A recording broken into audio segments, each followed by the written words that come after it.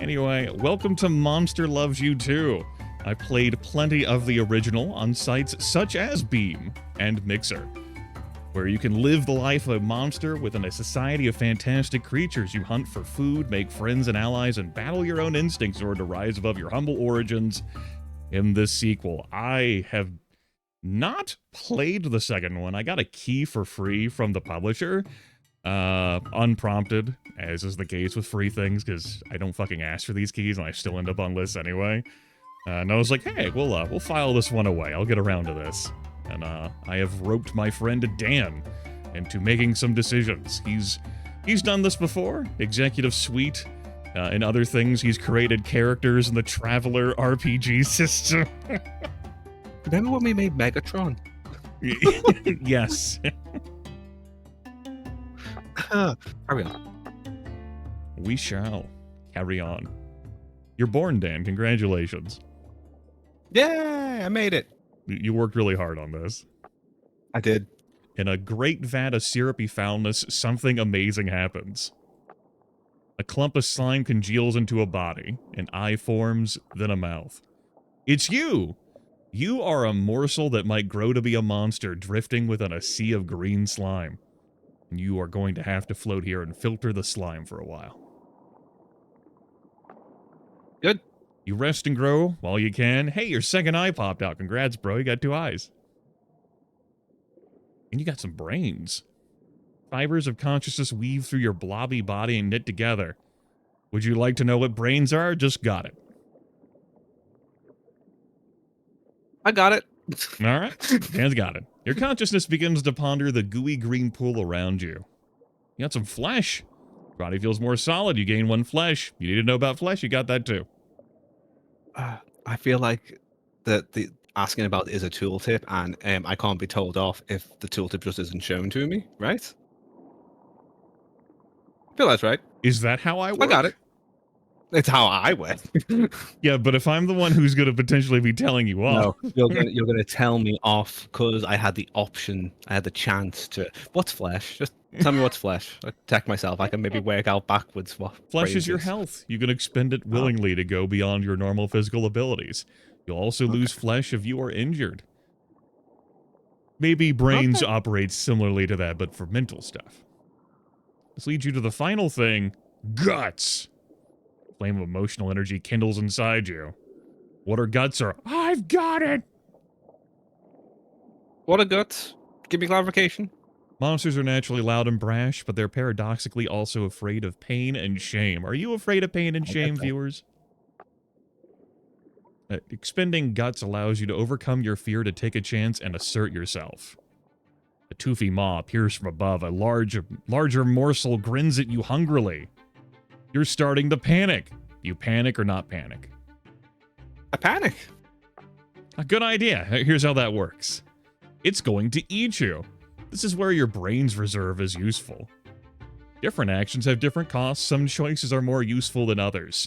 So you can tamp that panic down and dodge purposefully, repress my fear and engage in a meaningful discourse, or panic and flit around at random. Okay, since I want to progress, I'm gonna do the first one and dodge. Purposely. Piccolo just screaming in the background. Dodge! Dodge! Having experienced the vat's currents, you dodge the next rush of fluid, but your pursuer isn't so lucky. The surging slime washes the hunting morsel far away.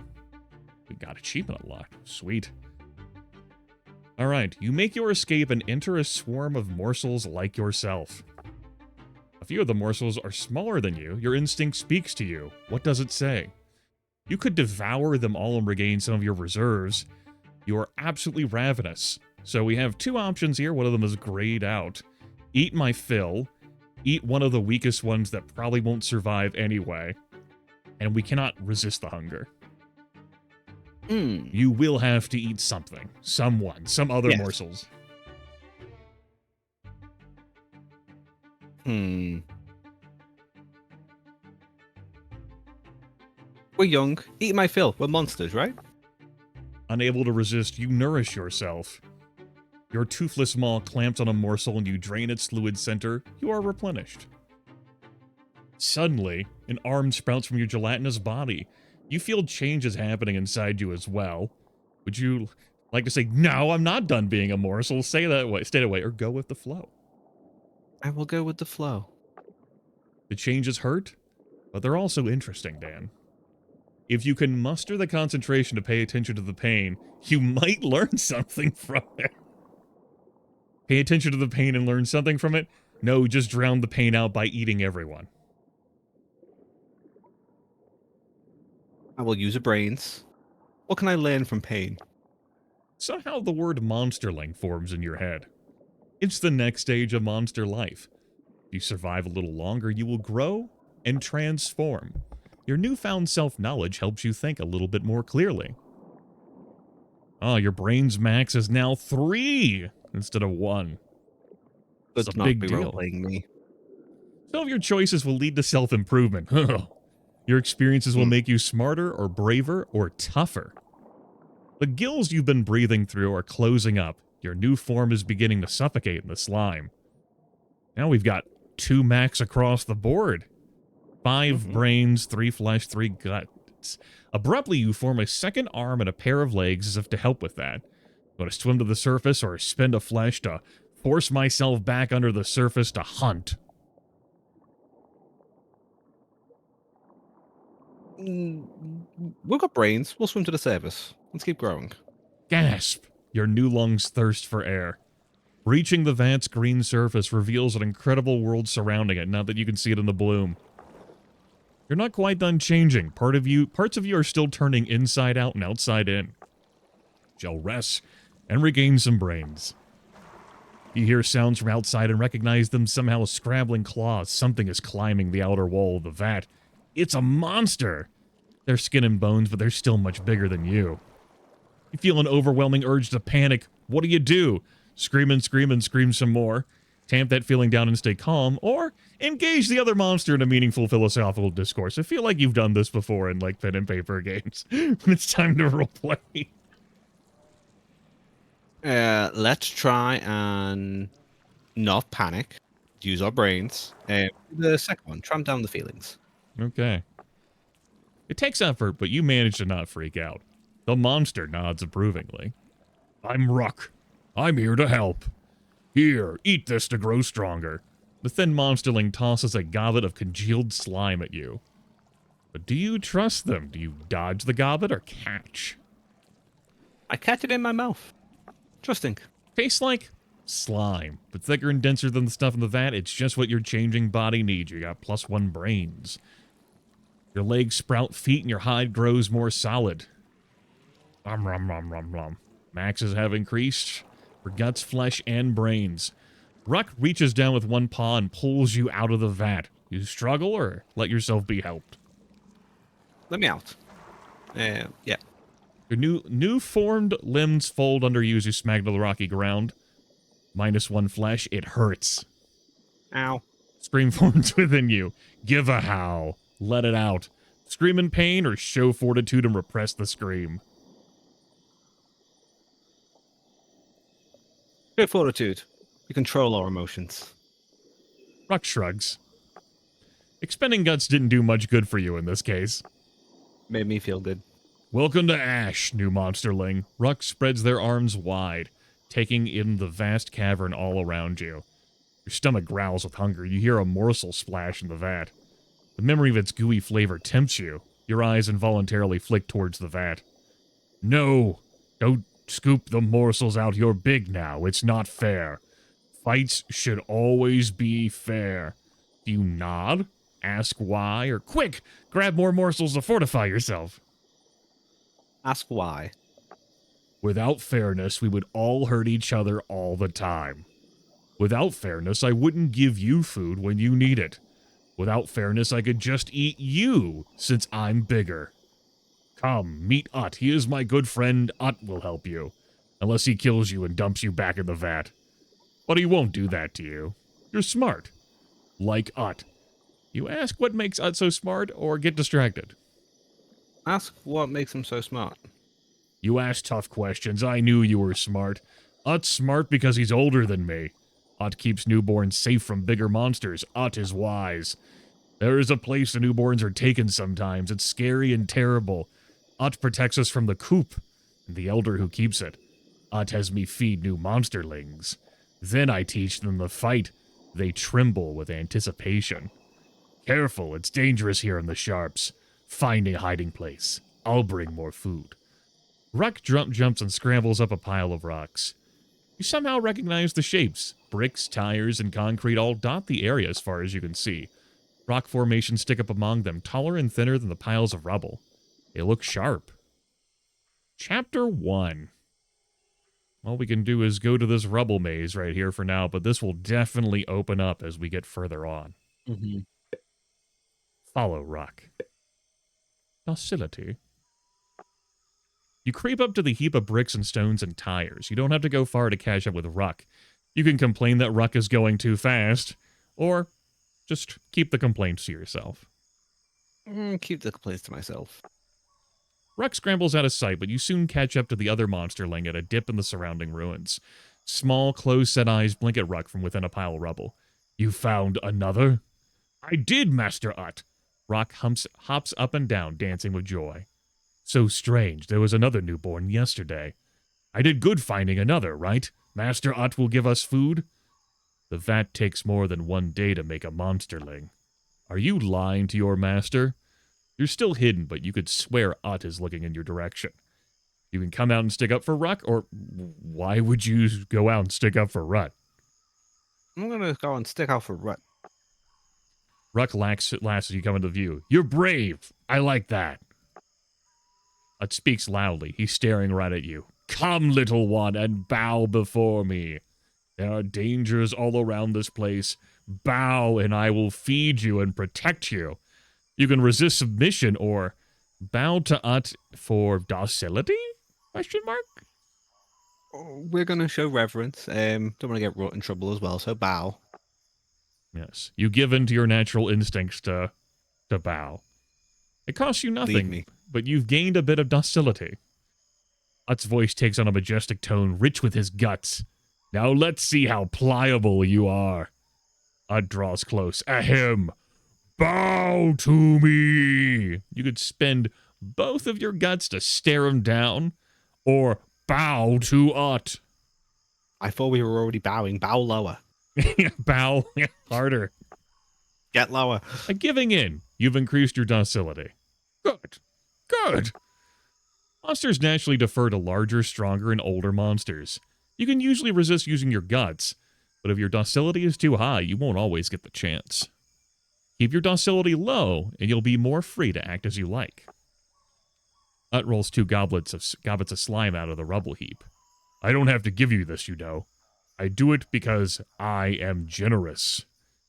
You could eat one, or refuse a delicious treat on principle, -2 guts, -2 brains, and does something to your docility. Well, we don't have the spare. You do, but you would be at zeros, which means you wouldn't have any points left to do anything with. Just eat. We'll get our sense of self later on. Not bad. Your flesh and guts replenish slightly. Ruck shifts from one foot to another, staring at the remaining food. Not now, Ruck. You can eat later. This all around us is called the Sharps. You roll your eyes or keep the sass to yourself? We'll keep the sass in. You pay attention to Ut's explanation. To one side, Ruck also listens with great interest. There are gangs here. They're adolescents, older and bigger than us. If they find you, they will eat you. But there's something worse. There's a place called the Coop where the elder called Atrasil keeps all the monsterlings she can catch. This all sparks a memory. Morsels, monsterlings, adolescents, elders, and adults? Ask Ut for more information about the world. Ut seems pleased with your question. Beware adults. They usually stay in the main city of Ash. You run into one, you probably won't be able to escape. Adults are big and fast and hungry. Atrasil's even worse. She's an elder, older, bigger, and much, much meaner. Atrasil, or Atrasil, or what have you, takes monsterlings to her coop because their screams give her great pleasure. When she's done with them, she sells them to adults and elders. Gross. But here in the Sharps, if you survived adolescence, you might be able to join a gang. The gangs only accept monsterlings like us as snacks. You don't have to worry about all that. I'll protect and feed you. I'll be your friend as well as your master. Master is a great friend. Can I have more food now? No food now, Rock. We must keep you in fighting trim. You're a great friend, Master Ut. So we have two choices here. Buy the Vat and Thornwire Jumble. Let's go back to the vat. Visit the Vat again. Greed. You look up at the wall of the vat. From within, you hear delicious little morsels splashing about. An overwhelming urge to feed seizes you. It's an unusual one. Resist or relax? Relax, bro. The emptiness in your belly seems to grow until it's all that remains inside of you. Only one thing will fill it. You can either devour as many as you possibly can, eat just one and see what happens. But you cannot resist this temptation entirely. You do not have enough brains. Then we're going to devour them all. We were hungry. You gobble up as many morsels as you can fit into your maw. The poor morsels scream as you chew them up and swallow them. You revel in the slime as your capacity for guts, flesh, and brains increase. They most certainly do. You've acted in your own interest at the expense of others and have gained a point of greed. All monsters are possessed by greed to some extent. You can usually use your brains to resist the compulsions of greed. But if you have too much greed, you won't always be able to try to resist the urges. You slink away before you're caught. After all, Rek told you about that. Leading us to the thorn. Yeah, that's right. Exploring the tangled coils of wire. The malice. Stray trash blows among the chunks of concrete and asphalt in this area.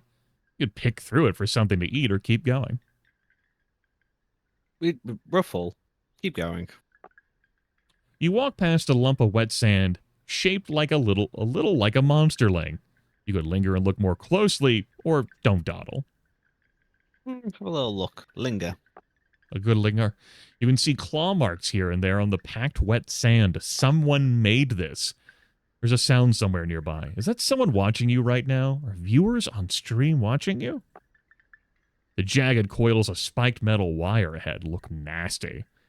If you can get underneath them, it might be a safe place to rest, though you're also a bit peckish.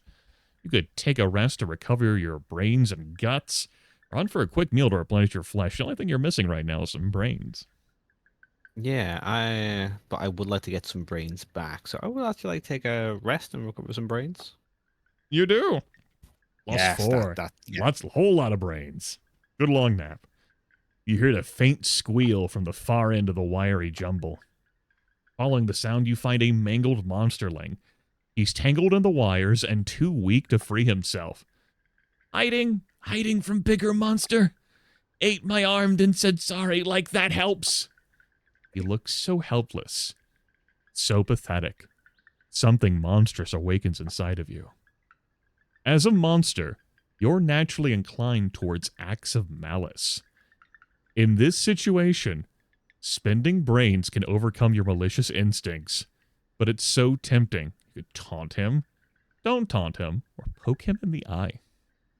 That is so mean. But we just got some brains back, and I can spare one. Don't taunt him. Poor little thing. This is a sequel, you know? It's the second game, and it is a sequel, Marzi. You concentrate and resist the temptation to hurt the stranger. He's still caught in the wires. The new monsterling looks so soft and weak. Your hunger rises up within you. It would be so easy to devour him. To have a little, just a wee nibble. Don't.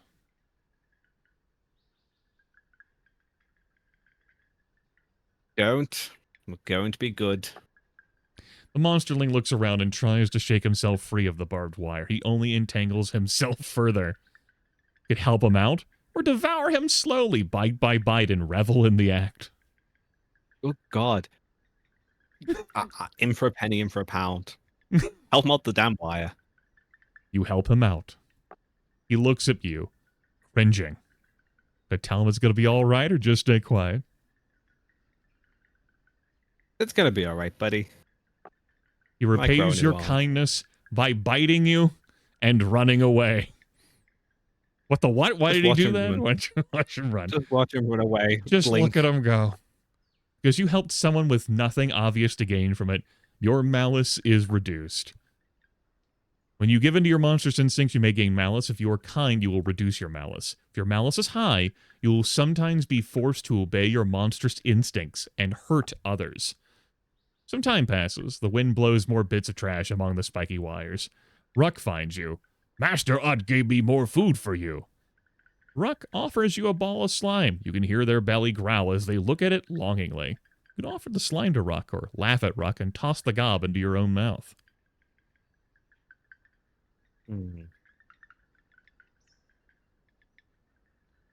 Offer the slime to Rock for being. Ruck laps it up Nice. greedily and looks a bit better. The food's not for me. Fighting trim, Ut says. The other monsterling smiles gratefully. The kind deed you have performed was made possible because your flaws are low, meaning that you would not have been able to do that at all. If I had raised up my malice yet. Ruck wanders back toward Ut's rubble pile, leaving you alone. Leaving the rubble maze now. We will join Ruck. Uh-oh! Thud. Thud. Thud! Everything shakes, a stone falls from the top of the nearby pile. It's Atresil! Atresil is coming! Ruck dives behind the nearest rubble pile. You can yelp and freeze in place, call Ruck a coward, or stand fast and be brave. This probably increases your docility, this probably increases your malice, and this will minus 1 to your guts. Yep. Take the. God, I am docile. Stand fast and be brave. You draw yourself up and stand your ground. Ruck looks back and seems impressed. Ruck hisses and frantically motions for you to join him. You duck behind the rubble pile, or, if you had 15 guts to spare, step out and confront the terrifying elder monster. But as you do not have 15 guts to spare... Yeah, is that for New Game Plus? I can't say. I was born with an exceptional amount of guts, you see. Ut! Great Elder? Ut lives to obey your every whim?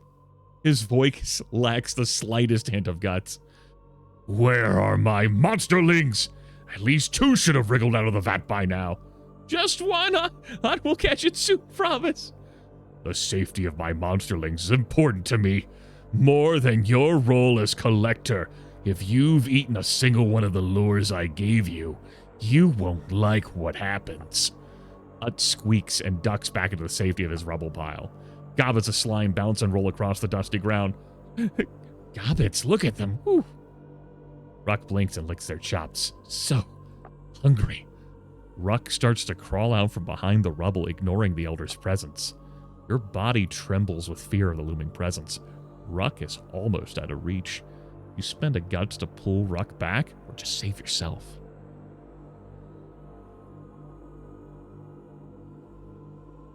Pull Rook back. Don't be a fucking fool. Ruck's body is surprisingly light and easy to drag. You might outweigh Ruck despite their larger size. Some choices reduce a flaw by acting against its influence. Saving Ruck was a kind gesture, and if you had any malice, it reduced it. Well, balls.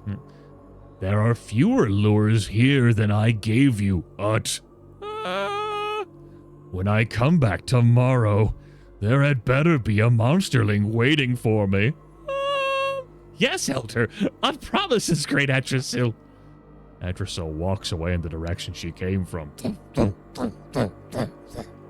You find yourself running the other direction. Elders are scary. Yep. Yes, they are. Brick heap or pipe chunk? Pipe chunk. Help Ruck look for something. I hope there's another new monsterling. Thanks for helping me look. Counting you, I found 5. I don't know what happened to the other 4. You good? What happened to the other 4? I never found 2 at once. I'd had me teach them things and make sure they got it enough to eat. They all left after a while. That says they're all living good lives now. I wish I could see them again, but I never have. You throw Ruck to a big rusty pipe. It has a homey smell. Ruck peers into the shadows under the pipe and shakes their head. This Kind of reminds me of a pipe dungeon. Oh, or a dragon. I didn't need that fast. Perhaps a careful Three review layers. of your options is in order. Imanove, thank you for feeding corporate Grimith. Yum, yum, yum, yum. Forever greedy and full of malice. No new monsterling here, but something good. 3 beetles emerge and try to scuttle away. Ruck grabs one beetle and munches on it joyfully. Another beetle runs away from Ruck directly at you. You grab and devour it, be nice and drive the beetle toward Ruck, or let it go. Eat it. The beetle. The juices are sour and bitter, just perfect for a monster's palate. You've replenished the guts. 1 beetle is left. It runs back and forth between you and Ruck, unable to find an escape. You lick your chops at the sight. Want to grab it or stomp on it? Grab it. It's too fat to get away. You catch it with ease. It feels and looks extremely juicy. Ruck reweaves unsteadily. You could give it to Ruck. It would probably lower your greed. Eat it for yourself. We'll give it to yeah, give it away. -1 greed. Free of greed. Ruck gobbles up the offering and looks a bit better. Some monsters will remember acts of kindness. You've improved your relationship with Ruck. You and Ruck continue your search for the new monsterling. You look in that pile of rocks, and I'll look behind this pile of bricks. You move past the piles and keep searching. You turn up some dead grass and a broken stick, but no monsterlings. This is going bad. I'd rather be fighting. You want to growl at Ruck for wasting your time, or tell Ruck it'll be fine? We are winning pretty low. Yeah. Still, friendship. Tell Ruck it's gonna be fine. Ruck grins at you and nods in acknowledgement, kicking over a cinder block, knocking it over, then limping for a moment. Ruck throws a small rock on a high-arcing trajectory. You hear it bounce several times somewhere in the sharps, growling and stomping hard with every step as the search continues. You wanna help Ruck calm down, or let Ruck keep acting out while you keep searching? Let him do his thing. Maybe we can find a snack. You get to know the immediate area a little better. Some of the rocks are quite lovely. No, they're not. No, no. Ruck looks up at the ceiling of the great cavern, then throws another stone in the general direction of the big hill to the north, flexing claws and then turning to face you. I'd let this out. I need a fight. And lunges at you. Monsters often fight, though rarely to the death. Ruck just wants to tussle. Pay attention to what's happening in the fight, and you'll do fine. We've got fighting mechanics, which is definitely something the first one didn't have like this. Round 1 of 4. 15 health for you, 8 health for Ruck. Ruck ambles up and sloppily swipes a claw at you. You can block and then kick them or refuse to fight. He wants this. Block and kick. Ruck loses 2 out. Ruck staggers back from your solid blow. Swings a foot at your stomach, a bit unsteady on the other foot. You could knock their other foot out from under them or stand tall and take it. You're pretty good at dodging. This boy. Yeah. Ruck winces and falls over, losing 2 more health. Look, I like you, Ruck, but I will teach you. This is right. like playing Civ with Grimith. We will slap you down. Ruck makes a big show of catching their breath with huge gulps of air. You could pounce on them while they're resting, or it's a trick. Circle for an opening. It's a trick. Circle for an opening. You call Ruck's bluff and are able to tag them with a quick swipe. In a last hurrah, Ruck charges in with eyes closed, swinging both paws wildly. You want to slam Ruck head on as hard as you can or trip them. Just trip them. Get a dodge. You trip Ruck, who stumbles on the side of the metal pipe. Didn't lose a single point of health. Ruck is down. Ruck lies on the ground, covered with sand and slime. Well done. You paid attention and beat me fair and square. I'm glad you're my friend. We can learn things from each other about fighting and stuff. You hear a howl and some hooting from nearby. That rock came from this way, Gorogo. I'm sure of it.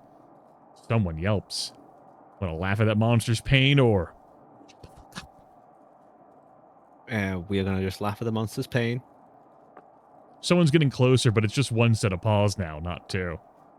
Y'all help me! I'm stuck on this blasted wire. More monsterlings for me, then. It's too bad we didn't find a new monsterling. We probably can't beat 2 adolescents. We should get out of here. Ruck looks worriedly in the direction the yelling is coming from. Maybe we can find the monsterling tomorrow. I sure hope they don't. You and Ruck exit the area before the adolescents can find you. Seems wise. Fail. Yep. Brick heap. Gonna wander it without Ruck. You meander between a pile of bricks and a stack of tires. Ahead, you hear Ut talking to someone. The other voice is unfamiliar. Peeking around the brick pile, you sight a shaggy adolescent 3 times your size. His fang-filled mouth drips with froth. You wish to hide carefully, sneak closer quietly, or freeze up in terror? I do want to sneak closer quietly. You lean around a pile of bricks and listen intently. A single broken brick comes loose and falls, rattling and banging to a stop nearby. What was that? Whatever it is, I'm going to eat it. They move in your direction, but you've chosen your spot carefully enough that they don't find you.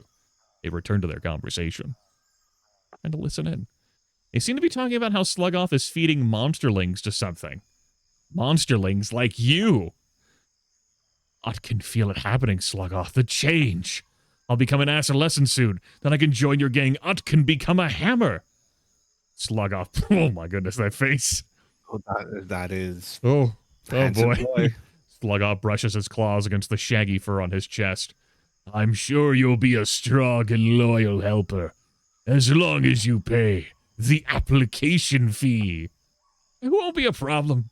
I've kept Ruck weak with hunger. You can pluck that fool like a mushroom, a big stupid mushroom. That mushroom shredded you like a plastic bag when it was just a newborn. As if by example, he swipes a stack of tires, tearing it to bits.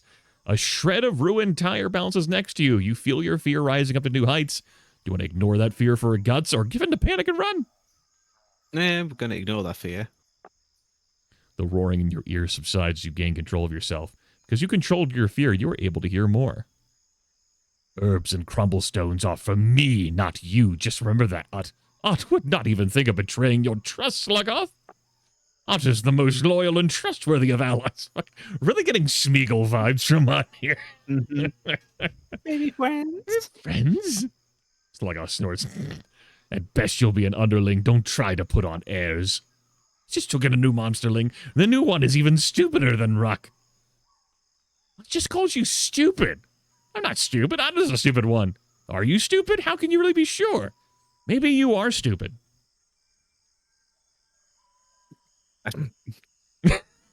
I hate that. I hate my natural instincts. I truly do. We're gonna go. Really, the docility is just natural. It really is. I'm British. We like a cue. All right. As evidenced by the fact that you still wrestle with my permission when you go to like get a coffee or take a bathroom break. Some things I try. Sometimes I win. Sometimes I don't. Am I stupid? How can I really be sure? Like, who's the judge?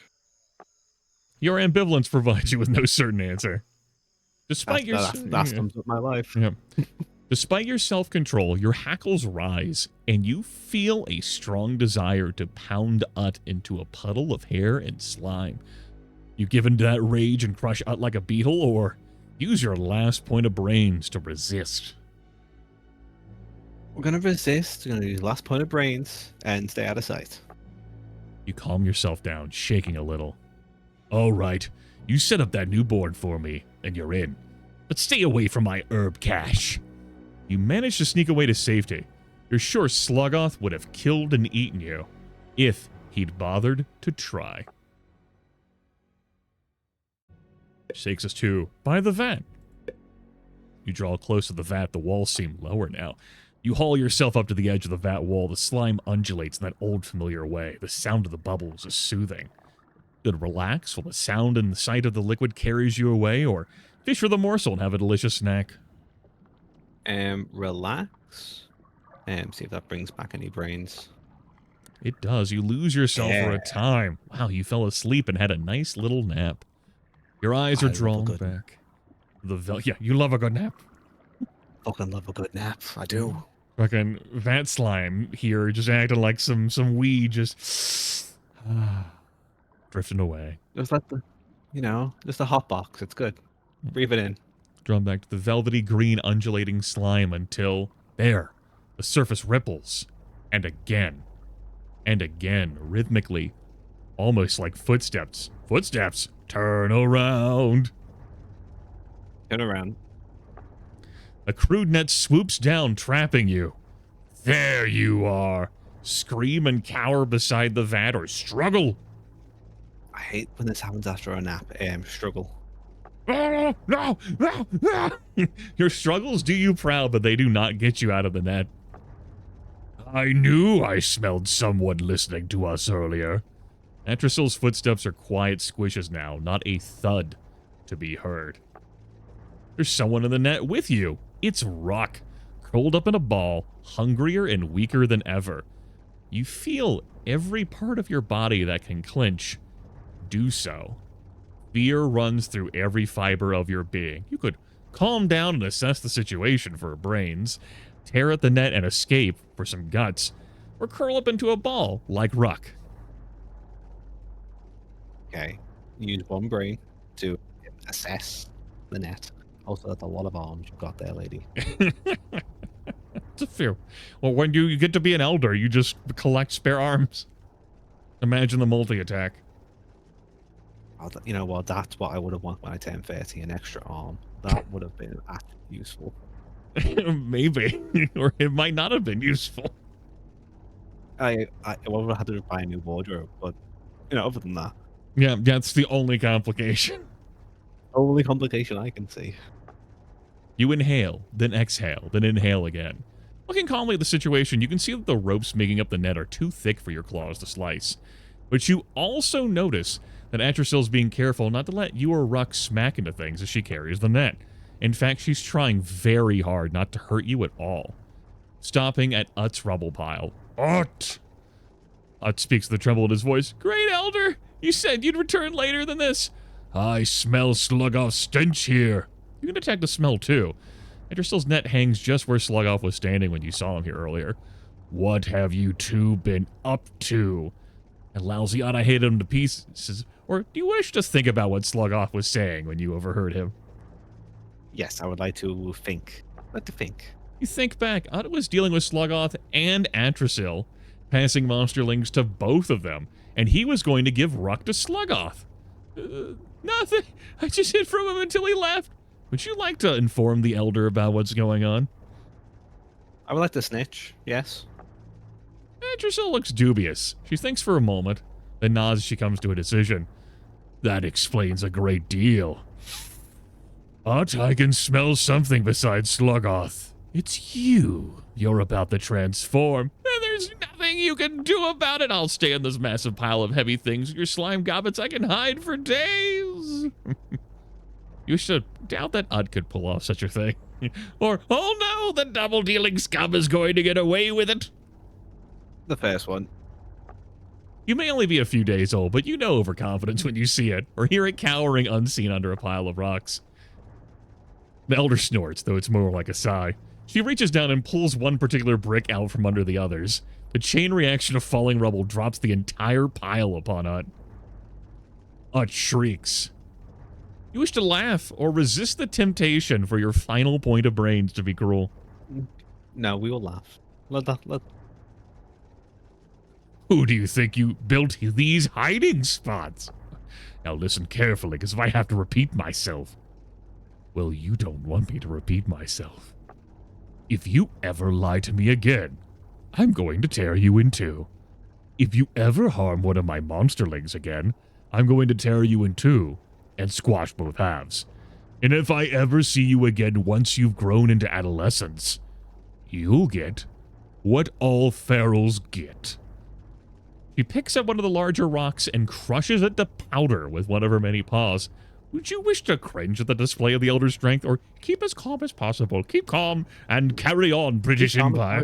Keep calm and carry on. Have a spot of tea, carry on.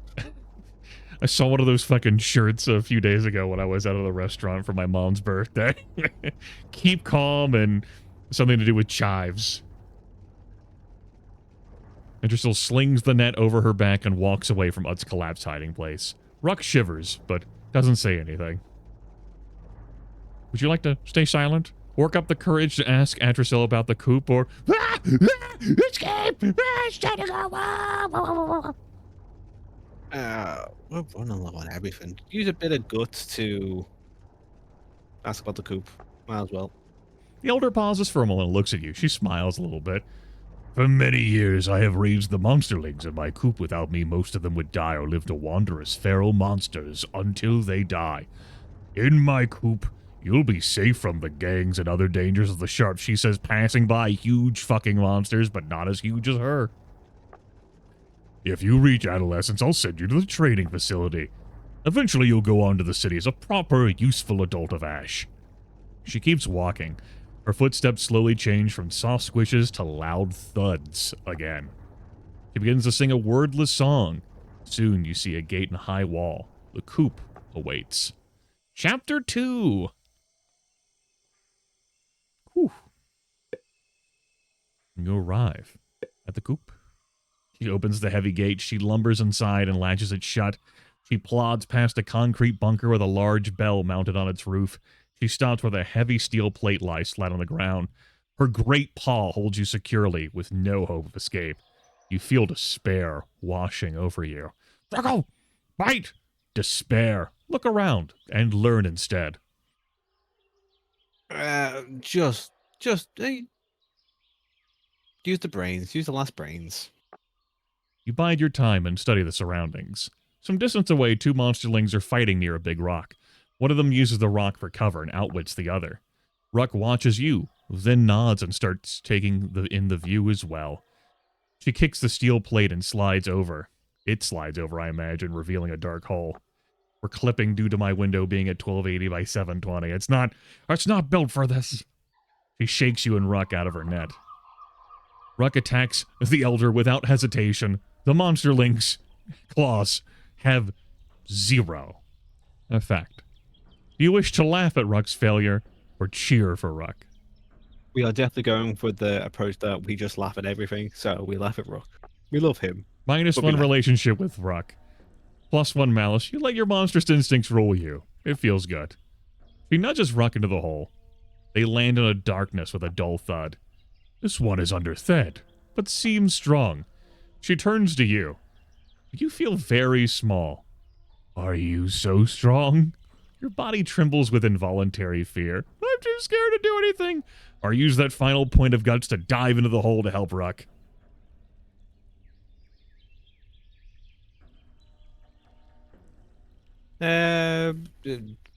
Dive. Just do it. No points. She catches you with one paw. She was prepared for your leap. It's good that you can overcome your fear, newborn. But the coop will make you more of a normal monsterling soon enough. I'm glad you tried. Never stop fighting. My little nasties here will either break you or make you. At least the normal ones will. You can never tell what the deviants will do as something creeps and peeks out from here. Don't need that. Ruck shouts wordlessly. She slides the metal plate back in place, muffling the sounds. Little Ruck seems to have more potential than you do. I'll make sure they get plenty to eat while they're down in the tick tank. She looks down at you without another word. Waiting. Wish to push the steel plate aside and give Ruck some light? Alas, you cannot, for you have no guts. Do you demand food or sit patiently? For now. I sit patiently. There are many monsterlings here, and now you are one of them. Your future depends on your personality when you grow up. If you grow up. Normal adolescents have a productive future ahead of them. Deviants don't always last long, and if they do, their future is different. I don't like it down here. Let me out, please. You cannot tell Ruck it'll be okay. So do you imitate Ruck for your own amusement, or stay back and say nothing? Stay in the queue. Just yeah. Just stay in the queue. You keep to yourself and let events transpire without your interference. Oh God, that's me. Yeah. I have a few rules for those living in my coop and one lesson. First, the lesson. She swats you down with one great paw, taking off all of your flesh. I'm dead now.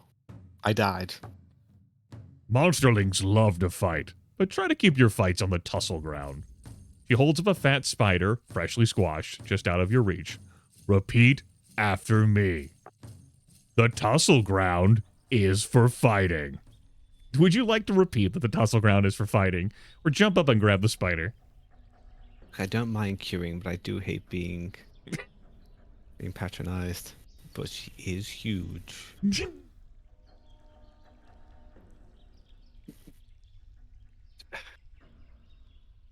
This might be when I've talked to you sometimes and I come across as patronizing. It ain't with you. It's the term. Foolish. I don't read. Jump up and grab the spider. She's ready for your attempt. She shakes her head and devours the spider herself. Fighting will toughen your spirit, but you shall not kill, only hurt. Only I will kill, and only if there is need. She produces an iridescent beetle as big as both of your paws together. She points across the open yard of the coop. Take your naps in that sandy pit. The napping pit is for napping. I fucking love a good nap. Good. Obey my rules and be rewarded. She gives you the beetle and you devour it. The sour guts fill your belly for a moment. Sleeping is the best way to recover your scattered brains. She reaches into a plastic bag and pulls out a glistening mass of juicy worms. This special food will make you more solid, bold, and patient. With another paw, she points to a bell dangling beside the bunker door. Here in the coop, I ring my bell before feeding the monsterlings. What happens when I ring the bell? Tell me. She shakes the delicious worms just higher than you can jump. You say you get food, or repeat her words in a mocking tone. Very docile. Good. Always do as Elder Atrasil says. Plus Yes, 2 mistress. max for brains, flesh, and guts. She drops the worms and you devour them. You feel less like a quivering blob and more like a monster. We are done for the day. She hoists her net and plods away to a nearby concrete bunker, enters her bunker, and closes the heavy door behind her. It's dark down here. Gradually become aware of movement all over the coop. The shadows seem to sprout eyes and mouths and paws. Monsterlings creep out of nooks and crannies to peer at you more closely, then leave as quickly as they came. Just sit and rest for a moment. Yeah. And recover your breath and gain some stats back. Not that many. You now visit the bunker or the gate. Go to the bunker first. Explore. As you near her bunker, the Elder's bunker, you cross past the battered monsterling. Don't bother Lindiddy. She's busy. Trust Heech on this. You snarl at Heech, nod and thank Heech for the information, or cringe and promise not to bother anyone. Cringe and promise not to bother anyone. So docile. Lindiddy paces between Etrisil's cowbell and a large iron stake jutting from the ground. No, Will Ferrell, get out of here! Clonk, clonk, clonk, clonk, clonk. Her eye stalks swivel your way and she addresses you. No one sneaks up on me, newborn. I am Lindiddy, famed for my stupidity and ignorance. What? Or let her keep talking. Let her keep talking. I'm rightly called a weirdo for trying to learn things. She points to her evenly spaced tracks alongside the bunker wall. But if I manage to learn this, I'll know the secret of hand-to-hand combat. That's stupid. You can't learn things by learning things. This is the metric system, Heech. Controlling distance during a fight is a crucial skill. By using the metric system, I can confound any opponent. It'll never work. Someone's going to crack your skull. Lindiddy points at you. You there! What's more important in a fight, strength or strategy? Most monsters would say strength. Ruck would say strategy, or say that's a balance of the two elements. It's a balance. It's a dance. Heech snorts. Lindiddy rolls her eyes at you. Monsterlings who can't make a decision are worse than the ones who are just wrong. Lindiddy slumps her back to the bunker wall. Well, anyway, I will confound them. Lindiddy points emphatically at her footprints. That's what I've learned. The footprints she's indicating look no different from any other footprints you've seen. What's the difference? Or look curiously at the footprints. What's the difference? Gives you a cool look. You know, not cool. Could be frosty. That look right there, yep. I see it. Then brightens up again. Permit me to demonstrate. I know this isn't the tussle ground, but the Elder won't mind as long as we're not too loud. No way, not again. You use tricks. That's the point, Heech. The tricks are strategy. It's a waste of slime energy. Trevort's trying to start one of his gangs again. Got to save your guts for the tussles. You wish to fight Linditty and learn something, or save your strength for later? Fight and learn. Linditty leans forward, glancing down at the footprints in the dirt. Run up and punch her, or don't charge in. Take a long step and kick her. Don't charge in. Take a long step and kick her. Your foot makes contact and knocks her back slightly, losing 2 health. She traces a curving line on the ground with her foot. Rockwood, be careful. I'll be careful. Woody? No, I don't need to be careful. Jump at her, go around the line, and jab her as I go past. That one. Last one. You got her. Linditty turns away from you, tilting her head to look at the ground. Ah! A stupid move. Get her. This is a trick.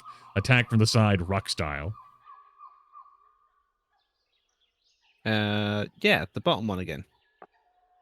One of Liddy's eye stalks is watching you. She sees you coming, but you don't fall for the trap. Pow! Liddy glances down at where your movements have wiped out the lines she drew in the dirt. Kick her while she's distracted, or growl in charge with all your strength. Kick her while she's distracted. I am the prize, dear. It worked. She didn't see it coming. She raises her paws to shield her head and surrenders. Wow, nice! Where did you learn how to fight? Liddy tugs her eye stalks. If only I were normal, all this information wouldn't burden me. Normal is an arbitrary range in the middle of a bell curve. Can you hear how stupid I am? I know that, but I don't know what a bell curve is. You console Linditty with some soothing words, scowl and tell her to get over herself or shrug. Just shrug. You rest for a while as Linditty paces in awkward silence. Very good. Good interaction. Oof. To the gate. Wander around. A stiff-limbed monsterling stands stock still, staring at the coop gate. He quivers slightly, clenching his paws. Monsterling shakes one paw and shouts out into the sharps. Beware, adolescent thungs, for Gory the Watcher hears you gathering. Ask if he shouldn't be the listener, then? Keep your hilarious joke to yourself. Dude, tell the joke. Gory looks down and takes a deep breath. Hold up there, old monsterling.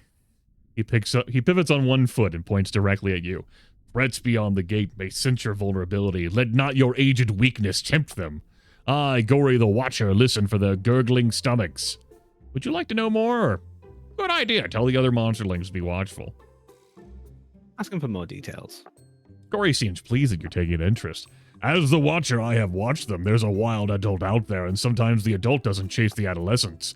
They gather together and talk. They should be eating each other or fleeing. It's not natural. All it would take is a single crack or a narrow gap. We must be vigilant and ready to ring the bell, the big bell if anything comes. Elder isn't always here to protect us, you know, and she's not as strong as she pretends. Gory leans closer and whispers. She's an amalgam of hyper-intelligent morsels posing as an elder. Would you like to listen further? Or doubt? Listen further. I love a conspiracy. Their bickerings reduce her to an unpredictable parody of a council member. I know things about everyone in the coop. Everybody. You, me, you again. Take Linditty, for instance. Her head contains magic dance shoes that tap ancient information into her thoughts. Or Rancid. They're not really a monster, but a costume worn by a living sweater. Chuckle at Gory's foolish idea? Don't.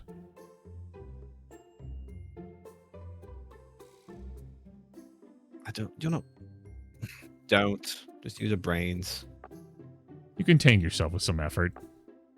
It was. You're full of water, Gory. Remember when you said standing on your head would make your second eye come in? Ah, but he did tell us where those interesting mushrooms would grow after the fog. Those mushrooms had an astonishingly complex texture. The rest of the monsterlings scoff at Gubgubba. Those mushrooms gave me an upset stomach. A little pain is a small price to pay for such interesting delicacy. The monsterlings laugh at Gubgubba, but others laugh at Heech. So that Gory's making some weird claims, or encourage Gory to keep talking. You do love a good conspiracy. I do love a good conspiracy. Continue, Gory. Keep telling me more. Gory grins and vibrates with growing enthusiasm. Under a great metal plate, a part of this volcano is about to erupt. It will bring fire and lament to every part of the coop. Did you know that grass might be edible? The elder often chews it but spits it out. It calms her, but not as much as swallowing a human baby. Do you need clarification? Did you clarify the human baby bit? Gory gives you a knowing grin and tries to wink. It's not really possible to wink with one eye. You were a pirate of the Vat Sea until your darling pet pigeon ratted out your secret harbor. Tell Gory to quit saying things about you or strike a bold piratical pose. Strike the pose. Gory gestures at you, then looks at the other monsterlings as though he's made some devastating point. Ah, he points at you again. I am not the only one who knows things, nor is Lindiddy. He keeps pointing at you. You knew things as soon as you were formed in the vat. You knew words. You had thoughts. Clearly an aberration of some kind. Gory shuffles away. You look back and see that everyone else is staring at you. I still say those mushrooms were sublime. To the napping pit. To recover some brains. That seems good. Dude. Yep. Look quietly in there. Many monsterlings are piled up here, sharing mutual warmth for their naps. One monsterling sits apart from the rest, shivering. A voice hisses at you from the pile. Hey, newborn, you gotta nap with that weirdo Rancid. You gotta prove you're normal before we let you sleep in the warm. Shut up, Pyrex, I'm trying to sleep. No, you shut up. The cascade of shut-ups wakes the whole pile. Growl and Snarl will make everybody shut up so I can sleep her. They'll shut up eventually on their own. They'll shut up eventually on their own. And you, Rancid, don't go getting ideas. You still can't join us. Rancid, caught sneaking closer, stumps mid-stride and shies away from the pile. Okay, newborn, you're less weird than Rancid, so you can sleep with us. Your body is cooling rapidly. The warmth would be so nice. I'd like to join Pyrex and the others in the pile, fit in by taunting Rancid like the other monsterlings, or nap with Rancid instead. Like a good warm nap? Or a meaningful nap. Ugh. Nap of Rancid. You flop down next to Rancid. Rancid pushes you away and rolls back to their feet. No, not with me. Get a little rest, but you're chilly. Fuck you, Rancid. He didn't want your fucking pity. Apparently not. Fuck him. Good to know. Ooh, lesson learned. You awaken near dawn to a strange, dry, slithering sound. Rancid's body is distorting and stretching under their sweater. Paws contort and grab as their claws extend. Their arms pull in, then their legs. Rancid's weight and limbs shift and shiver under their sweater. They now resemble a monsterling-sized Atrocel in a sweater. In a sweater. You'd like to stand ready to fight or have a closer look? Dan, no, go over and have a look. Rancid blinks to you a few times. The mimic doesn't retreat. Studies you fearfully. Before your very eyes, Rancid shifts into a shape more like you.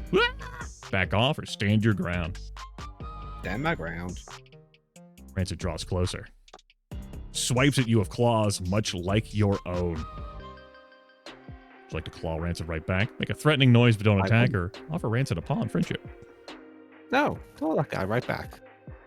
Knew it. Knew it. Monsterlings can't control themselves. The reflected shape relaxes and melts away under the sweater. Too many of them. Cast me out of pile. Rancid, shut up over there. To talk later, maybe? Stay up and talk to Rancid about their problems.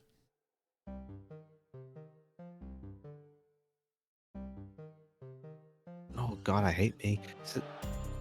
Stay up and talk to Rancid about their goddamn problems. Rancid listens but says little. A few syllables here and there and not a little grunt. You're tired and your throat is sore, but you felt worse. As the pile breaks up and everyone begins their day, Rancid turns away from you, then turns back and watches you with cool, expressionless eyes. You have a stone stump table. Gubba looks even bigger next to the stone stump table. You wouldn't expect that since the table's so big, but he looms somehow. Sit with me. Be second in line. He stares at the empty table, waiting with implacable patience. His great form radiates calm. You wait. Now you're closer to him. Something smells odd. Is that cinnamon? Want to say something? Didn't say anything. Meh. And you wait. Gubba's stomach rumbles. He belches. A spicy burp makes your eyes water, and it's worse because it smells so good. Want some of that cinnamon bark, or just don't breathe so much? Ask for some of that cinnamon bark. Gubgubba's paws tighten slightly on his belly, then he shrugs as if to indicate there's nothing left for you. Wait, you realize that mealtime may not be for a while yet. Wanna say something about that, or keep waiting? Yeah, say something about that. But there will be food, and I must be ready if I'm to get the most interesting tidbits. He continues to stare and wait. Occasionally he mouths words like rarefied and scintillating. Gory wanders by, checking for leftovers. I love the coop. The food isn't always sophisticated, but from time to time we get amazing treats. Haven't you heard, Gub? The elder went hunting today for fresh green vegetables. Gubgubba frowns as his belly convulses. And gallons of pure, clean water, just the way you like it. Gubgubba groans. Half-digested slime issues from his horrified mouth like chunky lava. It splatters across the otherwise empty Gubba Gubba has my favorite name so far, but he is chunky lava? Like nacho cheese all over his mouth. Yeah. The sight of the rich, greasy vomit makes your belly rumble. There are spices in there. I'm not going to eat that. Slurp it all up and don't let anyone else have a taste, or share the mess with Gory. Slurp it. Slurp it all up. +1 greed. A little bit of greed is not bad. For 4 flesh and 2 guts. Yum! Filling. Yeah. The spices are sharp, mostly cinnamon, but blended with other flavors. He mutters something about monsters with no appreciation for the finer things, then faints. Yggdrasil hides the remains of her plastic babies by injecting them into Gubgubba. Is he talking to me?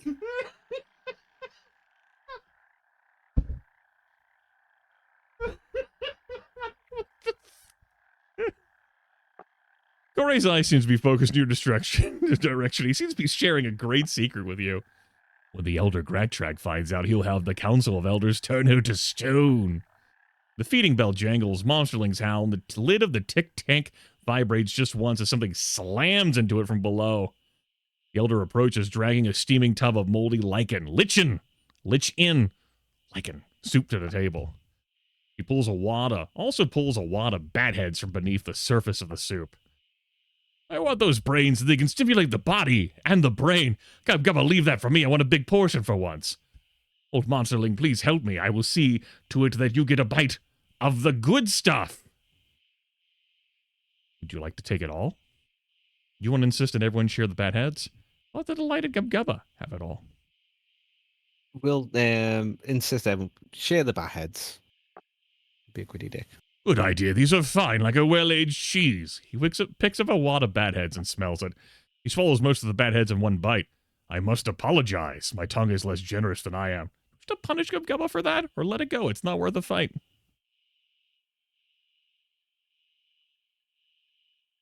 I want to make me use my brains all the time. Let it go.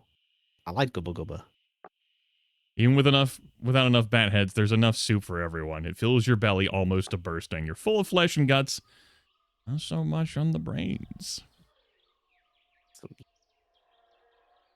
You want a tic-tac or a tussle ground? Tic-tac, please, before the tussle grounds. Meander about. Many monsterlings wander in a day stuffed full of moldy lichen soup. You are one of them.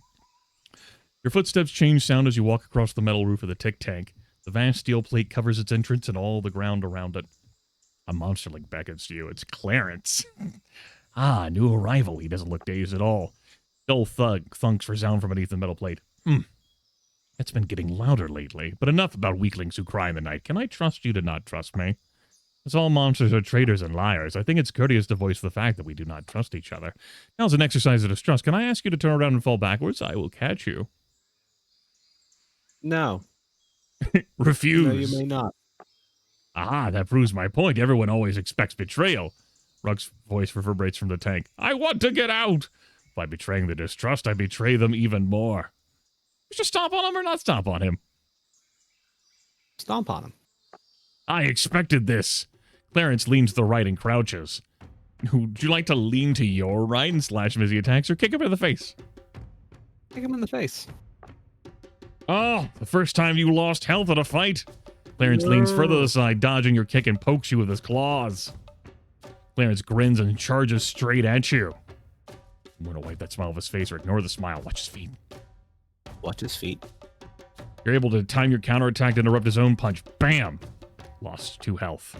Clarence holds his feet still and falls toward you, arms outstretched. Almost like it's a trust exercise. Weird. Catch him. Just catch him. He smiles, then jumps back. He kicks at you with 1 foot. No one lost health on it. Kicks at you with 1 foot, then another, walking forward. Get out of the way and shove him to the side, or jump over his feet and punch him in the head.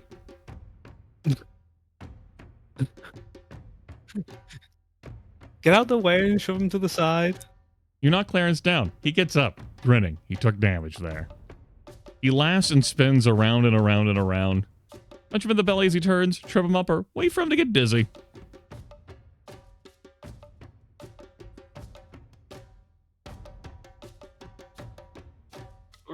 I want to wait for him to get dizzy. Wait for him to get dizzy. It doesn't take long. He loses 4 health. He's out. It doesn't take long as he wobbles back and forth. You're able to punch him good and hard. It's exhausted, but he doesn't seem unhappy. He grins up at you. He exhales 1 long, powerful breath. Always with the violence. We're all so predictable. He gives you a jaunty salute for living up to his expectations. What a weirdo, or I'll have to stop him harder next time. What a weirdo. Well, I hope you learned something today about trust. I look forward to continuing this discussion with You Are More Enlightened. Well, ask him how many monsterlings become enlightened, tell him that'll never happen, or shrug and turn away. Ask him how monsters can get enlightened. Yeah. You would be the first, but hope springs eternal. He jaunts off toward the tussle ground, whistling. Is anyone still there? It's dark in here. With Clarence gone, your monstrous instincts rise. Rock's weakened voice is getting on your nerves. Tell him it'll be all right. Thump the metal plate to make him quiet down and stop bothering you. Slip away without a sound. Tell Rock it's gonna be alright. Comfort Rock and talk about your days in the Sharps together. Rock laughs a few times. I wish we were still out there. Leaving you with just the tussle ground, the lollygag around. Touches all the other areas within the walls, making it the heart of the coop. We'll take a break soon, dear viewers. The heart of this heart. Okay, I wasn't reading that incorrectly. A tall monsterling walks the few shorter ones at his wake. The big fellow approaches you. The littler ones follow him in your direction. I'm King Trevort. This is my gang. I'm very important. In fact, I'm so important that a common lump like you should show me respect. He extends 1 foot in front of him. Get down and kiss my toes. Beeline to participate. He's no king and I'm no wimp. Kick his rear. Kiss the toes. Decline to participate. Use some guts. Decline. Trevort looms over you. You'll be the first one exiled once I become king of the coop. At least you didn't have to fight him. Gangs are the best way to survive in the coop. He walks towards the elder's bunker, then stops. He comes face to face with Linditty. Check it out, Linditty. I have followers now. We can make you join up. You can add 100 lackeys to your gang, and I'll still refuse. Gangs form to suppress information. Human gangs would spread lies and bully people into repressing truth. Want to step up and help Linditty resist King Trevort, or stay out of it? Use more guts. Get in there. Trevort backs away from the two of you, but his followers push him forward. Uh-oh. You think I'll take that kind of guff from anyone? What if Linditty's eye schools to focus on you? Linditty frowns ever so slightly. Trevort leaps at Linditty. She catches him with one paw and twists her body, rolling him into a big tussle ground rock. Trevort's followers move in to help their leader. You want to jump in and support the fight? Cheer for Trevort so he doesn't get angry, or stay away from the fight entirely. Jump in. You pick up a few minor scrapes and bruises, but you wouldn't call it a real tussle. Linditty grins as she bashes Trevort's head into the dirt. Trevort rubs his face with both paws. I could have won that if I had more quality monsterlings with me. That's why I wanted you, Linditty. Don't try flattery. It doesn't suit you. Trevort and his minions stalk away just slowly enough not to be running. Finally, I can return to my research. She picks up a stick and begins scratching lines in the dirt. You wouldn't fit in with that bunch anyway. You're too smart. Have a food? Have a bread? Some food? Yeah, right. Everyone gathers at the table. The elder empties 3 plastic bags full of tadpoles. Would you like to use your last brains to deploy a clever ruse to get extra food? Do you wish to take what you won't brute force, or just eat your fair share? No, we're feeling good. Take aim, use the guts. Welcome Brute in. force. Yes. Yes, greed. You shove, kick, elbow, and smack several monsterlings on your way to the tad pile. Gory steps in beside you and helps you fight your way to the table. I will be That's your Gory. wisdom, old monsterling. You and Gory each get a bigger meal than anyone else. You spent 1 guts, 2 to gain to a net gain of 1. Almost everyone walks, waddles, or oozes to the napping pit after the filling meal. You wish to take a nap for 5 brains and 2 guts? Or spend your last nap. brains to stay awake and think about what you said. Nap. Fucking love a good nap. Uh, That helps. That's better. that does look better. Whew. Welcome in, welcome in. The sauntering to and fro. You hear a rumble of distant thunder, Dan. A shadow on the coop wall catches your attention. Hello. Rancid releases the elder shape. The beam is coming now. Bright sunlight reflects from something far outside and above the coop. The brilliant beam falls squarely on Rancid. The mimic shadow weaves and dances against the wall. You wanna try to memorize the place the beam is reflecting from? Or just get comfy. Get comfy. You adopt a relaxed pose. I'm pretty good with that. I feel like I'm champion of adopting a relaxed pose. There's still more I could learn, I'm sure, but I've done pretty well at this point. Rancid's talons, hair, and sweater collar become shadow creatures. Arms and legs become tall, swaying buildings. It's a city of monsters. The monsters in Rancid's Shadow City fight each other. Those who die are eaten. Ominous music sting. Their numbers slowly decrease. Pay close attention, or there's not going to be a test later, right? That's just a puppet show. That could be a test later, right? Rancid's shadow squashes down into a low, wide circle. It's the vat, but there are still hints of the city behind it. The Shadow City sends dead monsters to be dumped into the vat. Shadow morsels wiggle out of the shadow vat at regular intervals. The city of monsters eats the morsels. The few remaining morsels in Rancid's shadows show monsterlings now gather at a safe place. It's the coop. As they grow larger and taller, even bigger shadows come to take them away. The effort of putting on the show seems to have exhausted Rancid. They return to their regular configuration and take a bow. They smile as if caught doing something naughty. Nobody ever watches this long. Ask why Rancid was putting on the show. Ask how Rancid was putting on the show. Or say, I was fucking amazing. Why he puts on the show? Why? Sometimes I get nightmares. They don't go away until I act them out. I think I saw you in one once. Great. Just gotta go back to the table to have a good... Some monsterlings look at you as you approach the table, the high table. They don't look welcoming even after the time you spent here. When do I get to be one of them? Who cares? Forget them. I'm my own monster. Maybe lower your docility a little bit. The first one, but give me a sec. The connection has gone. Oh, no. Creepy. No. Yes, I see. My stream currently has reduced video or audio quality on Discord. How dare it? Yeah, you're a robot right now. No. This seems like a good time to take a break, viewers. I said one was coming soon anyway. It's a break time. Have a break. Enjoy Breakfest.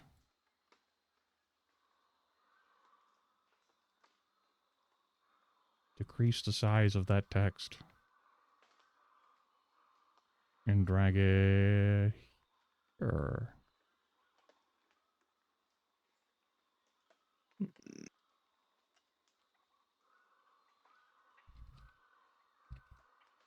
Am I still coming out okay for you? Absolutely, you are. Okay.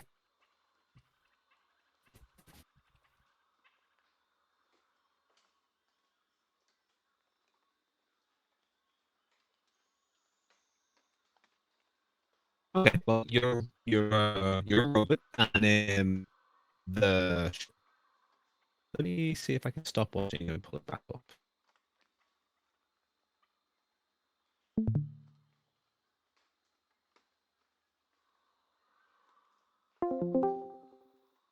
Hiya. Oh, yeah. Okay. You sound normal again now. Right. You would need to share your screen again. Oh, it shows like it's still live for me, but I can do that. Sure. Share my screen again. That'll be fine. It is live for you again.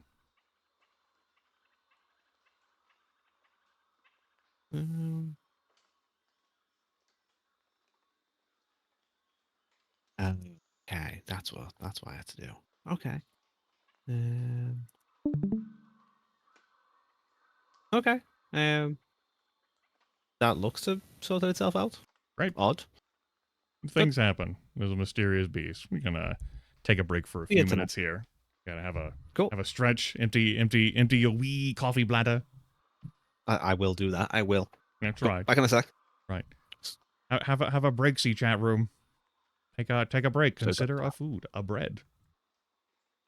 Ooh, I do like a bread.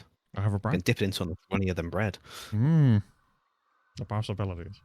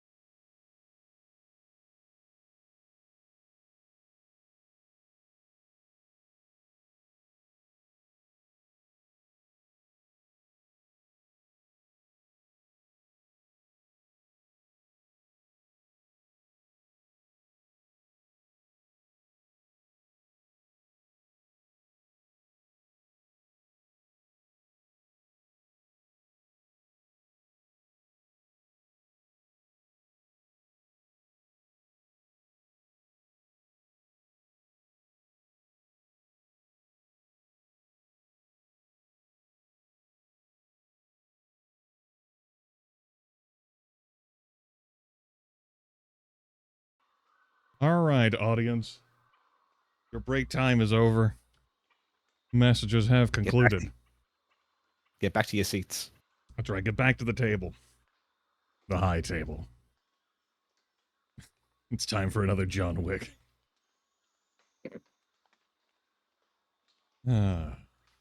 So, the monsterlings look at you as you approach the table. They don't look welcoming even after the time you spent here. What was your reply? Forget them. I'm my own monster. -1 docility. You break the chains holding you down. Yeah, you Fucking kick right. backside and take names. Rock's voice echoes from the direction of the tick tank. Too dark. Give me a little light, please. All that noise is bugging me. Seems louder every day. Everyone want to shove more sand on top of the plate. I usually hate your ideas, but that's a good one. Go along with the mob and join in the sand-based bullying, or no way. No way. Arthur empties a sack of slime goblets on the stone stump table. Oh boy, lots more variety than usual. Everyone closes in and starts gorging on goblets. Would you like to ask the elder why there's more food today, or fuck that shit, eat? The food might be gone by the time you're done asking that question.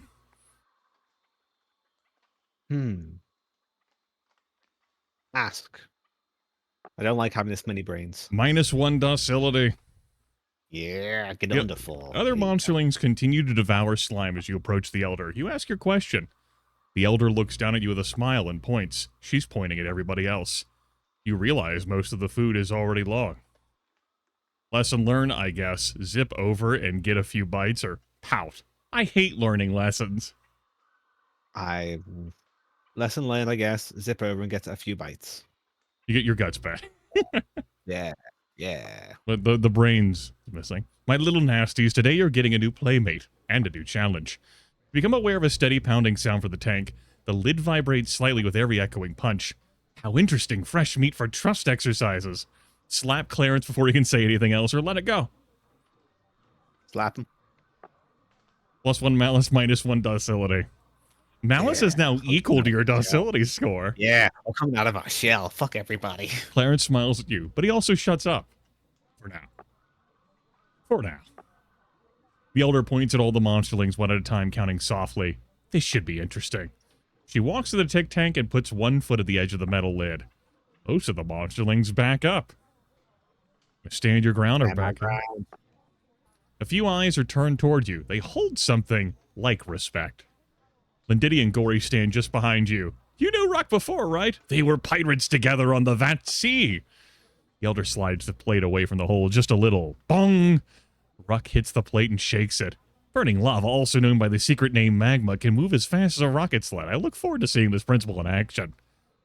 Would you like to know more, or focus on what the elder's fucking doing? Focus up. Ruck, it's time to fight, just like you wanted. The elder pushed the steel plate the rest of the way off the top of the tank. Ruck springs out of the hole, howling with joy. Spots you and runs straight at you. The monsterlings behind you fall back, flinching or turning to flee.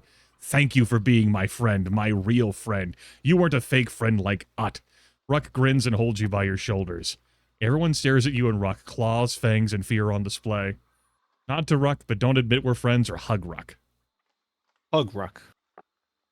This is nice. The gathered monsterlings make assorted noises of disgust. The monsterlings who didn't run off draw closer. The elder squints slightly. Then sidles off.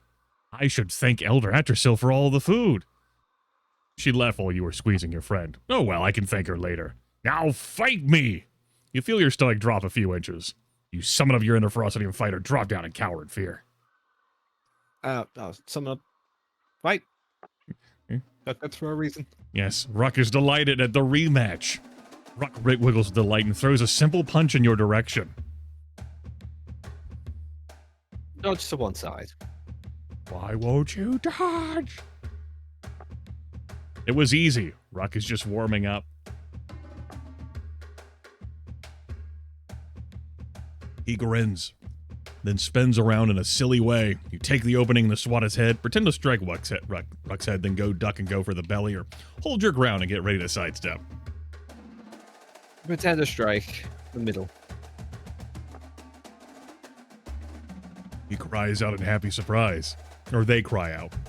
Happy surprise, your punch connects. Ruck crouches, wriggling from side to side, then pounces. Turn and shove Ruck to one side or kick Ruck in mid-pounce. Chin shove Ruck to one side. You redirect Ruck into the stone stump table. I thought that was further away than what it is. Or you threw very far. I'm very strong. Ruck turns, picks up a passing beetle, and makes a show of eating it. I'm ready for this kind of trick or attack while Ruck's back is turned. I'm ready for this kind of trick. Ruck moves smoothly from eating to kicking, but you're not surprised. You block and duck at the same time. Ruck puts up both paws and dances, showing off some fancy footwork. Kick those fancy feet out from under Ruck or spin the brains to dance the same way. Block, block, punch, punch. Use the brains. Sounds fun. You imitate Ruck's footwork and manage to get a hit. Ruck laughs again. Friendship's odd. Ruck does a clumsy cartwheel that looks like it will end on your head. Catch Ruck in the air with the guts or dodge quick, then punch slow. Catch him. Reversal. Ruck's weight bears you down and you both get squashed a bit. You both lose 2 health, but he's out at the final round here.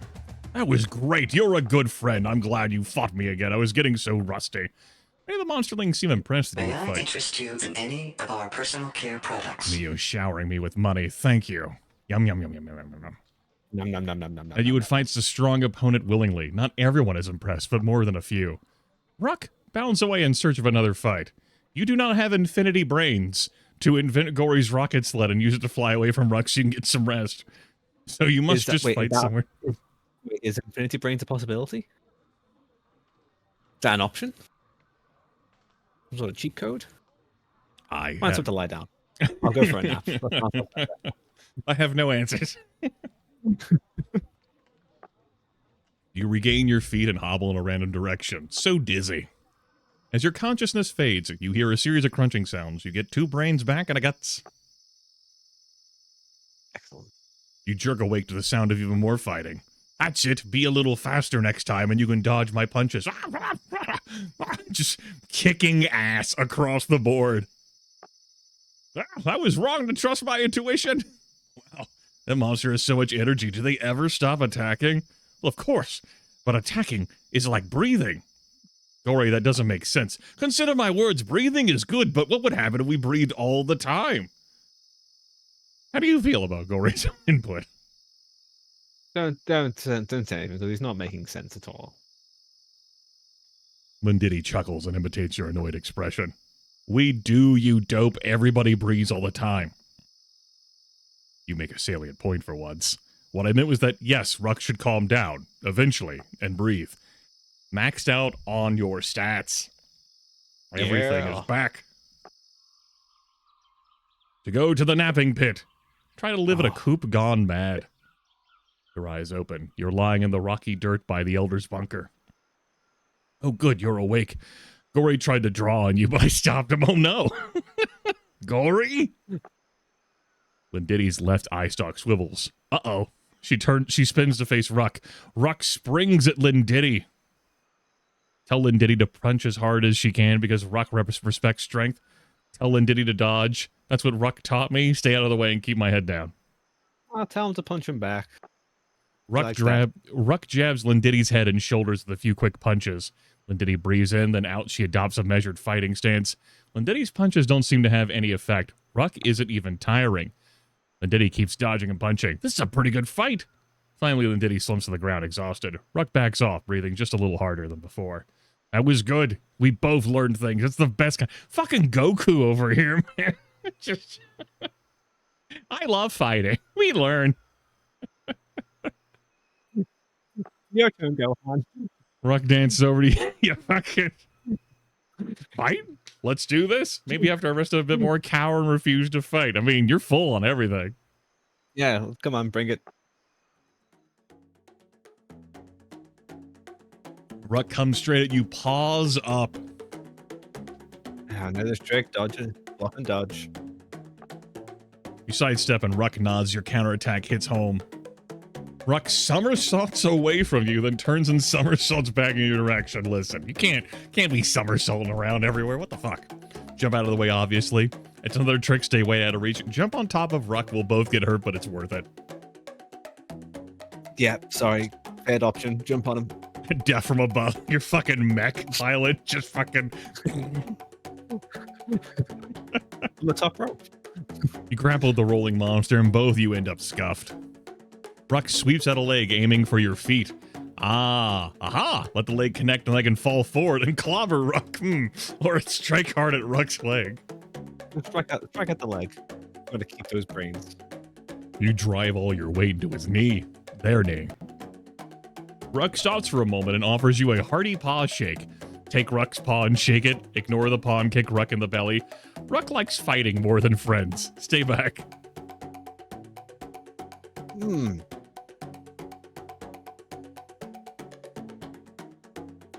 Use the brains. You keep your distance. Ruck hops up and down, then springs forward on both paws in a lopsided flip. Catch Ruck's feet mid-flip, throw Ruck down. Somersault under Ruck, then lash out from behind. Catch him and throw him. You strain under the dense monsterling's weight, then collapse. Oof. Losing 2 health. He's a big boy. Reaches out for your paws, trying to grab them both. Move inside the grapple and strike at Ruck's body, or grab those paws to set up a surprise kick. Right, go for the kick. Surprise kick. It works. You appear to be winning here. Lindiddy and Ruck both cheer for you. -1 flesh. Lindiddy clears her throat. I imagine, that's based on how much flesh you have, like what your hit points are, like a 3 per. Ruck, could you please stop jumping on everybody? At least let us rest in the napping pit. Elder didn't explain the directions to you. Just got that right. I haven't slept a wink in days. Good nights. No deal. Ruck bounds away. Gubba ambles in your direction. Lindiddy, did you ask Ruck's friend about an end to the violence? I need my sleep. You want to tell Gubba if you help you if you can? Nah. It sounds like a them problem. That sounds like that problem. I got my crew. The sunlight streaming through the great gap in the cavern ceiling angles away, then fades. The air grows cooler. The coop grows quiet at last. This whole cavern was full of lava once, or magma, I'm not sure which. Long ago it changed, now it's full of monsters instead. You can see it quite clearly in your mind's eye. Great rocky monsters digging in human ruins. Lava or magma drained away. You want to have a great ponder about that, or you're good? My brain's tired. Are you thinking or remembering? I think you're remembering. You two are weird, but then again, who isn't? You hear a click and a creak loud in the nighttime stillness. The elder swings the coop gate, opens and enters, then turns and refastens the latch. Ah, yes, something new perhaps for the refined palates among us. The elder looks from the tussle ground to the stone stump table, both strewn with unconscious monsterlings. Some are bruised, others just exhausted. Carnage and exhaustion. Very nice. She smiles faintly as she lowers her net to the ground. I smell meat. Elder Atrasil, is that for us? And are these spices? Soon, little one, but no spices. Ruck suddenly pounces on one of Atrasil's legs. The elder doesn't even flinch. Well, we've seen this shit before when Ruck attacked the elder. You wanna... Stay out the way. Yeah, help the elder by now. The elder flicks Ruck away with the back of one paw.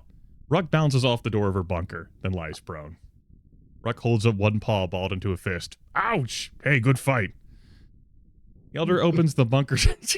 Yeah, okay. Yeah, okay. I'm a Saiyan. You put me in near death. I'll totally heal up and get back stronger for this. Senzu bean. Yeah. Whack. The elder opens the bunker door and pulls out several dried branches. She piles the wood nearby and reaches for something small. A match ignites in the elder's claws and she lights the fire. As the flames grow stronger and brighter, she picks up her net. Something heavy falls onto the fire, sending sparks everywhere. I really like the art in this game. Yeah, it's beautiful. A rich, meaty smell fills the area. You can almost taste the flavor. What the fuck? Monsterlings gather at the edge of the firelight, watching the beast carcass cook. Eyes tear up from the smoke. Bellies make all manner of noises. There will be no feeding bell tonight, and the food is not, as you see, at the table. Etersil points at you and You two circle the coop and find anyone who's hiding from Ruck. Bring them to the fire. Leads the way toward the napping pit, but stops at the tussle ground. You know, that meat smells really, really good. I want as much of it as I can get. What if we hang around behind the big rock, then come back and say we told everybody? I bet the elder wouldn't notice who was missing in all the shadows, so we could eat more of the good stuff. That sounds intergalactically stupid. No. I'm going to put my thumb on the scale. It sounds really dumb. Refuse to go along with that plan. In system size, it wouldn't work if we didn't both do it. Oh well. You roam across the coop, nudging and kicking sleeping monsterlings. When you return, there's still plenty to eat, but you could have had even more. Get +1 flesh. Gubba takes a hunt of the feast beast. The feast beast starts waving it at Pliny, but his heart isn't in it. Salt and slime. Gubba's not lecturing anyone about flavors. More claws scrabble at the wall just outside the coop gate. Everyone keeps eating in subdued silence. The last of the roasted beast is gone. Only a few bones remain, picked clean and scorched by the fire. The group moves as one toward the napping pit. Ruck, belly full of beast, isn't making trouble for a change. Exactly as the elder planned, or that was no plan, it's just luck. Exactly as still planned. Dozens fill the pit, but many monsterlings can't sleep. The claw sounds outside the coop continue all night long. Corral and complain and slash anyone who bothers you. Hunker down and take the best sleeping spot for you and you alone, or resist the urge to be monstrous and rest as much as you can. No, be greedy. Hunker down. +2 greed, doubling your greed. Ooh. And max out the brains there. You were missing 1 point and you got it back. The sun's up again. Everything seems bright. You rise and see Gory groveling in the dirt at Trevort's feet. The slum of the gang is greater than the hood. What? What? Stop saying stuff like that. It will hurt you so bad. You'll be really hurt. Chuckle at Trevort's joke. Growl and defend Gory, or keep out of it. Some entertainment. Growl and defend Gory. Now, you said you know something about Ruck, so tell us. Ruck is a harbinger of doom. Soon we will all be eaten. You notice Ruck sneaking up behind Trevort and his gang. Should I get Ruck to leave them be, let Ruck have some fun? Or get Gory out of the way before Ruck pounces? Let Ruck have some fun. Monsterlings go flying as Ruck dives into the crowd. Trevort is caught by surprise and pounded a little more than slime and hide. It'll take him a while to heal from that. First Ruck, then the noises, then Ruck again. Pyrex frowns and strikes a pose. I need my beauty sleep. You sure do. You leave the battling monsterlings behind and wander over to the stone stump table. Venditti holds up a rope at the end of which dangles the feeding bell. I have an idea. Help me out? I've been thinking more about what's normal and what isn't. Apparently normality has something to do with a bell curve, but I'm too stupid to know what that is. You feel malice rising up, whispering in your ear. I back my cruel response. -1 malice. So I'm conducting tests with the bell. Starting with that gentle ring, I'll study what happens as I increase the volume. Gubba comes over to sit next to the table. I heard the bell ring. Is there something new? What fine delicacies. What? Time. Ruck springs on Gubba as if from nowhere. Ruck punches Gubba with great vigor, you know? The elder said something about only being allowed to fight at one particular spot, but it really feels like that just doesn't happen. Cheer for Ruck? Yell that's... Oh, fuck. Well, my hand spasmed. I clicked right mouse button. Yeah, you wanted to cheer. I would have done that anyway. Go, Ruck. Ruck cheers for you, cheering for Ruck. It's a mutual admiration society, and you're loving it. I sure am. You know, I was really hoping for something special last night. Some of that dried black fern, perhaps a smashed centipedes. Ruck kicks Gubba in the back a while to bad. Not that the meat was bad, mind you, but it had no flair, no pizzazz. Gubba leans over the table, mostly ignoring Ruck's powerful punches. Tell Gubba that there's no new food coming, or get close to the fight. and study Ruck's ineffective attacks. I would like to do that one, please. Brains and guts. It's not just you. Lindity stares at the two of them, too. You don't learn much, except that bigger monsters can absorb a lot of punishment, so you get 2 guts back. You got a refund on the guts. But still, hearing the smacks and kicks close up is invigorating. Good fight, but I'm getting hungry. They continue pummeling Gub-Gubba. Gub-Gubba finally succumbs to the punching and collapses, lying mostly on top of the table. Ruck stops punching Gub-Gubba, scratching their head. Why did that take so long? Am I getting weaker? Hey, Lindity, I need to see if I'm getting weaker. Let's fight again. And then he drops the bell. Everyone twitches a bit at the sound of it hitting the ground. Alright, I've been thinking more about this. Lindity grabs the bell by the rope and swings it around, looping it around Ruck's thick neck. Ruck tries to pull the knotted rope away, but only succeeds in ringing the bell as loudly as the Elder ever did. Monsters come running at the sound. The gathering crowd pauses as they see Ruck between them and the table. I'll be with you in a second, just gotta...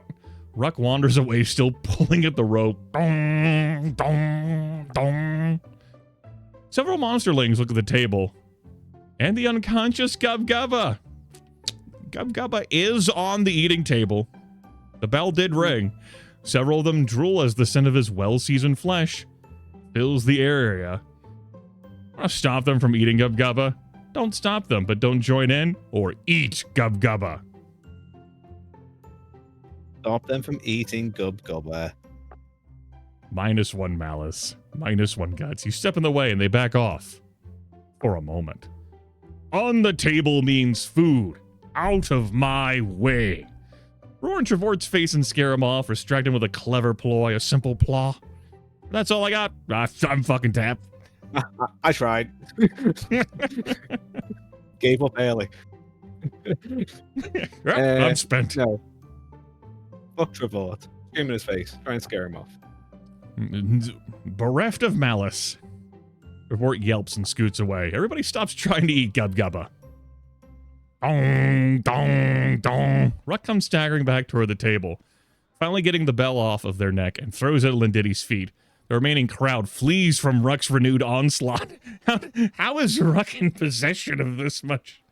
Ruck was so weak once upon a time, right? Wink, maybe? He's the destroyer of worlds. He is going to eat everybody. He's just running around, elbow dropping everybody. Was the Elder correct in saying that Ruck was more powerful than you? But you've defeated Ruck in every single fight thus far. I was thinking we should, there's a Krillin gets own counter. I need a Ruck gets own counter because it's been 3 times so far.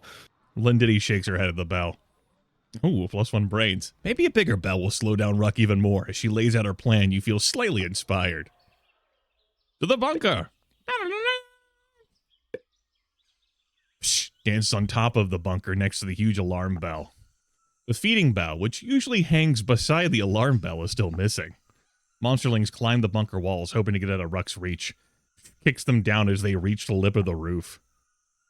I'm the coop's lookout. If you're the lookout, how come you didn't alert the Elder when someone stole the feeding bell? Let me up. Shh, I can't fight Ruck again. I'll do whatever you want. I want you to stay down there. Psh. Acno hits the ground like a sack of meat. You wish to have a chuckle about this? Or yell at Psh for her selfishness? You do love a good laugh? I would like to laugh. I love a good laugh. Ah, there you go. You feel a shiver of pleasure as you express your inner cruelty. Psh turns and looks over the coop wall. Huh? That's funny. Try to get a look at what she sees, keep a suspicious eye on Psh, or sit and drool a bit. And keep a suspicious eye on Pisht. Actually, oh, it's happened. You're like, hold on. She doesn't seem to be trying to lure anyone close for kicking. She's peering intently over the coop wall. Why is that adult wandering the sharps alone? He should be afraid of the guys who listen gangs. Or they should be afraid of him. I have seen this sort of thing before. It's just a troubling alliance. Something large shakes the gate. The gate shakes again. Imitate the grunting and snorting to scare Acno and Loire. Speak up and calm everyone down, or stand by, Gory. Watch and wait. Stand by, Gory. Watch and wait. Loire yells a lot of nonsense at trying to distract her while Acno climbs up from the other side. Kick. I don't know how to make a kick sound. Kick. The Pathetic. Acno slides down to the ground again. The gate stops shaking. Rah! Flinch and cower at the frightening sounds. Stand fast or bite your arm to distract yourself with the pain. Stand fast.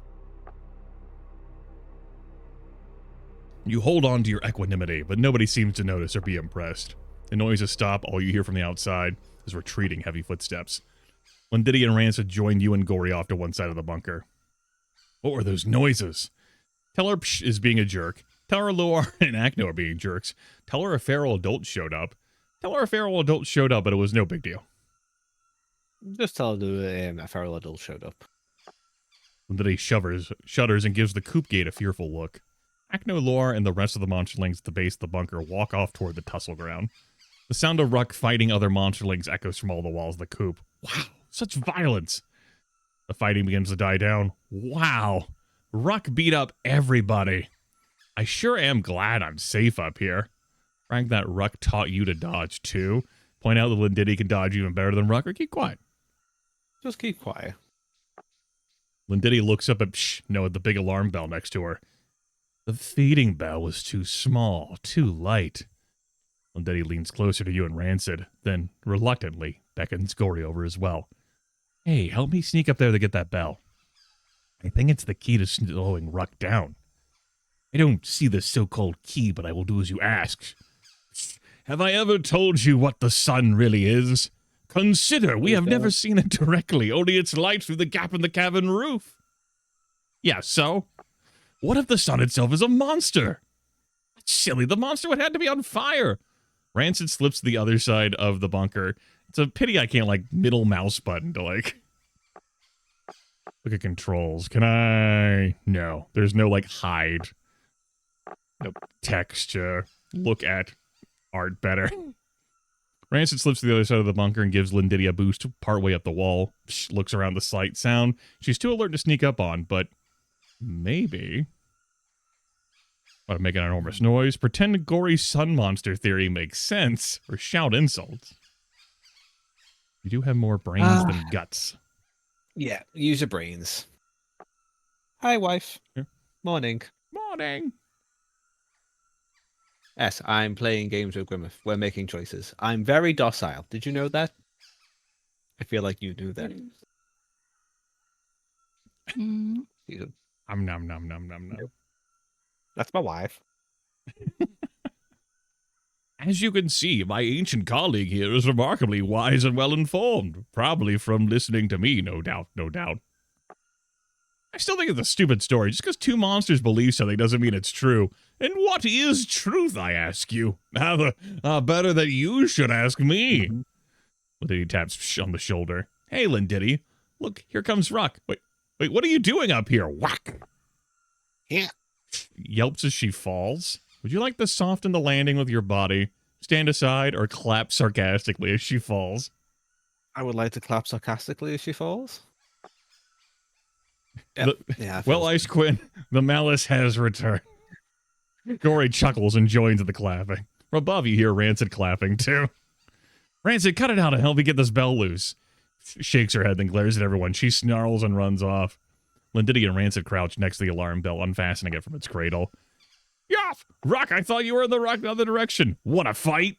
I can't fight right now, I just fell off a roof. Okay, catch you later then. Isn't that nice? Ruck slows while approaching the bunker, showing unusual caution. Push Gory forward to get Ruck's attention, or step up myself and lure Ruck in. Push Gory forwards. There you go. You deal with that. Yes, Ruck. What, you want to fight? You are the weakest link in a chain being forged. Like one of those? You cannot smell the enemy approaching because you stink. Ruck lifts one arm and sniffs. I guess so. Thanks for telling me. Return yourself to the tick tank and scrub yourself with wet sand. No, I'd rather fight. Thank you for listening. He sniffs back a tear. Wham! Ruck is stunned by the bell's vibration. Grab one of those chains and tie Ruck to the bell, or get away before I get hit. Let Gory do it. Yeah, use the brains. Get in there. Tie him up. Nice. Yes. Nice. I could have done that. I know how to tie knots. Despite his brave words, he keeps his distance. Ruck struggles fiercely against the chain, barely moving the heavy metal bell. I am so glad that worked. Me, too. I didn't have any other ideas.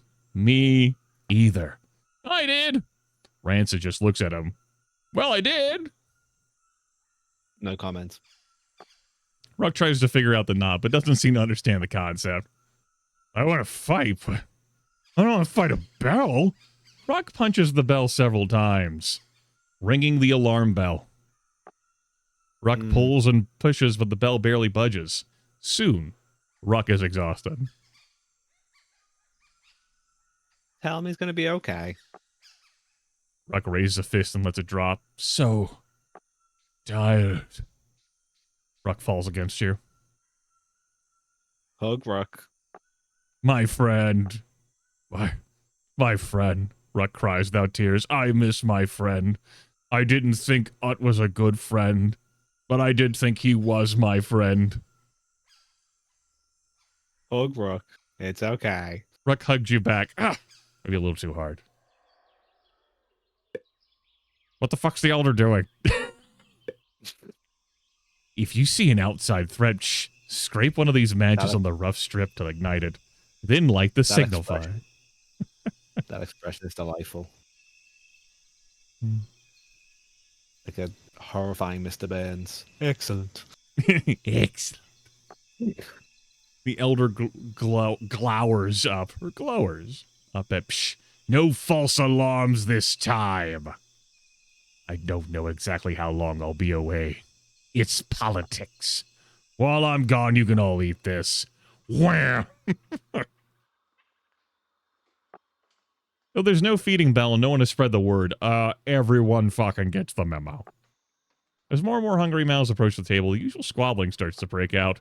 Purport shoves Acno down. Pliny grabs a hunk of slimy meat and runs off. Shout to you. Get in there and eat your fill. Stand up to the mob and keep things orderly and fair. Focus on helping 4 particular individuals. Help our friends. Help the crew. The mob closes on the table with wild abandon, devouring everything on it. You use a few careful shoves and nudges to open a path for your friends. They all notice what you did, but they don't say anything out loud. Their mouths are too full of delicious food. Get a good meal, but not as big as some of the other monsterlings. Plus 2 guts. As you depart, you see Gub Gubba running toward the empty table. He looks appalled as he sees the remnants of semi-rotten meat. I mean, he's usually here so fast, he must have been tied up with something. We couldn't have at least had some pepper with it? Or some fennel and blue moss? Or highberries? I give my left arm for an interesting goddess. You almost trip over a mound of wet dirt as you walk around the dent where the bell came from. Shit. Want to have a closer look at that, or is it nap time? You do love a good nap. The hard question. That question I face every day. Examine the mounds. Let's have a look. It looks like a little monster stuck to a round thing. There isn't much detail left. Someone has smashed it. You see paws and a curve that might resemble that of the bell. Well, anyway. Feel uncommonly still and peaceful as you look at the little shape. In fact, you're plus 2 brains, plus 1 guts. Great. You waken with a start. It's already dark. Everyone else is already in a napping pit. As you enter the pit, someone stirs in the pile. Hey, you're too late. No more room for you. Okay, Trevor. Yeah, you've done great thus far. Ruck, if Trevort has enough energy to complain, I bet he has enough energy to fight. Good idea, Lindiddy. Hey, Ruck. Oh. Hey, I take it back. Can he do that? Are there...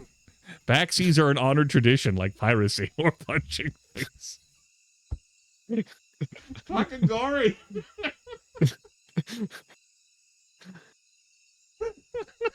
Backsies are an honored tradition. Okay, Gory, I guess I won't fight Trevor if he really wants backsies. I do. Leave some more. Help Rocket keep an eye on Trevor and prevent any other shenanigans. Leave some more. Let's get some rest. There you go. Maxed out on the stats. Thanks to your earlier nap, you're extra relaxed. You wake up briefly at one point to the sound of Trevor's voice. You're ready now? Trevor shuts up again immediately. You sleep until dawn. As you emerge from the monsterling pile, you feel odd, Dan. Something hurts. No, everything hurts. Moving seems to relieve some of the pain, but not all of it. Your body aches all through the morning. The malaise eventually goes away, leaving you weak. Worry or nah?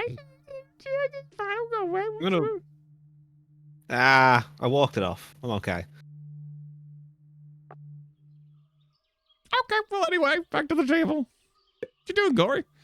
You have to stop walking for a moment as a spasm of pain runs through your body. Ow, youch, or bear it in silence. Yeah. Leaning on the table helps relieve the pain in your legs, but your arms still hurt. You stagger onward and come upon Gory. He looks up from the dirt he's been poking as you approach. Ask Gory for help with the pain, or I don't need help. Tough it out. Neither of these options are good for me, but we'll ask Gory. Gory looks you up and down. His eye narrows. I'm glad you came to me with this problem. He holds up his claws and stares at them for a moment. This one. Gory starts sharpening one of his claws against the others. Ah, now that my instrument has been properly honed, Gory jabs toward the small of your back with a sharpened claw. Ah, no, or trust him. Friends?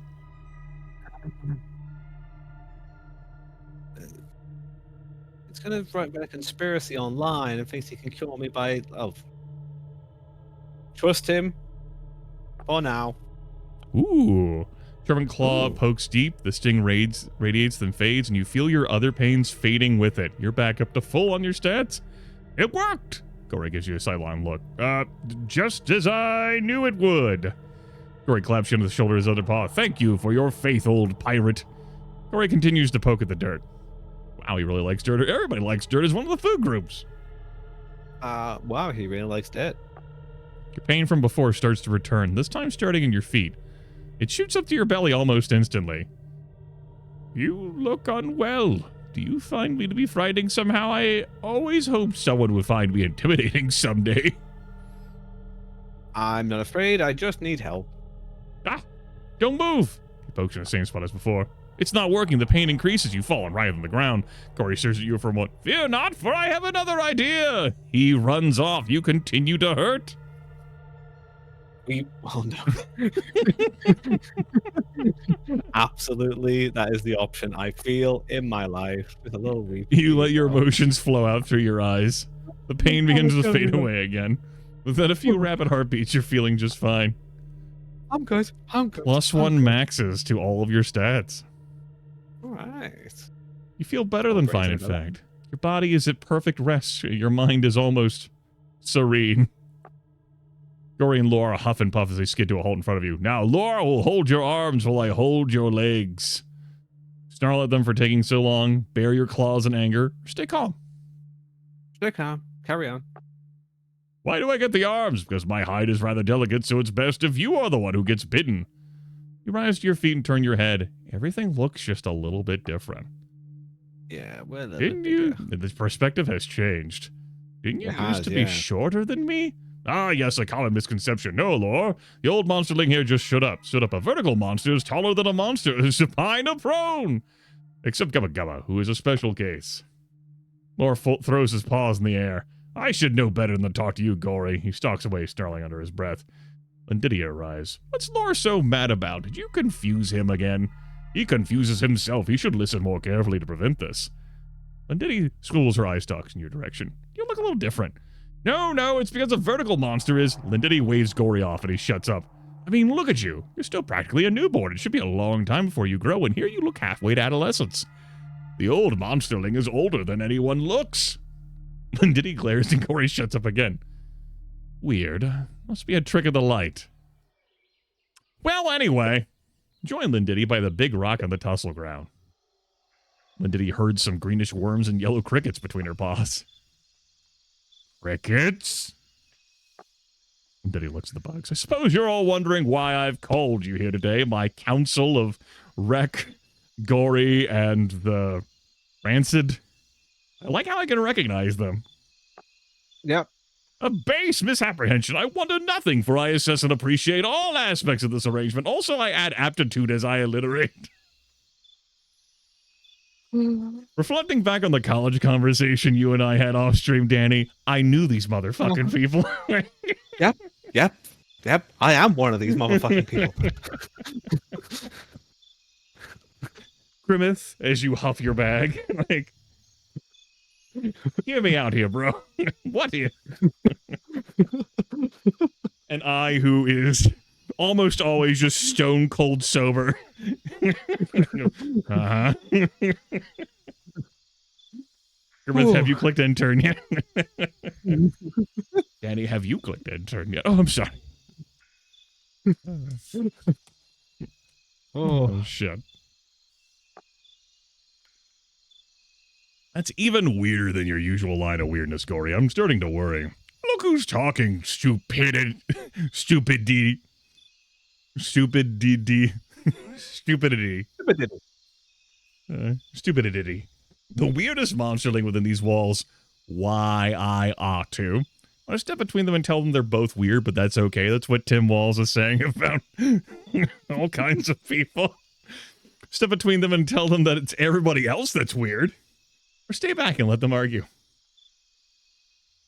Tell them they're both weird and it's okay. Nice. I hate fights. For no reason.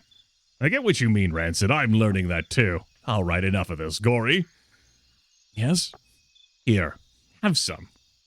She shoves 2 worms and 3 crickets in Gory's direction. Gory picks the crickets and eats them one by one. Damn. Damn. I know that look. Yeah. Is that how? I have been. Crickets, you say? Is that how that looks? Did he toss some worms to Rancid? The reason I asked you all here is that we're all weird. And that he extends 3 worms in the last cricket toward Ruck, wincing. Ruck takes them gently and begins nibbling away. When did he pass some worms to you? These worms eat the bark of certain trees up above the cavern roof. Try them. Well, we have no choice. You somehow recognize the intense flavor as cinnamon. Cinnamon again. Your taste buds overload with spicy redness. Careful, it stings your tongue. Gory, slurping his worm, stands up and immediately sits down again. Oh, this is so good. What is it? I like it very much and would like more. I can't fight this feeling anymore. And then he shakes her head. Her eyes water from the spicy vapors in the air. Oh, no. No. My tongue. Something I learned as a teenager, which is amusing and also infuriating, where it's like, hey, if you just take all of these words and you intentionally misspell the words, but keep the first letter and the last letter exactly the same. I mean, you understand what's going on. Yeah. Yep. You get the language, right? Yep.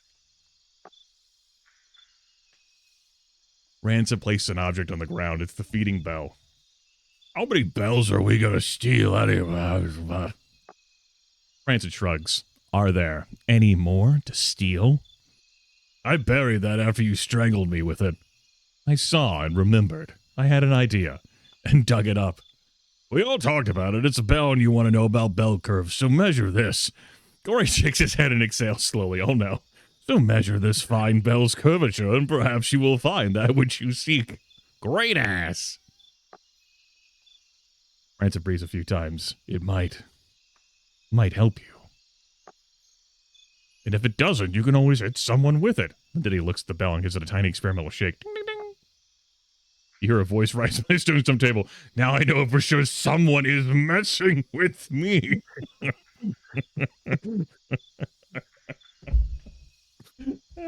Where is my rich spices and flavors? Oh. Maybe I shouldn't ring it for real now. Everybody would think it's mealtime.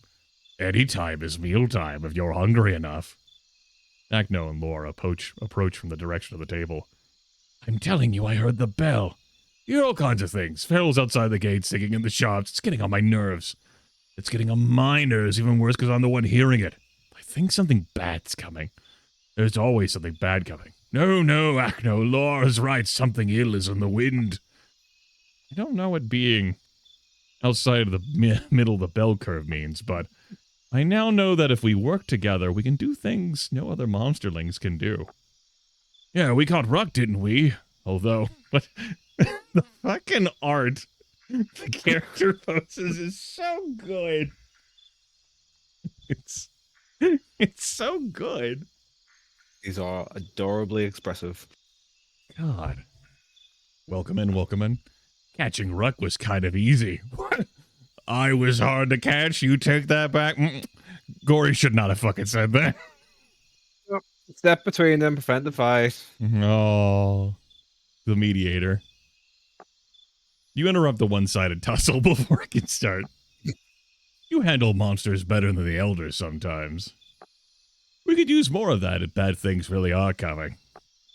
Gory touches paws with Ruck. I'm sorry I made fun of you, Ruck. It's okay. We can be better if we work together. We have potential. I can figure out a lot of things out, but I get distracted and question myself. Gory never questions himself. Why would I do that, see? Ruck can beat anyone but the Elder in a fight. Well, And me. What am I? Top liver? And Rancid can move about unseen. Rancid nods. And say something?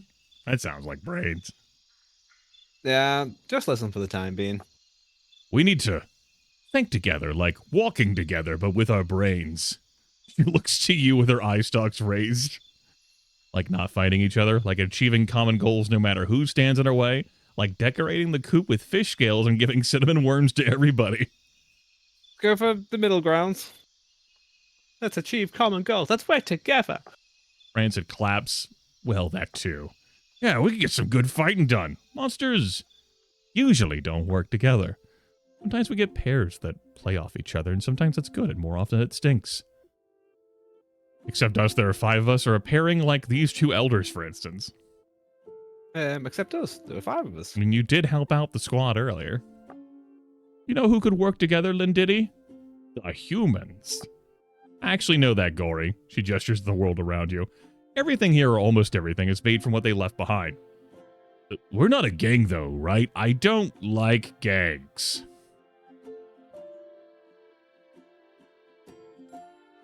Tell Rook that we're something, but not a gang. Well, good. Gangs are the uts of monster of working togethers.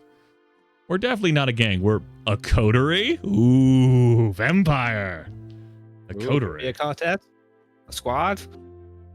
Close friends. Yeah, a squad. A squad. Sounds like something you wear when it's cold. Think about... just laugh at Gory. You do love a good laugh. I do laugh. This is the first time I've laughed about Malice. Why are you laughing? Did you think I was making a joke? The end. Never mind. It was unrecorded Malice. Well, yeah, unrecorded malice. There's unrequited love, everyone, and then there's unrecorded malice.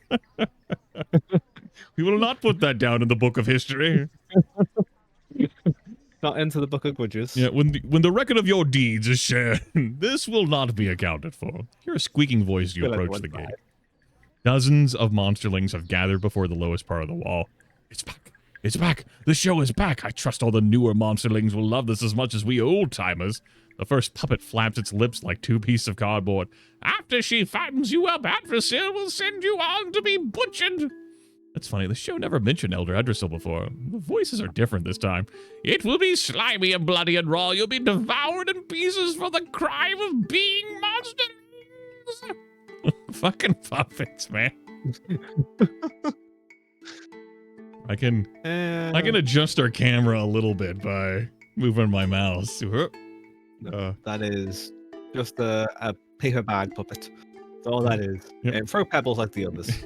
The crowd boos and a few monsterlings hurl pebbles and dirt clods in no particular direction. Salt will just mean okay. Throw some pebbles like the others. That's what you said, right? Yeah. Yes. Put your arm into it and get some good distance. It's your first puppet show, right? These monsters come by sometimes to perform. I think maybe they're from the city and they use us to practice. The production of Morsels Adrift was a huge hit not long before you arrived, old monsterling. There was a stick with a realistic head on it. Question or nah? That's fine. Tell these wonderful but trans monsterlings about the heroic Sluggoth. I remember that name. You remind Ruck about how Sluggoth was going to eat them, but Ruck keeps staring at the show. I never saw a puppet show before I like it. When I crawled out of the vat, Atrasil was there. Boo! Her. She would have caught me, but Sluggoth appeared and fought to save me. Bah! Good always defeats evil. Atrasil ran away like a coward. Coward, chicken, craven. I think that might be a waste of brains. Yeah, keep watching the play, even though that's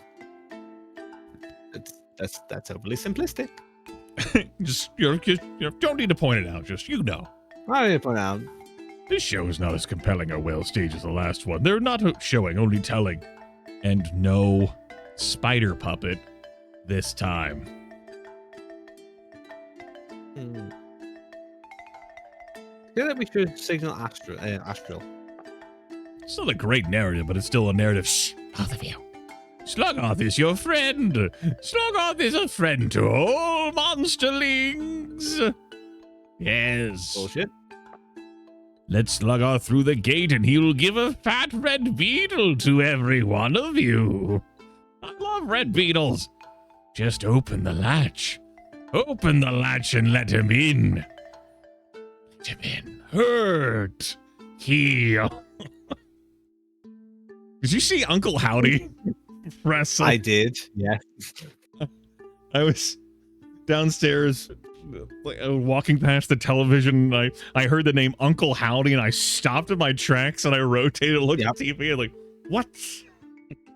Yep. Yep. Great wig. I ended up catching some of the bash in Berlin. The mixed tag match with Damian Priest and Rhea Ripley versus Dominic and the seductress Liv Morgan. And yeah, the commentators were very into like Wade very Barrett. hot Bad News Barrett was deeply into like yeah. Sex Machine Dom Mysterio. It is a great mustache though.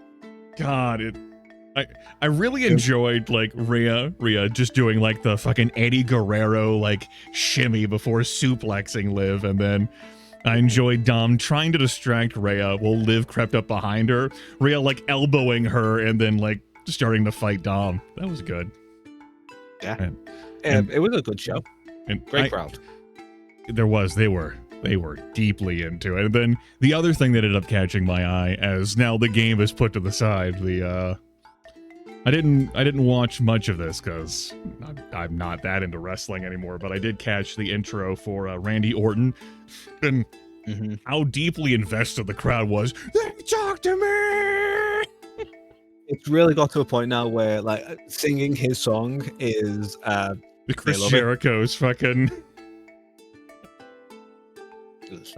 Judas. Yeah. And then Der Ring General Gunther is excellent. It was a good match. It was actually a quite enjoyable pay-per-view. I had no complaints. Not that I watch as little as you these days. Maybe more than you definitely don't watch as little as I do. No, you just said that you watched it as you were passing through the room. Yes.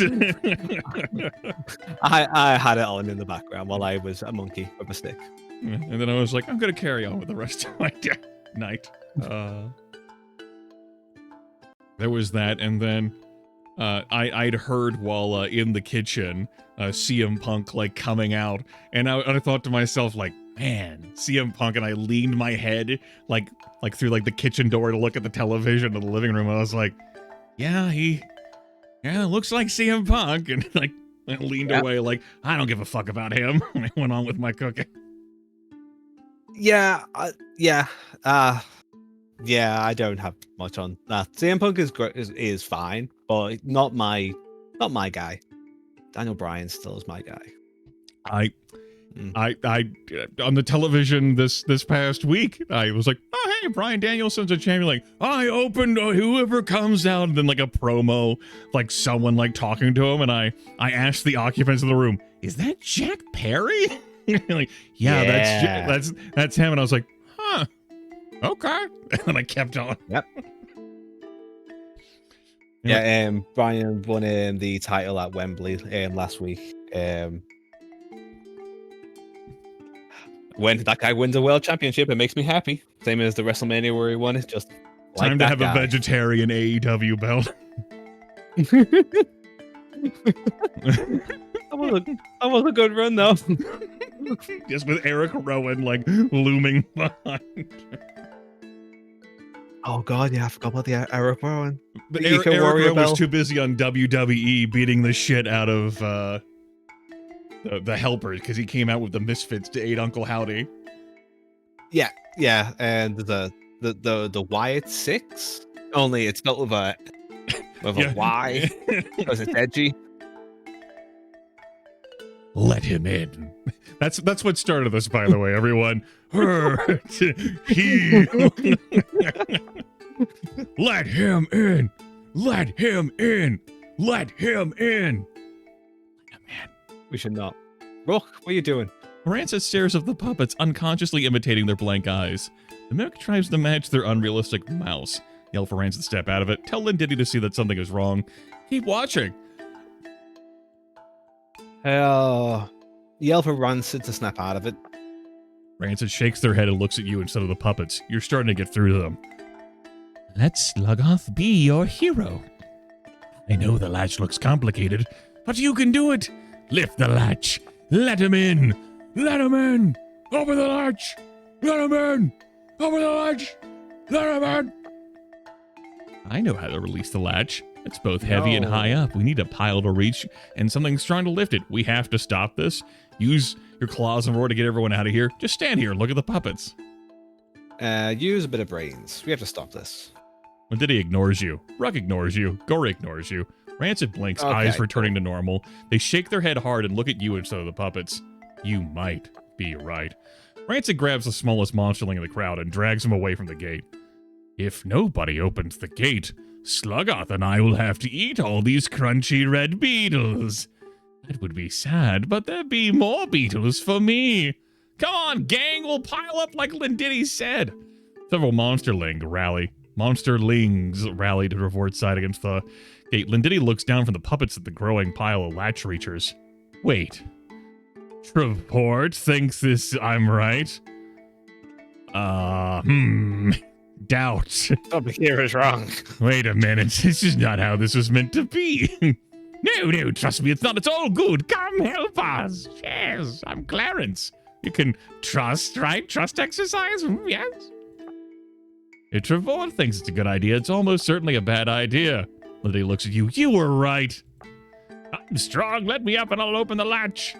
Ruck slowly walks toward Trevort's pile, still watching the puppets. Remind your friends you're a team. All right. We're a squad, remember? Squad. Remind them of the green Squad worms. Ruck focuses on you and listens at last. Did someone say there were green worms? Hold on, wait a minute. Once you and finally snaps out of it. You and your friends flee the area. Open the latch! Let him in! Open the latch! Let him in! Open the latch! I like how this is your fucking crew back here being modeled. Trevort's team has opened the latch. Afar, you see Lord climb up Trevort's pile and reach for the latch. Oh boy. The coop gate swings inward, pulled by monsterlings and pushed by other, bigger monsters. Outside. An adolescent grabs Lore off the pile. That one is fucking terrifying. Yes. Flashing eyes, don't want that. Some Shut more the door. monsterlings are knocked down. One is consumed whole by a great lumbering adult. The adolescents eat another monsterling as others flee. There would be more carnage if you hadn't been cautious earlier. Shh, why haven't you lit the signal fire? Light the fire. What for you guys? You kicked me off the bunker and clapped afterwards. Try and make me. It was I blocked funny. off the way you climbed out last time. Like Roar and tell it to fucking light the like fire. what? You think they're gonna fucking spare you? Like, okay. This is the petty monster.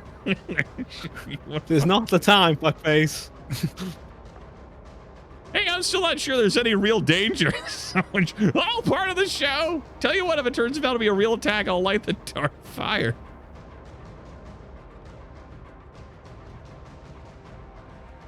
Try, use your brains. Last attempt. I don't think so. Just because you don't see them doesn't mean they're gone. Well, it's hard to fucking Okay, argue with someone who says that. All right, cool. That's fine. They could be Fine. behind the bigger ones. You get a closer look. Here comes the big ones now. Bad. We must go. Run for it. Fuck this shit. It's a stat point dump. Run for it. You and your friends retreat as the adolescents draw closer. More shouting fills the air. Back at the bunker, some of the adolescents start trying to climb up. They reach for Oh no! Those dopes were right! I figured, would eventually get the fucking end, right? He deserved to be eaten. Fire lit. Finally. Might be too late. We tried. Smoke rises as the firelight blazes from the bunker roof. Y'all pause to catch your breath. There's smoke in the air. Smoke and screams. Fear drives you in the shadows for a time. You get a brief rest in the company of your friends. Everyone looks at the noise. Gory is holding a fat toad, somehow. It's like, I was saving this for a special occasion. Where? That is not important right now. Gory hands you the toad. Hurry up and eat this. You must have your stats. Yeah, eat the toad. Give me my stuff. Thank you. Yes, you will have stats. 12 flesh. You don't even have that as a max. Guts 9. You don't have that as a max. Brain 6. That does take you up to full. Adolescents continue to pursue their victims all around the coop. That was one hell of a fucking toad, dude. Jeez. Some monsterlings run for the open gate, but 2 adolescents meet them there and grab them. Who'd they just eat? Don't know. Latest newborn. Sadly, not all newborns are born old like you, fat pirate. My arm! Pretty tasty. Let's try the other. So much bigger. Fight should be fair. Let's go help. Ruck here with... Everyone shuffles around and ends up looking at you. Well, if you didn't have full stat numbers... Okay.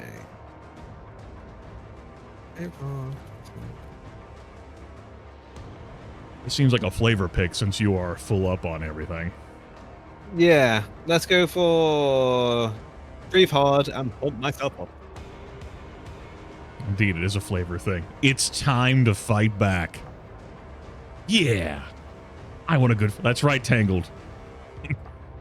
Let's fight like they fight. You fall to your knees behind your friends. Oh, no. The stats.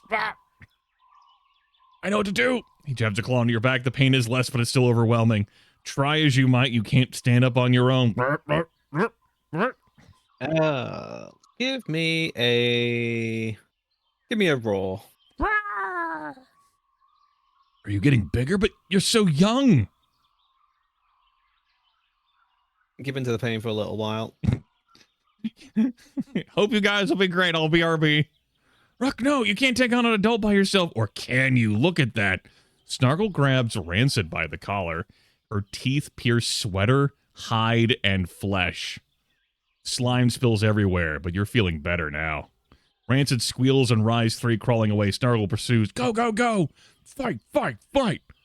You have more health than Snargle here. Snargle turns her eye from Rancid toward you. To you, she laughs. What are we doing? Okay. She just laughs. Smash her in the face. Snargle dodges your attack and punches you in the leg. You lose 5 health. Ow. This is no monsterling here. Who? Snargle nods to herself and lashes out with both paws.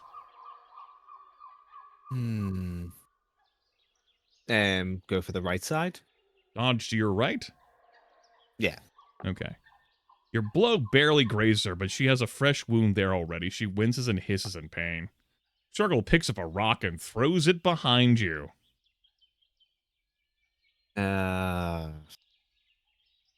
Stay focused on Snargle. She pounces as the rock lands behind you because you're paying attention. You duck and get it a solid kick. Snargle growls and lowers herself into a runner's crouch. Lindity shouts something about the left side.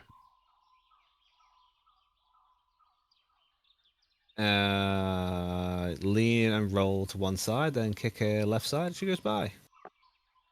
You knock some slime out of the bite mark on her left side. Snargle howls.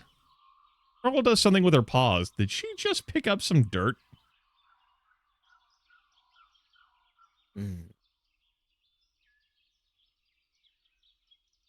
Look down and find some data throw in her own eyes. In the brief moment your eyes are looking away from her, you lose 10 fucking health. Wow, that's a punch. You got the better of Snargle here, 4-3. But she's still an adolescent. You're just a monsterling. She's hurt, but she's not in any real trouble. I, on the other hand, need to see a doctor. Ugh, Gorogo, come help me with the good fighters. Gorogo gallops up to join Snargle. He kicks at Linditty, but she's already out of the path of the clumsy attack. Keep using the metric system, everyone! Get off of me! This way! Quickly! I like how the bubble is changing, like, direction as I'm, like, moving. Right, you and your friends retreat before the superior force. As Wreck is here on top of the fucking adult. Shift it! Pull it! Push it! Bop it! Flip it! Turn it! Spin it! She starts trying to shove the metal plate on top of the tick tank. Oh, God, get Rancid and Gory to help too. All four of you working together are able to move the metal plate for enough to satisfy Linditty. Working together, see what we can do? The feral adult claws at Ruck as he staggers forward. Off! Get off! The adult's next step lands where the edge of the metal plate used to be. The ground crumbles next to the exposed hole. Half trapped, the adult howls and finally pulls Ruck off his head. The adult swallows Ruck whole as he follows into the tank below. Oh no! Ruck! Oh, salt and slime! Fro and Snargle flee toward the gate. Boss! These monsterlings are making all kinds of trouble! Do I have to do everything myself? I softened the main troublemaker up for you, boss. She seems to be talking about you. Yay. Well, that's good. I'm already hungry again. I really like the art there, Slugoth. Yeah. Use some brains to distract Slugoth from the others. You speak up, Slugoth narrows his eyes. You sound familiar somehow. Another wave of pain shoots through your limbs. It's not as bad as the last one. You feel weak. Oh, I'm dead. You surge with strength again. I'm alive. A weakness shudders inside of you. Your knees tremble and give out. Slugoth prods you with one foot. Nice. Nice. I love when fights aren't fair. Someone put out that signal fire and grab more monsterlings. Put them in the bags. You're lying on the ground. Your body feels strong, but you're so very tired. Stand up.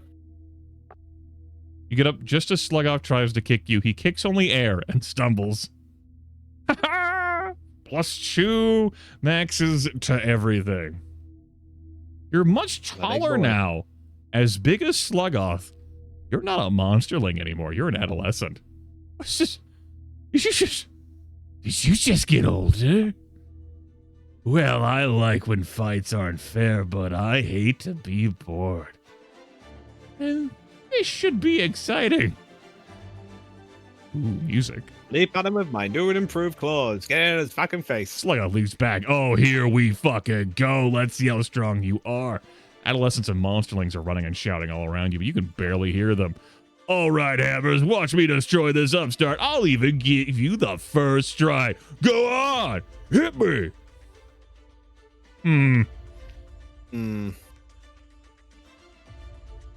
Try to figure out his true intention. It's obvious when you pay attention. He's trying to lure you in for a surprise attack. Cool. Hold back, be careful, conserve my focus. You and Slugoth stare at each other for a few moments. Coward, afraid to take a shot. He stops trying to be clever and snarls. He shows all of his teeth in a roar challenge, then stops with a loud thud. A wet splorch fills the air as Ruck bursts out of the feral adult's belly. What a ride. Ruck tries to stand up, sways, and collapses. Well, guys are surprised today. Someone bang that strong one up. I can always use a good fighter. It's like a points over his shoulder to recumbent. Recumbent? That old. Your blob's going to wake up. Anyway, yes, I was going to show you what a strong I am, and you were going to help me. The battle is joined. You are certainly hurting after that previous fight. Yeah. Sluggoth tackles you, pins you down, and starts punching you in the head. Okay, so we're working from a position of problem. Roll the blows to minimize damage. Climb the punches. Use the brains and roll with them. You move to absorb the force of Sluggoth's punches. He growls, lets go, and steps back. No points. Sluggoth opens his mouth wide and lets loose a fang-filled roar. Ah, he's enraged! It's a trick. We're back at him. Don't fall for it. You stay back. Sluggoth sees that you're not going to come in reach. He scowls. He charges at you at full speed, switching from arms to legs and back. Use his momentum against him. This is what we saved the brains for. Sluggoth bounds high. You grab a leg and slam it to the ground with assisted gravity. Half his health gone. Judo throw. These fucking bigger fights are really swinging around some hit points here. He circles, breathing hard. He glances behind you and gives a quick whistle. It's a signal to someone else. Duck. A rock flies over your head. It hits Sluggoth, who growls and spits out 2 of his many teeth. Fucking Sluggoth's expression here. He whistles again, pointing at your head.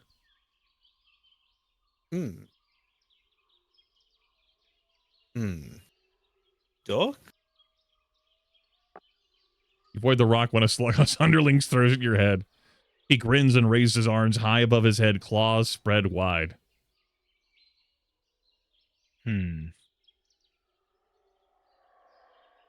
Yeah, friends here, try the whistle trick.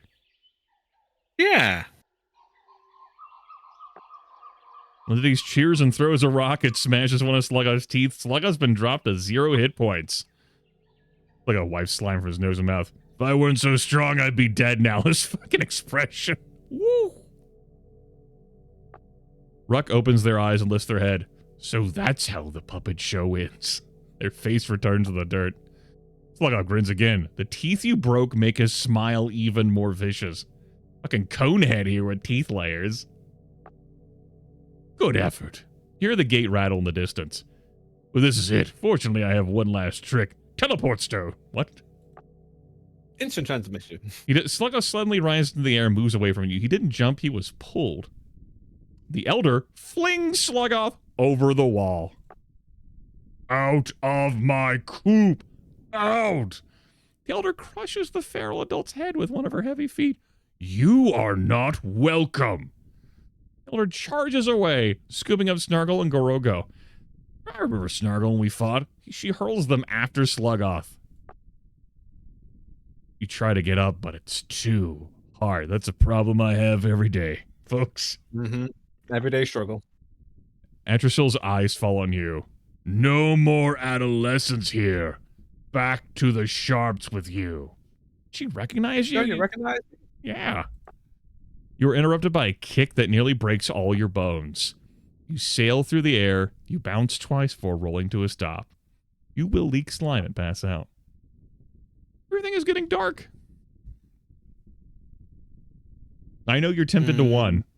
I know that one is tempting to you. Well, we've had a good day, so fight the pain and rise to my elbow and knees.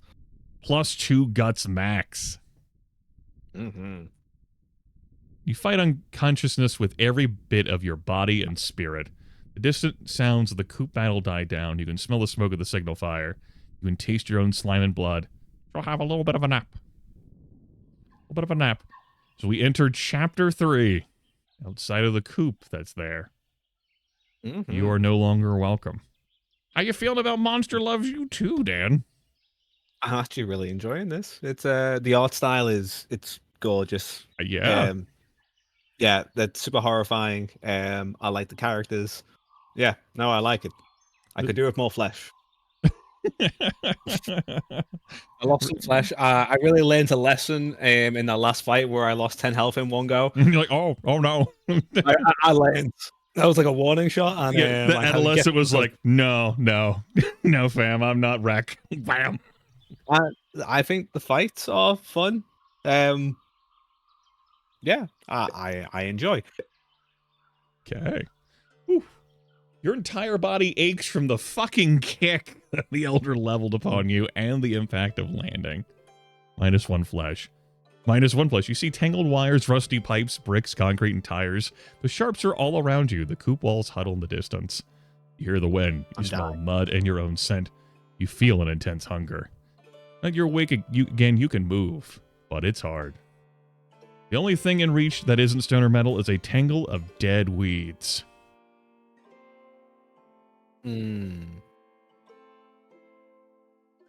Yeah, rummage. You do love a good rummage. Yeah, I do like a good rummage. Yeah, look for bugs. You don't find a single beetle, not even an ant. Hunger grows, weakening you. Where are we going? Can I take 2 minutes before we continue? Absolutely, it's break time, everyone. Have yourself a good break. Thank you very much. Thank you very much. I'll be back very shortly. You're welcome that I bestowed this break upon you. Cherish it. Hey, you should have been impressed I didn't ask. You did ask. Oh, did I? Yeah, you definitely asked. I'm going to leave the chair now. That's okay. Back soon. Listen to that docility from Dan, everyone.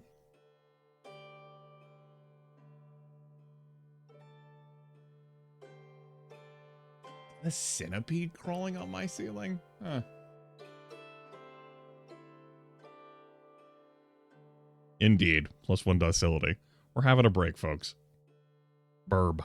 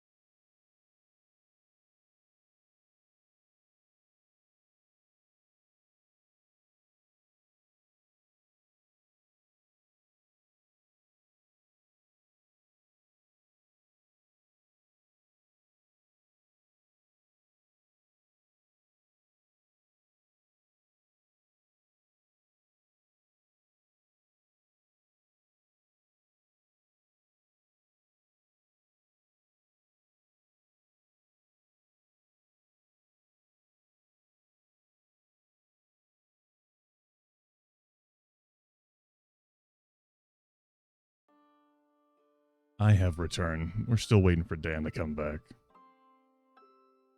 This, the game thus far has been considerably more intricate. And,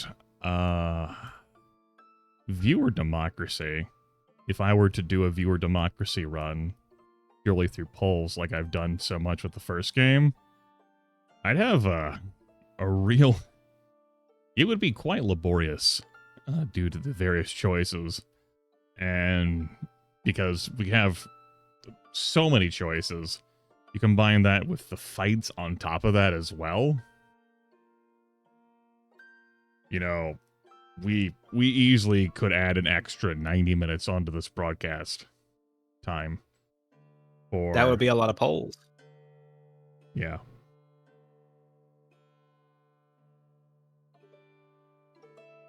Welcome back, by the way. Does the first game have less choices? It is, yeah, there's no, like, zoomed-in fights like this, but there are areas where it's like you have a limited window of time to take, like, an assortment of actions before you go to the next monster phase. And so it's a time management thing. I haven't seen anything pertaining to time management thus far in Monster Loves You 2. That might get injected as we go later on. But there were, like, various stats that you had to manage. But it's definitely, like, shorter, I would say. We are really zoomed in on, like, a lot of individual character, like, building. And there is some of that in the first game, but we've told a lot of story in the first 2 fucking chapters. Yeah, we've done some stuff. I hope we see our characters again. Take me to outside the coop. Makes sense. That being where you were kicked. Friends, I miss you. We can approach the coop, or if you're not into that, we are able to back out of that. Oh. What's in the dairy farm? What's the option there? Go downhill where it's damp. No, okay. Then we have go sniff around the vat. The vat might get me some food. Yeah, go to the vat. Get me some food. The walls of the vat don't seem so high now, but they still loom above you. You climb up easily. The surface of the vat ripples as morsels swim just beneath it. An eyeless morsel larger than most breaches the surface. It rolls over and descends before you can react. Was that a sound somewhere nearby? It might be something. I'll be careful. I'm almost dead. You watch the little shapes drift and swim. Your belly rumbles. Got a fish for morsels in the vat, or take a careful look around. Maybe they're like... Take a careful look around first. An adult rushes along the vat wall, springing right at you. He opens his maw wide. Picking on the little ones, are you? Sounds like a good idea to me, little one. The adult jumps down and puts one foot on your belly. You can't breathe. And to think they said old Zup was stupid for roaming around the shops alone. Looks like they're all stupid, not me. Zup opens wide for a second bite. Fight against him, try to talk him letting you go, or show your fear. Try to talk. I haven't got any health to fight against them. Try to talk him into letting me go. Flare your claws and try to signal you have something to say. Zup lets some of the pressure off your belly. Whoosh. Ah, air, sweet air. You suddenly smile, struck by inspiration. You whisper something very, very quietly, a bit of Gory's nonsense. Zup leans closer. You got a secret, little one? You whisper more nonsense. Zup stares at you, mouth closed, hunger forgotten for a moment. Tell me! As a man echoes from nearby stones and ruined walls. Another adult wanders... walks around from the other side of the vat. He's carrying a weapon and he doesn't seem to be in a hurry. I thought I heard something over here. Hi. Wanna share? No, I don't want to share. I thought I told you not to come around here, you scraggly bag of stupid. Elder Gratrag says we're losing too many morsels. He moves a spear from one paw to the other, not even looking at Zup. It's not just me. I hardly ever come here at all. Hardly as ever, still more than never. Zup. Break free while Zup is distracted. You did it! Zup stumbles as you slide out from under his foot. +1 max guts. Your success hasn't gotten you to safety, but you feel bolder. Hey, nice move. Hey, Zup, look over there. Harsk points with his spear at some nearby bricks. Huh? What is it, Harsk? He looks around. Are you making fun of me? Yeah, but I'll never do it again. The spear swings, shining in the weak sunlight. Up falls to the ground. Maybe now I won't have to spend half my time wandering around here not eating delicious morsels. Harsk bends down and takes a big bite out of Zup. Oh, well, nobody's going to complain about this waste of slime. It will take you 3 guts. If you'd like to ask Harsk more. I would not. I would like to run in fear. You run until your breath Goodbye. fails you, then stumble a little farther. Your belly complains of the sour rumble. A belch works its way out of your nose and mouth, burning and stinging. You're so hungry. Dying. Dare farm next. A gust of wind blows dust and dead grass and whirling columns. Where they settle, the air smells different. Mushrooms and slime remind you of the gobbets the elder fed you in the coop, but richer, earthier. You see adolescents, but they're nothing like the gang members, or like you. They're softer and slower. They jab at the soil with sharpened sticks. The word farmer comes to your mind. The farmers work in pairs. One pair is far away from the rest. They look weak.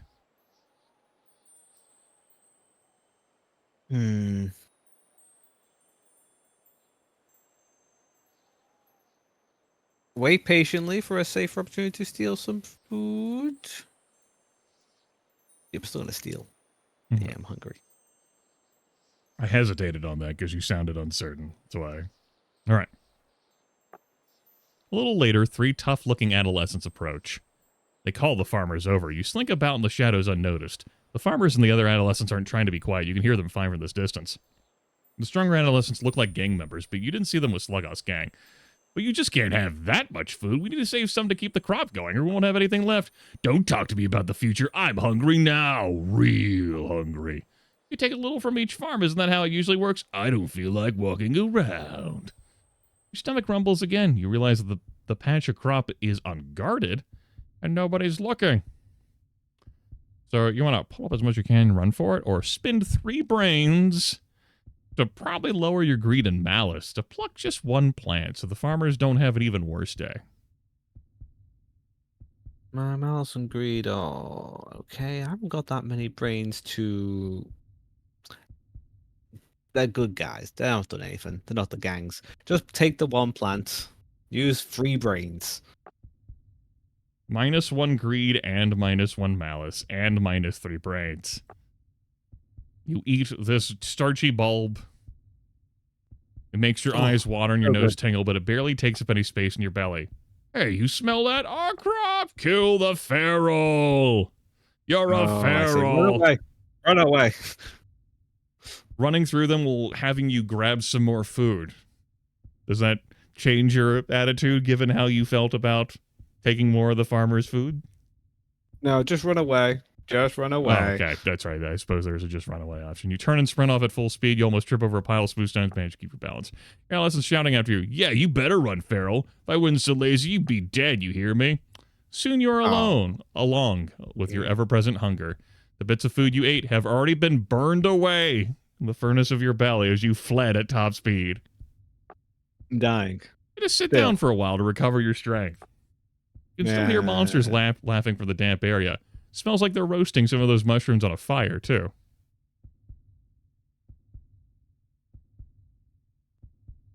Shake harder, boy. Feels good to let yourself get angry. You feel a little boldness returning to your body. There's nobody here but you in the shadows. You burp and catch a whiff of your earlier meal, but it's not the same. Well, after setting the brain on fire, stomach is really rumbling. You're so hungry that walking is difficult now. Your knees crackle and your ribs creak. Dagger onwards. Your right leg goes pop. You're going to limp a little longer after that one. As you draw closer to the coop, you can hear voices echoing over the walls. They sound happy. Happier than you are, anyway. You see a lookout on top of Atrasil's bunker inside the coop. Psst is leaning on a bell as big as she is. No cracks. That must mean a new bell. Use a brain. +1 max brain. After still mentioning she would try to get a replacement for the stolen one, you're reminded that the world of Ash Cavern is larger than what you have thus far seen. The thought expands the borders of your mind ever so slightly. You avoid the coop gate, sticking close to the walls. She can't see you down here.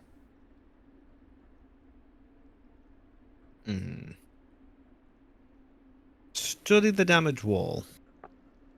There are cracks here and there, nothing big enough to wriggle through, at least not on this side of the compound. But maybe it will matter later. It's infernal, an adolescent!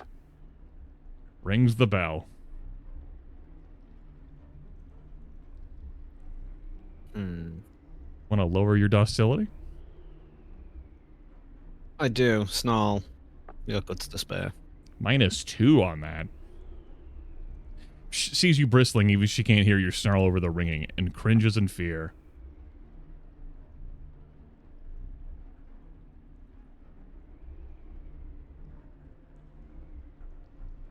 I'm gonna get myself killed.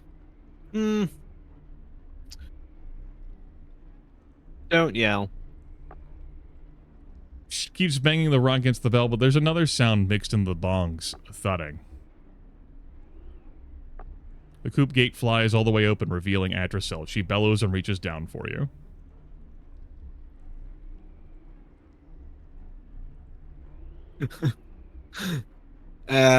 Use brains and guts to explain who I am, please. The words spill out of you, tumbling over one another, aging too soon, fighting Sluggoth. You trail off as Atracel stares down at you. I've heard that kind of story before. What kind of fool do you ferals think I am? Atracel kicks you very, very hard. You bounce off a wall, pile of bricks on a tangle of barbed wire. Wow. The coop gate slams shut in the distance. Stomach growls again. You've eaten nothing. You feel weaker. I'm dying. We have the coop gate to creep closer to it again. Or these crumble stones. I think we've learned our lesson. And go to the crumble stones. Moving among the stones, you find nothing edible but a brownish stain on a ruined wall. It looks looks a little like a paw. Give it a lick. It hurts your tongue. You're really getting hungry, and you're starting to get dizzy. Something tickles at your memory, something you heard when you were a newborn. Concentrate and recall a conversation about a secret cache. Special herbs here at Crumblestones. It's like a secret stash that nobody's supposed to mess with. Or mess with it. Range across several little stone piles and spot a loose rock high up. Pulling the rock out of the wall reveals a plastic bag stuffed full of aromatic herbs. Nibble on the herbs. Eyes snap shut and your ears fill with strange music. The world revolves around you for a moment. When your eyes open, you feel well rested. Achievement unlocked, stealthy score. +1 max guts, and you got one of your brains back. And you feel bolder. Or in the fatigue from your eyes, you move between what were once 2 stone buildings through nothing but piles of rocks now. Footsteps echo from the walls. You're not alone anymore. 3 familiar-looking adolescents march along the ruined street. They're carrying plastic bags like the one Atracel used to carry slime gobbets. The bags aren't empty. I believe we saw them at the farm. Wait for a better chance. No. Yeah. When we're doing that, cuddle in the corner of 2 moss-covered walls. You tried this moss before. It's not good for eating. The footsteps are coming this way, and they pass on, heading for somewhere else nearby. It's easy to creep along behind them for a while.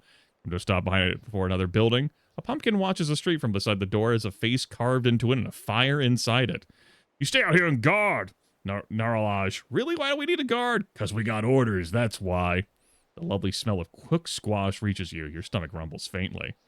Naralaj rummages around his plastic bag. He pulls a slime gobbet from inside it and smiles. Your stomach rumbles faintly again. Sizing up this adolescent, you can see that he's bigger than you, but slow and sort of clumsy. You might win in a fight. I don't have the brains. I walk up and beg for mercy. We're monsters. Attack, Narlaj. Give me your snacks. Give me your lunch money. Narlash jumps back as you burst out of hiding. His moment of fear gives you courage and focus for extra brains and guts. Recovers from his startlement and screws his face into an expression at least as mean as your own. Holds up his paws and bends his knees. Any last words before I make you my lunch? You have 1 hit point. Yep. Balls his paws into lumpy fists and starts punching the air. So I step his attack and kick him. He stumbles back, knocking over the pumpkin. Melted wax spills from its eyes and mouth, losing 5 health. Gets ready to charge at you, heedless of the melted wax in his path. Bide my time. Let him slip. He loses footing in the melted wax. He cries out in pain. He picks at the top of the pumpkin and holds it up like a tiny orange shield.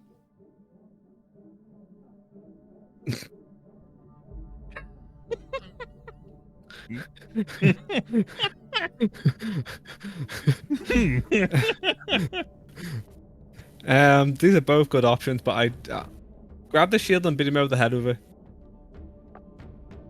He's too strong. He beats you over the head instead. Fall back into an alley, hurting but still alive. Oh, Fire Touch Pumpkin pulls at you as you run away. It's so tantalizing and rich, but it's too late now. If you stay, you will die. You're still hungry, but the herbs you ate earlier keep you from getting any weaker. For the moment, you lose that exchange. Yeah. I shouldn't have gone for the fun option. Should have done the smart option. Kicking wax also did seem like a fun option, admit it. It did. Like, take this shield. Right. He seems strong, but, just pretty slow. And you're like, I'm gonna fucking take your shield and beat you. Imagine if you're like at a role-playing table. You fucking your enemy picks up and grabs the shield. And you're like, I'm gonna grab the fucking shield and beat him over the head with him. The DM just looks at you. Yep. I've had that look before. All right. Back to the coop gate.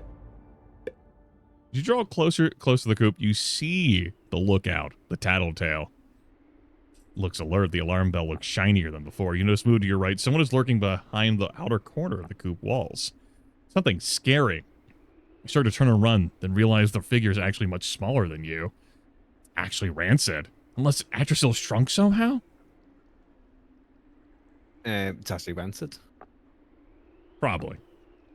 Tiny Atrasil is digging in a puddle. Small claws pinch green worms and hold them up in the light. The elder suddenly looks up, listening intently.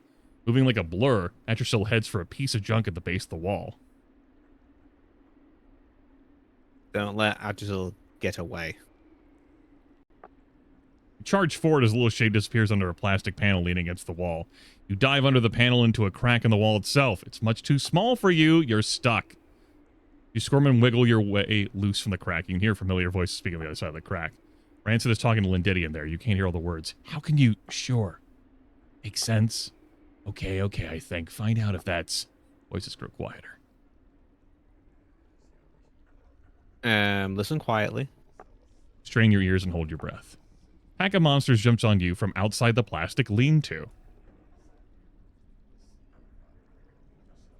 No, it's a coterie. You restrain yourself. Rancid, Ruck, Lindidian, and Gory peer at you. They stand back halfway to the coop gate, which is cracked slightly open. You were right, Rancid. She looks you in the eyes. That is you in there, isn't it? I told you. I'm right. You're bigger and you look sharper. Show off my clothes to impress Ruck. Hey, hell yeah. Ruck claps their paws to the light. But our friend still has the same faint aroma.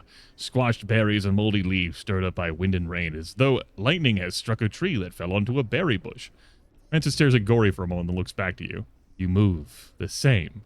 And your eyes are the same. It's you. Everyone nods. Yay! Yay! Ask for food. Oh no, wait. Tell them that I've missed them. It's been horrible out here. I got beat up by another guy. We too have missed you. No one else can give me a good fight except Lindidi. We're working together like before, but we don't, have any goals. Need your spark. Ruck bounds under the plastic sheet and claps your shoulders with both paws. They have to reach up to do it. Tried imitating you to help the others. It didn't work. Like Gory said, we miss you, you big lug. Too bad Atrasil will stomp you flat if you come inside. Your aged form is impressive, old one. Now you look like you did when I first met you. What do you possibly mean, Ruck? Hungry, starving even, like a morsel who just bubbled up out of the vat. Wait right here. She darts back at the coop gate. Since the puppet show incident, the gate doesn't close quite right. The elder says someone is coming to fix it soon. Until then, we can slip out and get green worms from those puddles. I can fit through the crack. It's okay. Psh, just getting worms. I'll bring you some. Careful, it's dangerous out there. Then he returns to the lean-to. We save these just in case it's all we have right now. She rolls 3 goblets of slime across the ground. Her stomach growls. She watches them come to a stop at your feet. No, I need food. I'm so sorry. Eat the gobbets. Scoop them up in one paw and swallow them all together. What used to be 3 big bites is now less than 1. It would have been a meal before. Now it just takes the edge off your hunger. It's nice to have more than 0 flesh. It is. Yeah, it's good to have numbers. But Diddy, I see some ferals nearby. I'm calling Idrisil. Get in here before they get you. Shoo the monsters into the coop before they get caught. You're right. You should get out of here too. I doubt you want to meet any ferals. Any other ferals? Gory, shut it. I'm back soon. Can you make a sound like a bird? Squawk? What was that? Not bad, old shit. pirate. As good as could be expected. Is there a bird here? We'll try to listen for that at the crack when we can. Our alarm bell rings 3 times. Get in here now, Lindiddy, and don't forget my worms. Bell rings 3 more times. Lindiddy, get the salt back in here now. And once again, don't forget my worms. Right. Worms. Rancid pulls a few green worms from under their sweater. Great, I'm coming. Muzzlings run back to the coop gate and slip through the gap. The gate closes. You slip away from the coop with a little slime in your stomach. Wasn't much, but it's enough to keep you from weakening. You get a little sleep. Good. A little bit better. Let's do the dead farm. Turn to the farms and steal some food. Let's do eruption. Slink around stealthily and look for food. Do that one. Then steal from the farmers. More and more adolescents roam among the ruined structures while you look for food. All 3 of the gangs you've seen are looking for you. Your adolescents passes your latest hiding spot, talking about a feral that's been raiding the farms. That's me, all right. Sluggoth says we treat this feral special. Jill said this was the one who almost killed Sluggoth. Oh, sure, we all know that. Weren't you there with the boss for that fight? I had to, yes. Stack stones at the hideout. Very important job. Well, where were you? I was protecting the outside of the coop gate in case we had to retreat, you know. Yeah, I got a smart plan, I'm sure. Well, we did have to retreat when the Elder came back in. Yet the way I heard it, nobody warned Sluggoth she was back. Let's just not talk about this anymore. Juicy beetle scuttles around the base of a wall. It's one of the good ones, more filling than 10 slime gobbets. Beetle escapes your first attempt at grabbing it. It's almost in reach, but it's heading for those 2. You have the most of guts. Yep. Right after it. Healer's a danger. First from your hiding spot, run low to the ground claws, reaching for the beetle. You run into Clorp as the beetle scuttles between 2 of his legs. Hey, a beetle! And a monster, Clorp! It's the Pharaoh! All right. Clorp steps back and Shigar charges at you. Dodge to one side. Whoop. Shigar mitches at you and slams with a sharp rock. The pair loses 5 health. Now, you're getting charged. Like to keep dodging. Yes, please. Nope, that won't work. Well, you could afford to take that hit. You can't take another one. Barely. I can't take another one, though. Lord fades back. It's And almost you- like, yeah, there's a pair of some kind. They're fighting duos. Do the brains. You leap aside just as they both leap at you. They bonk together instead. Your heart keeps advancing on you with both arms stiff and waving. Different waving. Sidestep and lash out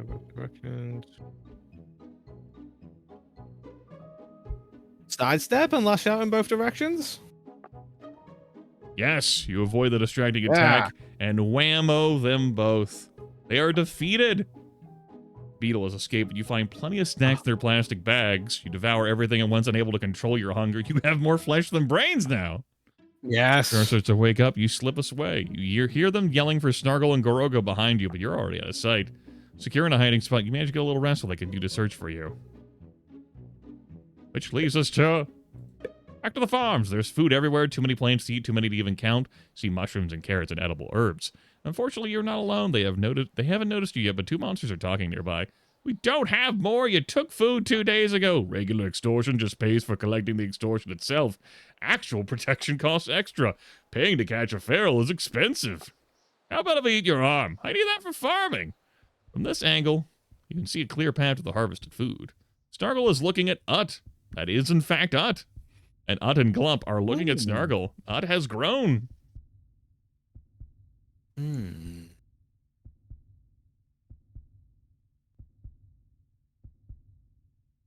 Stay in hiding.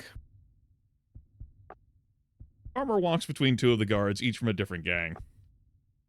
Ting and the guard from the other group both turn to watch the farmer. They make eye contact, then immediately look away and pretend to ignore each other. The Ting stares resolutely into the distance, pretending to watch for threats. It's snacking. Snargle hoots from the other side of the farm. Hey, Pumpkinhead, you guys lose any more ferals today?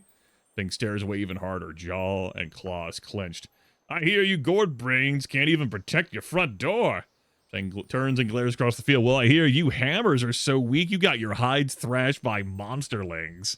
The guard laughs. You tell her, gourd brains. How do we feel about that joke?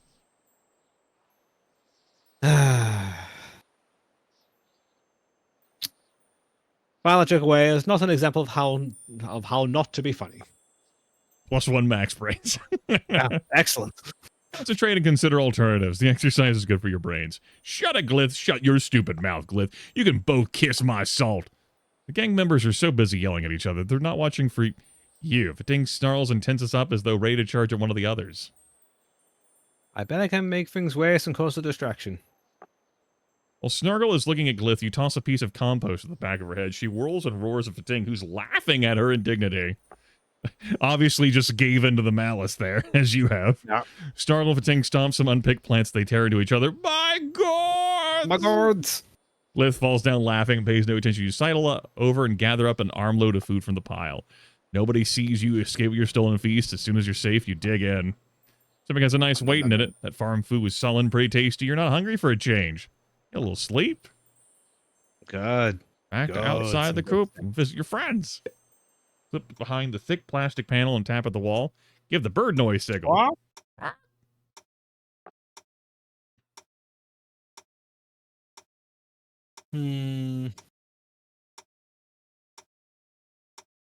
Wait patiently. We're good.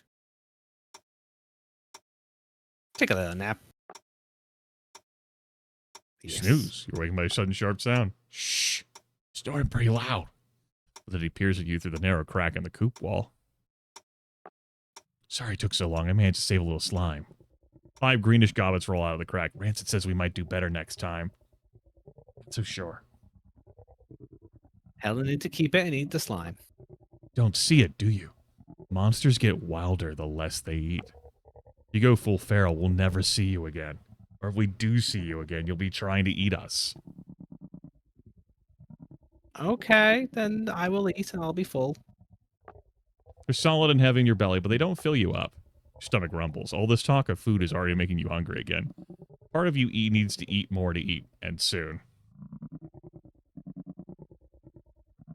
You gonna be okay, buddy? I'll be okay. Yeah, use the free brains. The elder doles out just enough food to keep the coop from starving. We don't get any big meals since the hammers came. Shh, just a second. Hey, Liddy, have you seen that newcomer, Urklum? Nope, not today. I need to show her who's boss. Okay, good luck with that. Later, Liddy. Ha! That's clever. I repeatedly sounds alliteration. As you can see, not much has changed aside from the food situation. Lena has decided she's smart now, but she really isn't. He's probably just jealous of them, did he? Liddy chuckles. We save as much as we can from our meals.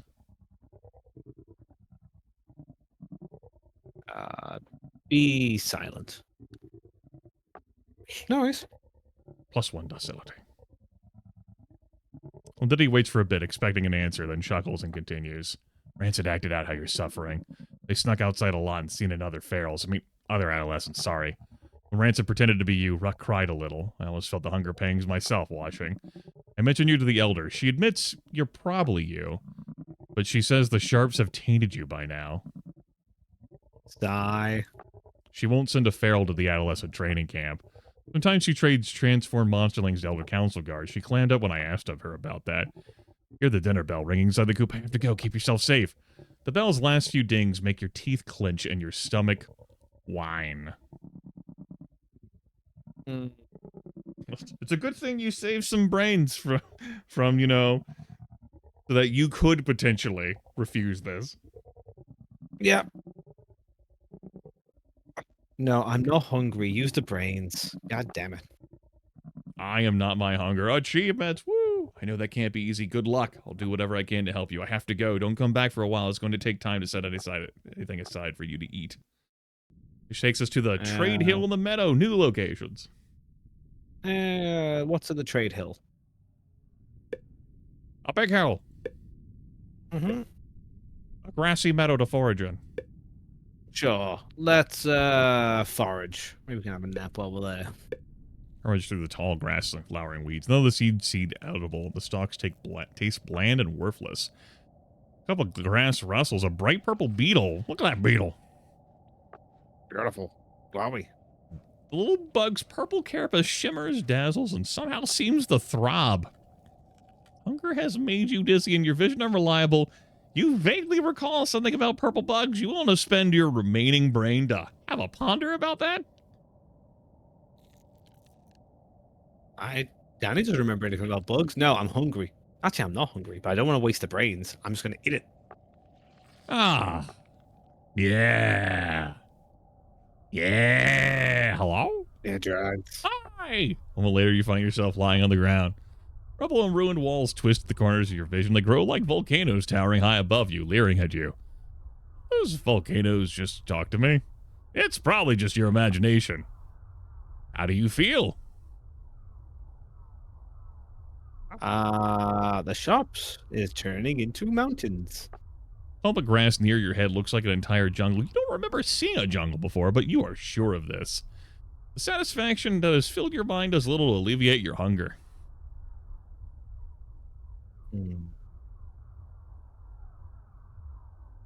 Pull myself together with one guts. You screw your eyes shut and put your claws aside your head. You concentrate furiously. You smell something burning. Oh no, it's my brains, isn't it? Dory crawls out of the jungle. Monsters eat bugs! But maybe you're a bug and a monster. It's easy to find out. See if you can eat yourself. Total sense. That makes sense. Look at your paws. They look the same as always. Do bugs have paws? Do bugs have paws? Do bugs have paws? They surely do have paws. -1 flesh. Achievement unlocked. Can't help taking a bite to see. Ow. Live like a bug. Bugs aren't lonely. There are so many kinds all getting along, sometimes eating each other. Bugs eat grass. You should eat more grass. Eat some grass, like he said. How is this voice doing for you, Dan? You liking this? I like it. I like it. Big fan. Your stomach is turning inside out. I have to go. Thank you for visiting. Dream hunger isn't as real, as painful as real hunger. You do a little dance, pretend you're a human. You're not sure exactly what it should feel like. Walk around in human shoes and wave at human friends. You watch images move on a big piece of glass. Hey, the images are of you in a meadow somewhere. You're asleep. Glass screen, a broad shadow falls across your sleeping body. Did you hear that noise in your real ears, your dream ears? Oh no! Oh. Everything continues to twist and turn slightly as you move your eyes. You leap up. Someone is here. You didn't see this adolescent arrive. Whether he's real or not, he's reaching for your neck. Neck my neck. Hi, I'm Ref. You look weak and helpless, and I'm as hungry as I look. I see. Okay. Roll out the way. The very last instant, you avoid the stomp, and he loses health. He was very committed to that stomp. Ref plucks a paw full of dried grass and holds it close to his body.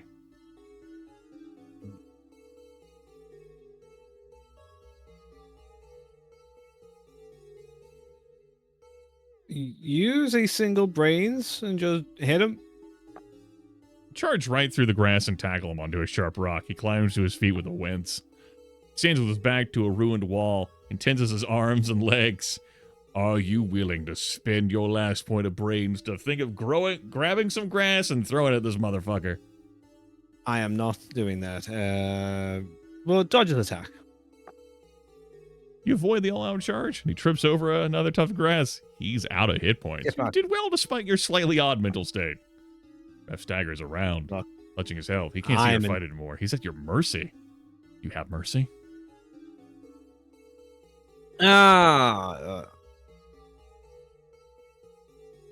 Take a bite out of him.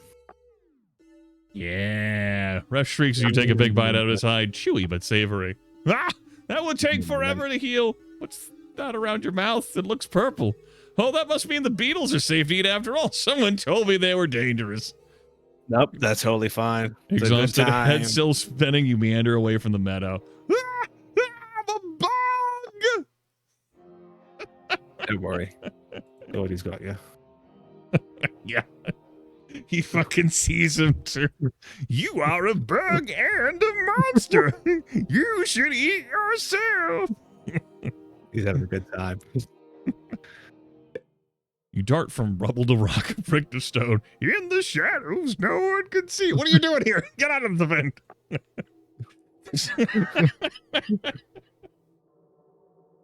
I'm trying to walk it off, okay? Whoa. There's nobody else here, but you're always ready to hide. It's been a while since you've seen a friend.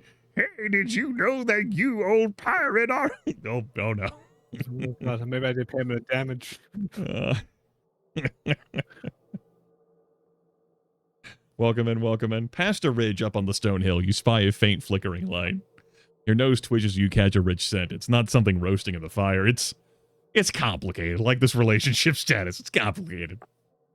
You've never smelled this before, but your mouth and throat fill with drool just thinking about it. Are you a swallower? Or do you swallow or spit? Yes. A perfectly cromulent way to transition to asking that question. You can't accuse me of being gross here at all. Yes. Swallow. No, I will take no further questions. No more questions. The source of the complex odor is two monsters working their way up there. You tell Sophie. I had to answer a swallow or spit question with Grimith today. That's the one answer. Yeah. Is it going to be Gubby? Oh. Does it smell like cinnamon? You draw closer, the aroma becomes familiar, almost sweet. You recognize them from the trough, where they argued with Snargle and Fating. They didn't seem very clever. What is rat milk cheese anyway? Yop shrugs. All I know is Mirimmi will kill us if we don't deliver it. If we don't deliver it, it'll be your fault, like always. Liar, you're the one who messed up last time, remember? Yop kicks Glyph in the backside. Both monsters almost drop the box they're carrying. Glyph stares at Yop, breathes heavily, then calms himself. Okay, I'm not perfect either. They heft the box between them again and start moving up the steepest part of the slope. This feels like the sort of thing where you're having like a fucking escort mission for something heavy and fragile, and you're trying to like carry it in a three-dimensional space, and the DM sends like fucking harpies or eagles after you. They're so focused on the box and their path, they have no idea you're here. Your monstrous instincts rise up with your hunger.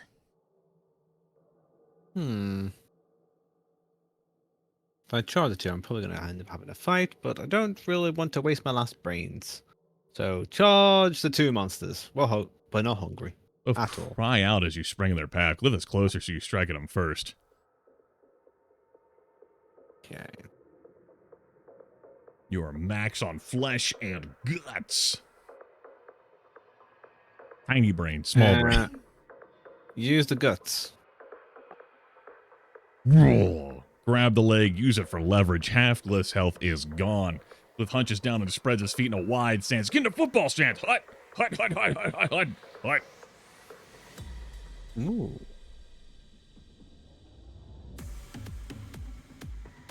The music tickling our ears in the background. Although the first option for powerbomb does sound good, I'm going to circle around and kick him in the head. It does sound like fucking. And then you pick up the shield and bash him in the fucking head with it. Nah, I'm learning. Cliff somehow fails to see that basic maneuver coming. Bop. Springs at you head first. Duck and kick. Usually dodge the headbutt, then kick Glyph from behind as he moves past you. You're faster than Glyph and smarter and much better looking. No wonder you won. Glyph is unconscious and rolls down the hill. Yop looks nervous, but he steps forward to fight you as well. I'm smarter than that idiot. You'll see. Yop skitters from side to side, but stays between you and the cheese. Trip Yop. Yop stumbles and almost falls on the hill. He catches somebody who's a bit scared. Yop circles carefully and slowly, putting you between him and the steep down slope. Wait and trip him when he attacks. No, he thought so. He's ready. You recover your balance. You lost 5 health. Yop moves toward the cheese. Ignore the cheese and kick Yop instead. It's a good shot. Yep. Yop makes an uncomfortable noise. Yop goes all out trying to push you off the cliff with brute force. Dodge and circle. Charge. Nope. Yop teeters on the edge. Your follow-up slap makes him shriek. You've done it. Yop is worn out, and you're not. Yop dives down the hill after Glyph, afraid for his life. Lost a little bit of flesh there. +1 max brains and guts, though. As soon as you're out of sight, you sink your teeth into the rat milk cheese. Ugh, so good. Well, huge guts. Some flesh. Huge flesh. Huge potential brains. Need to get some of that back. Need a nap. Crawl behind the plastic panel and make bird noises. Rick looks a little wider. Are you deflating from hunger?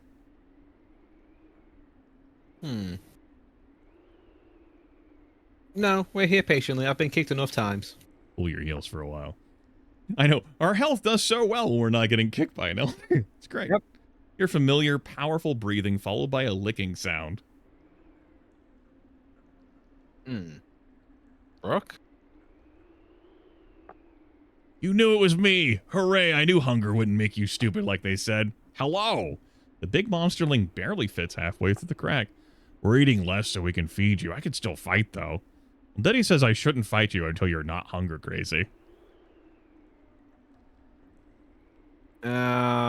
Say nothing. 2 gobbets of slime roll out of the crack. This is all we have. I don't have nothing to say now. Just gobble. Sorry, guys. I don't have the brains to say thank you right now. Balls are poorly made and extra chewy. Your stomach grumbles. Be quiet. The hobbits don't even seem to have any weight in your stomach. They're barely better than nothing. Ruck grins at you. It's a stupid grin. A stupid, annoying grin. Nope, that's the hunger talking. I will use my brains for that. Monstrous rage bubbles up inside you. Red hot, then white hot. You will show how angry you are. Why bother to come if leaving leaves you as hungry when you arrive? You will scream in Ruck's stupid face. Why does Ruck get to be safe in the coop with regular meals while you have to starve and suffer? Ruck pulls partway back into the crack, but not fully out of reach. The big monsterling shows no signs of fear. Rancid tried to convince Atrasil that you were tame.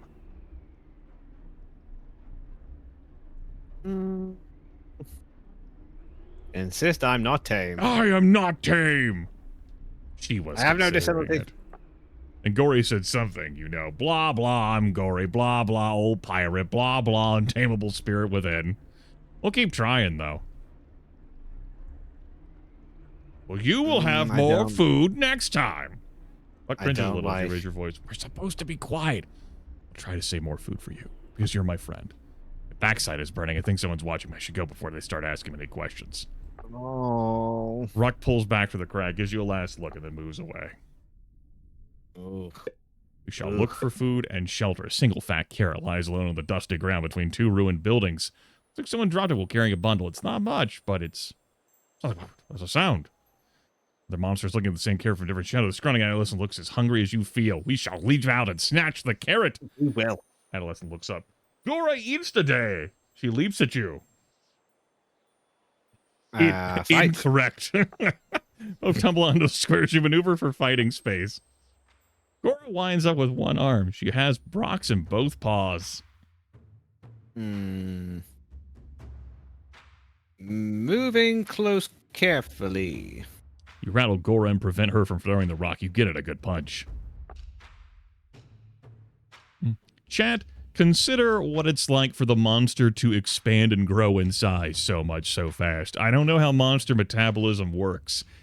This seems to be a unique case, though, compared to all of the other monsters around us. So it is possible that this fire is always burning, baby.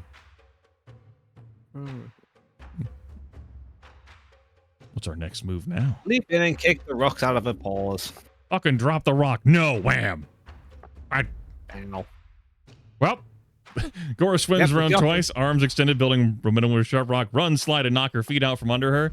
She almost drops her rock as you ram your feet into her legs. Gora prepares to heave her sharp rock directly at your head. Do a cartwheel! Look down. No cartwheels. Unnecessary. Whoosh! You manage to avoid the rock. Gora roars and runs at you, menacing with her claws. Trip up. Yes. There's enough for you to prevail. Lose a little bit of flesh. Gora glares at you, then falls down, too weak to continue fighting. You will eat the carrot and regain that flesh. Braying laugh echoes from nearby walls. For them both. All of you. Jill and Gorga grab Gora and bite into her hide. Slugoff said Gora would be spared. I don't have to tell the truth to bait.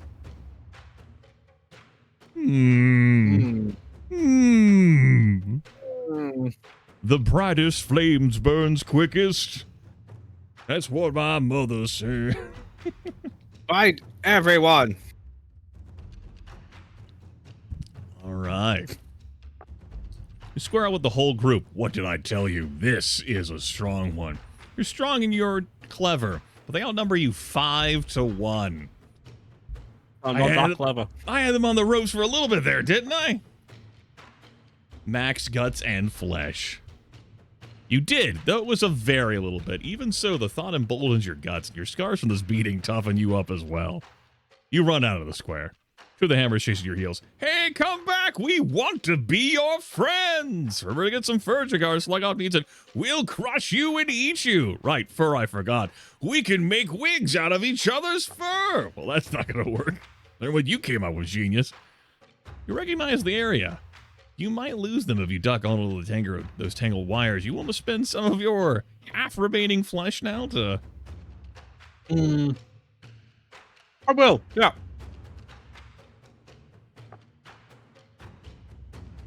Ow, ow, I'll meet you on the other side. Check for fur on the barbs. You draw close to Ut's old hiding place. You're thinner than the monsters chasing you. Maybe. I'm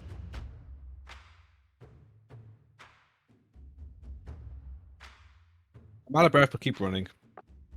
Put all your energy into a sprint, but they get their paws on you. Clorp sits on you. Fur, don't forget the fur. I won't forget again. Jagar rips a bit of your fur free with his claws. The kicking starts next. It doesn't stop for a while. Clorp and Jagar ignore you for a moment as they figure out how to get back to Slugoff and the others. Keep away from your pursuers and conceal yourself at a familiar spot. And then it keeps you from weakening further is the bit of carrot in your belly. Well, you got max flesh and guts, but you spent 6 of your guts and, yes, flesh. Your flesh has been spent. It went down. I fought everybody. We went down fighting. You definitely did fight everyone. That's going to be mean to our friends. Under the plastic panel, you get to pause as your overpowering hunger gnaws at your belly and your head. Something smells delicious for once in the thing you think about. Old pirate, it's good to see you. You're smelling gory. He's dripping with flavor. Bottom one. Now, calm, friend. I have some slime, but what you need is a ruthless interrogation of your inner self, or as I like to call it, polite conversation. Hair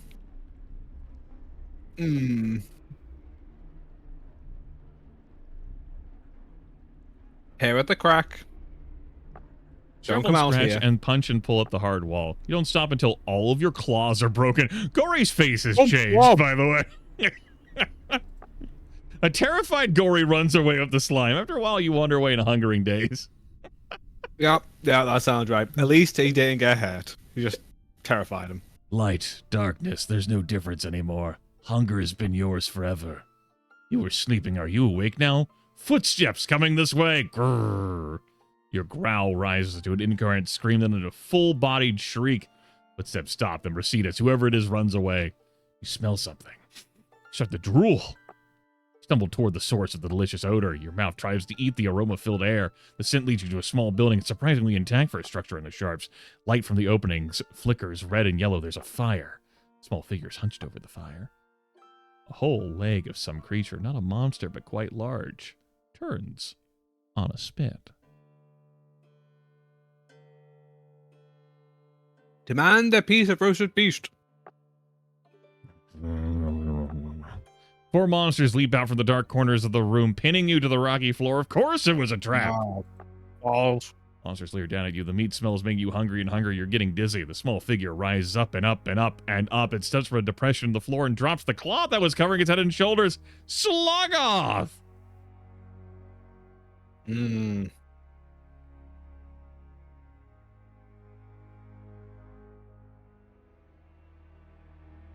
Sluggoth, the monster whose musty scent would know it, just a monster who led the attack on the coop.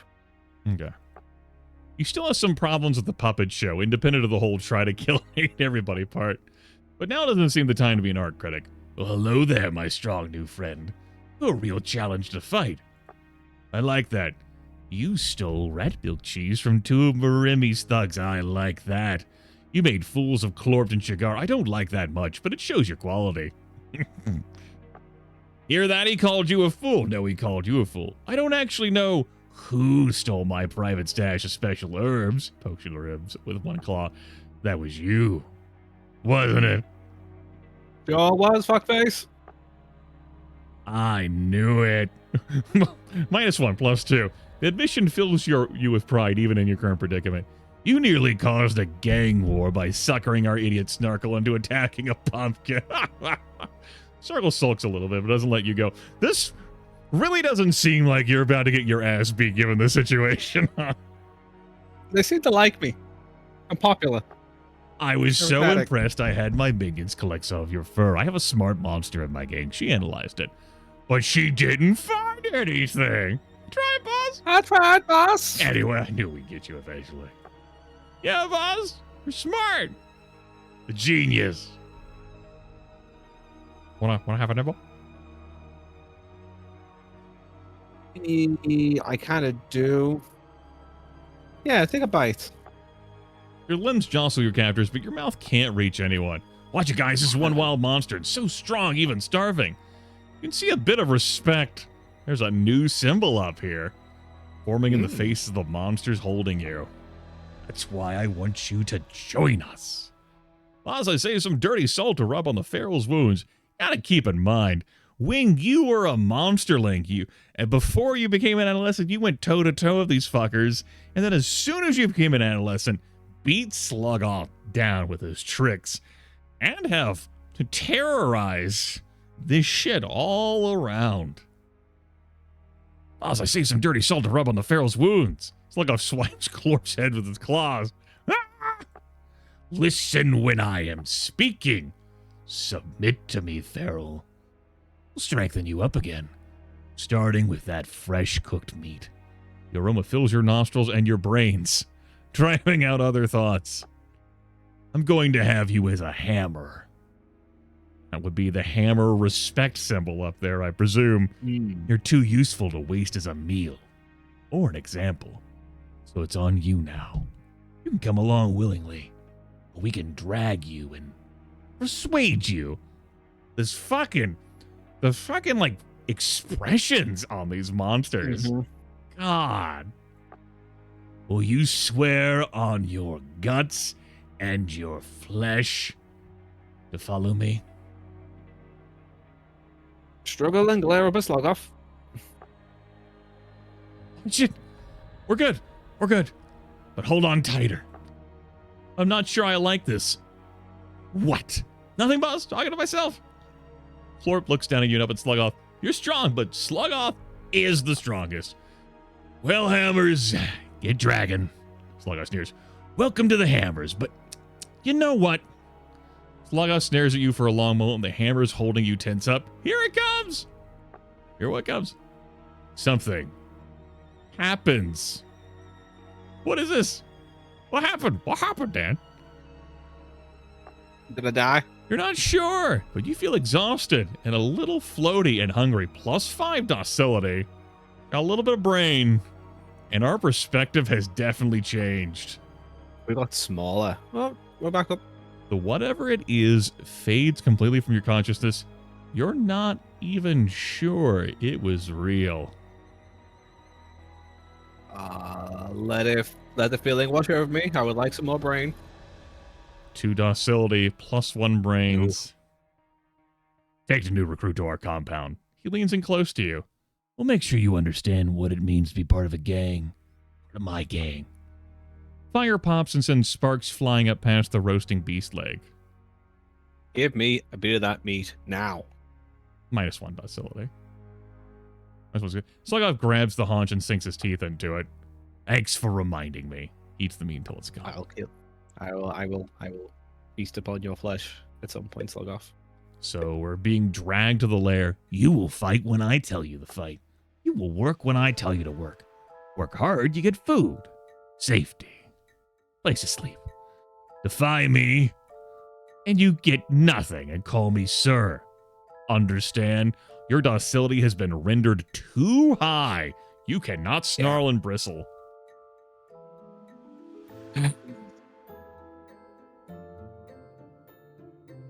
Just keep quiet and nod. Mario slacks you with the back of his paw. I'm dead. It's yes, sir. Look up, pat you on the head. Good pet.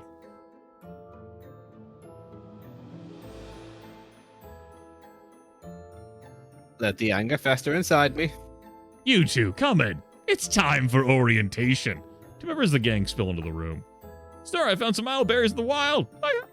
Eat Snargle and Gorogo. Disappointing monsters. Working hard to disappoint you a little less every day. See how you handle a little responsibility. You'll bring the new hammer up to speed. Oh, boss, what about the newbie name? Oh, right, you join us. We call you something at first. It's a nickname, a pet name. Pet name, that's a good one, boss. What do you mean, then? Suggestions, Claudes? Sharp Claw. Slight Face.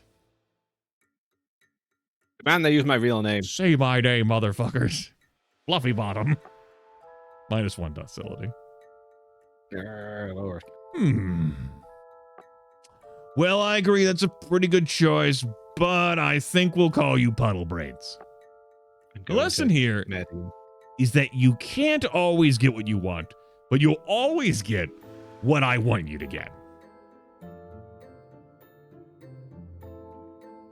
Visualize a truly terrible revenge. Ah, yes, the image of Sluggoth tossed to some deep hole, perhaps buried in the tick tank, brings a warm glow to your cheeks, +1 guts. Feel better. You look familiar, Puddle Brains. Did we beat you up before? I beat Sluggoth once. Liar, no way you could hurt the sir. Note that sometimes things are not marked on the choices. You got a -1 docility there. Stop telling lies, Puddle Brains. Gorogo trots in the circle, closing in on you. Let's see how puddle your, brains are. What did I tell you? Let me make the jokes. Well, this is no joke. Get in there and fight. Gorogo crunches. Snargle yells for him to dive at your feet. Jump and make him slide under me.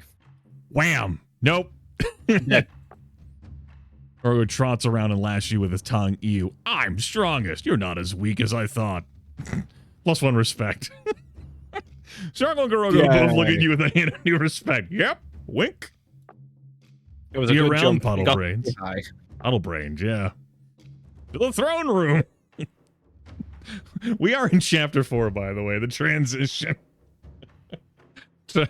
This has been one hell of a story turn. Monster Society's hard. It's like the room smells of wet fur and moldy fungus. You can hear Sluggoth moving around behind the throne. Look around while Sluggoth isn't looking. Rifles through some of the clutter. Bang! Crash! The metallic junk spills over the stone throne. He emerges from behind his throne. Don't touch my stuff. Clouts your head with one large paw. Ow. I've got no health. It's fine. Don't feel like less of a monster because I intimidate you. I intimidate everybody. He smiles, reminding you just how many teeth he has. Your legs do shake, despite yourself. Could be the zero flesh. Yep. I would like to demand some food. Wrong tone, Puddle Brains. He swats you so hard that you slam into a wall. I've already done so much for you, but I can be nice. You'll get extra food this one time. He reaches one long arm into the rubble and draws out some mushrooms. Here you go. Eat the mushroom. Delicious. See, you traded all of the not health you didn't have. You should eat whenever you can. Grow mean and strong. A glorious future awaits me. You're going to help me get it. From here on out, you eat with the others, or you forage. Dismisses you with a wave of his paw. To the dining hall. Everybody packs in the hall. They form a surprisingly orderly line. What are you doing here, Puddle Brains? You've done nothing to deserve food so far. Get in his face and ask him, get him to repeat it. You take Orogo's personal space and stare him in his eyes. He takes half a step back, bumping against Joel, who flinches. Don't worry, Puddle Brains. You'll make yourself useful. As food, maybe. You won't last long, whatever the boss says. Ghost, I almost killed Slugoff once. The chains are slowly being unraveled after the fucking mind control powder or whatever fucking Slugoff threw at you. I wouldn't lie too loudly if I were you. Someone might decide to shut you up forever, you know, by killing you. That line is a table piled high with food. No slime, just meat and plants. You feel your monster's hunger rising up inside you. Your greed is coming to the forefront. Shove my way to the front of the goddamn line. You force your way forward. Hey, bud. Slugoff swats you to the floor. Ow. God damn it. You see anyone else cutting in line? They know what happens, they do. No food you this time. Oh, well, yesterday, Pamela, you get some extra bugs. Thank you, Sir Slugoff. As you exit the hall, you hear more than a few harsh, disagreeable whispers. Look around and see who's arguing. You see Snargle sharing something with Gorogo. For once, they're not shooting sour glances your way, but you don't catch what they're discussing. Well, all go fuck yourselves. To the pasture. To the pasture with Joel and Snargle. All right, off we go. Hammers 3. Slugoff rewards us if we can get some of these special herbs. It's risky, though, but even if there are guards, we can sometimes still get something. All the others along a winding path among the ruins. There are more buildings here on the north side of the Sharps. You're not far from the vat. I managed to go tasty morsels and devouring them. Your stomach growls the thought. Have you ever seen one of the decrepit ones? They're adults who fail to become elders. That's why it stinks here. Hey, it does stink here. Snargle leads you up a ruined tower and gestures below. You see several huge monsters. Their bodies sag like rotting pumpkins. Joel clambers up behind you. One of his tendrils slips on the rocks. Bits of gravel fall to the ground. Snargle points at one adult that looks much less solid than the others. Translucent hide stretches over jelly-like flesh. They come here to die. You can't help but imagine Slugoff, grown in age, turning to living slime in his last days. Get some malice. There you go. Yeah. Both your companions chortle. Yeah, look at that.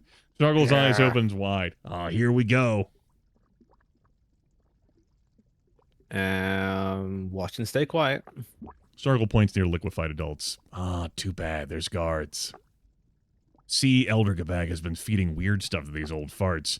You mean Elder Batrag or something like that? It's Gatag. Matrag, like a mat. Don't you get it? They're both wrong. Didn't one of those guards say the name to you once? It was Gratrag. Oh, that's it. How did you know? Instead of your misadventure at the vat, you find yourself remembering? You remember the Elder's voice, which you've never heard. Deep and rich. I truly am sorry, but it has to be this way. What? The guards are adults, and big adults at that. They're several times your size. Each guard holds a pole topped with a metal blade. We actually go down there, they'll kill us and eat us. But Sluggoth figured out a plan. We can distract them, someone can sneak in and take some herbs.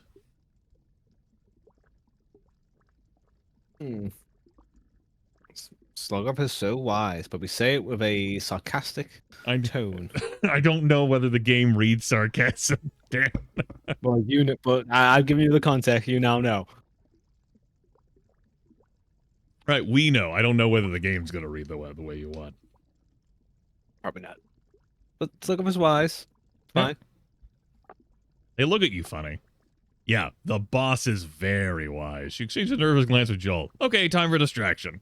Knocks loose some crumbling mortar and small rocks. The rock falls, bounces, and splashes into an old monster's gelatinous body, causing it to shriek.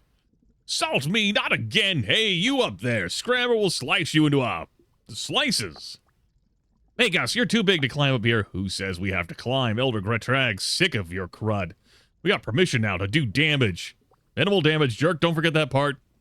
Before we weren't supposed to mess with the ambience, whatever that is. Now we can wreck it. Minimal wreck it, jerk.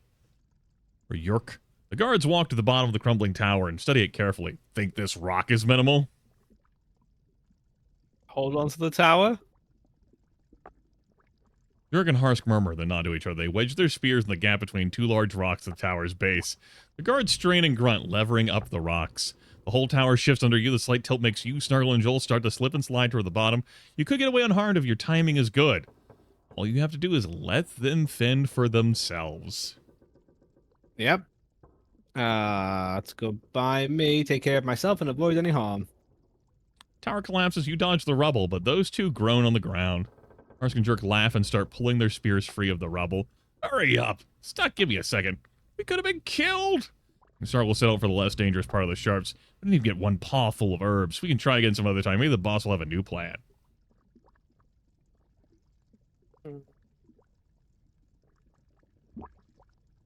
Just agree that we can try his idea again. I'm not wasting brains on these two. Gonna be gaining docility, I'm sure. Yes. But how much? Only one. Good. That's fair. Snargle and Joel keep looking at you on the way back to the lair. Whenever you catch them staring, they look away. Perhaps you citing that you're pro boss they were not expecting. Total conversion. Have a sleep. Oh, Maybe you could have had that Yeah. sleep sooner too. Yep. Do the bottom one. I want brains and guts. Oh. Well, what's that shaking you? 5 more minutes. For a moment, someone kicks you in the belly. You open your eyes. No. We're under attack, and they're serious. It's fight or be eaten. They knew the boss wasn't here somehow, so they attacked. Where is the boss? Sluggout doesn't have to tell us what he's doing. He's the boss. Come on, let's go.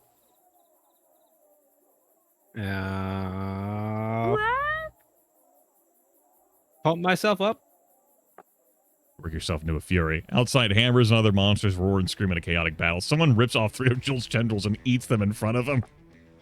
Good lord. 2 monsters knock down Biri and start hitting her with rocks. Clorp shoves them back and they start hitting him with rocks. Protect our lair! He charges the closest enemy as several monsters circle around behind him. If you wish to charge, stand out of reach of the attackers, or slash Gorogo's backside with your claws, remembering the fight you had while you were super weak and had no flesh. No, I guess we'll help out. Charge! You blindly attack the other adolescents, leaving a trail of chaos and destruction in your wake. Everywhere you go, hammers look at you with interest. Not a lot of gratitude, but at least they're paying attention. Passing monster tries to punch you, but she doesn't get close enough to react. Someone else swipes you with its claws. Looking around, you see that neither the hammers nor the rival gang are fighting in an organized way. Just a bunch of smaller, bloody tussles. Take a moment to really focus on the fight. You breathe in, then out, then in, then out. Little details leap out at you. One monster's slight limp, the way another is favoring her right side.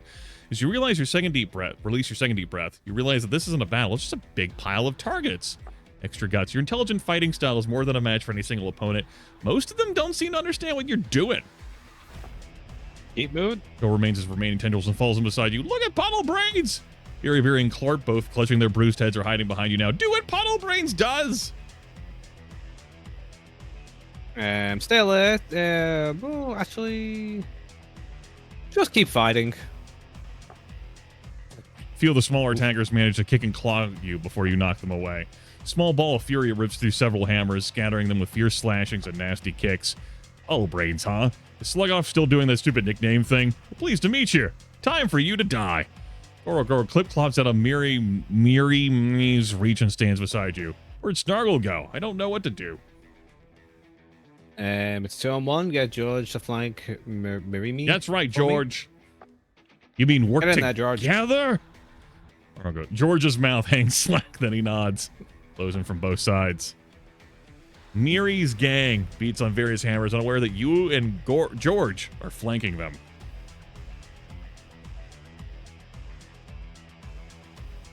You have 1 health. Let's go for the brains.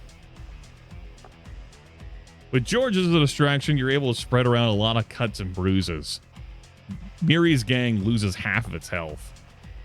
Miri's gang, their group draws together, back to back to back. Hold up and wait for a better opportunity. Group waits. The other group waits and starts moving once they see you're not coming closer. Attackers charge directly at you, ignoring George from behind. Yeah. And signal George. George bowls several monsters over and laughs. Then he kicks someone while they're down. Miri and the other monsters fall back to good ambush positions. Throw rocks at them from cover. There they go. Get out of here. Down. You guys see that? That was awesome. Fleshpoint is back. All the hammers still on their feet. Cheer and hoot for you. Miri's gang starts pulling itself back together and attacking the hammers again. Miri herself shakes her head and flexes her claws. Okay, I'm ready to go again. Miri steps over to Joel and aims herself in your direction. Going for an all-out attack now. Use my superior size to smash it down as she gets close. You knock her to the ground. Wham! You have the superior reach. Miri rises up again, then raises 1 foot off the ground in a weirdly controlled pose. Circle and punch it from the side. Miri tries to pivot and kick as you maneuver around it, but your reach is greater. Miri ducks down and covers her head with both paws. Ooh. Have a big rock. Yeah, use a rock. Like a rock. Wham! You lift it, her gang throws rocks of their own. They bounce off it. Yours doesn't bounce. Miri's gang flees, shouting and waving their arms. Some of them run into walls in their blind panic. Hammers whoop and waff. Nice going, Puddle Brains. 9 respect. He picks up one of the severed tendrils. He tries to stick it back onto the stump, but it won't stay. Orpth and Beery try to help each other get indoors, but neither can see well enough through their injuries. They both end up lying in the street unconscious. Fighting. George looks you up and down curiously. Where'd you learn to do stuff like that? To the lair. Wake up! You open your eyes and find yourself alone in the ruined street outside the Hammer Lair. When did you fall asleep? Not sure, but you've been out for a while. Your mind feels fairly refreshed? Yes. Indeed it does. Yeah, refreshed and refreshed. Blinking and yawning, you take stock of your situation. The Sharps is all around you. There's nobody here to stop you from running away. And here you are, not moving. Huh. Weird.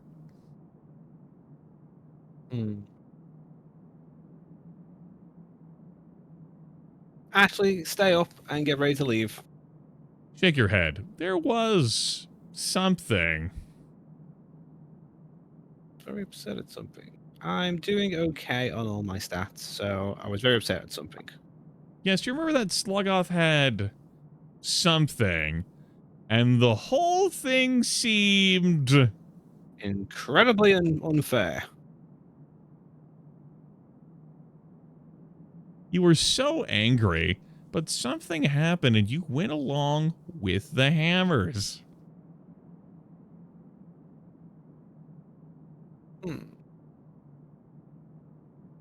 almost like he's trying to constantly addle your brain to get you to play along. Yeah, actually, why am I standing here? Why haven't I already left? You feel like you've decided quite firmly to go, but your body isn't moving. Move.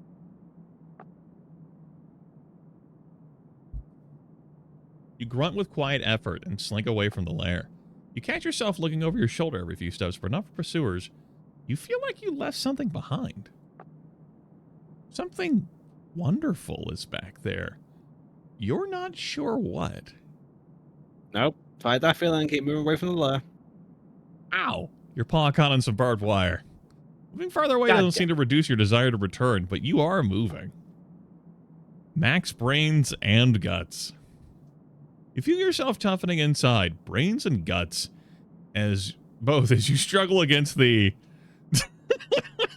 like, here, now that I got my +1s, I'm going back to bed.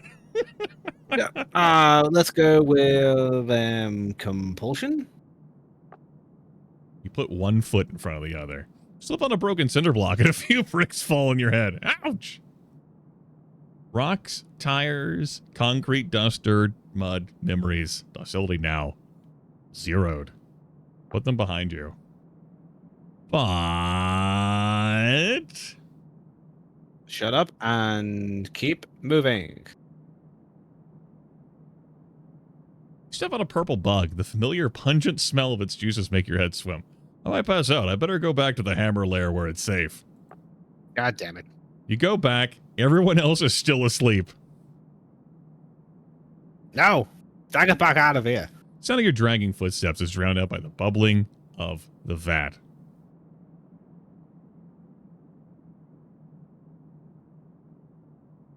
Stop moving and use a morsel of the... I'll get a morsel, scoop a morsel of the bat. I'm hungry. Fish around. And your claw snag a small morsel. It looks at you without comprehension. Devour it. Glomp. Not bad. Extra brains and guts. Mm-hmm. Your ongoing battle continues to exercise your inner resources. Your feet feel as though they weigh more than your entire body. I hope I have enough strength to haul myself back home to the hammer lair. Keep moving away. Oh no, to continue moving away from the lair, you'll need to go up that hill. Oh, it's a good thing you have a single point of flesh now. Yep. Push my resisting body up the slope. This isn't getting any easier. Your insides want to go back. That's We've it. That's as far tapped as I can out on go. flesh. Go back and fucking sleep, damn it. There we go. Resolve. Whew. Ah. God damn it. Okay, dining hall. Let's get some food. We need some fucking flesh. Go to the dining hall again. You monsters elbow and smack each other as they pass through the door to the dining hall. They calm down when Slugoth can see them inside. The hammers form an orderly line. Nobody out of place. Join the line and wait my turn. We have learned. Take your place in the line. Get a fair share from the pile of nuts and beetles. Eat it all. Delicious. You definitely did need some flesh. Sluggoth stops the last monster as she reaches the table. Berry, you made something explode again. You keep exploding things, you're not going to get any food. Sir, I do all my experiments for the good of the hammers. Sluggoth lowers his voice to a rumbling whisper and peers at her from beneath his lowered brow. Do you want to be next? No, sir. Berry walks away from the table. I mean, if you find a way to make Miri explode, that wouldn't be so bad. Berry whispers to herself. You only hear her because your food fell right where she's standing. Just trying to help.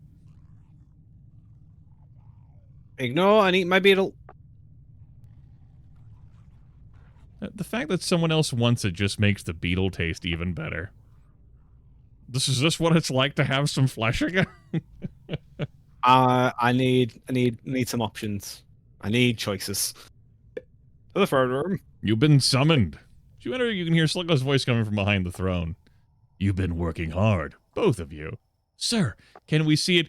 Yeah, but stay right there. No touching. I don't want you getting any slime on it. Snargle and Gorogo. George, haven't noticed you.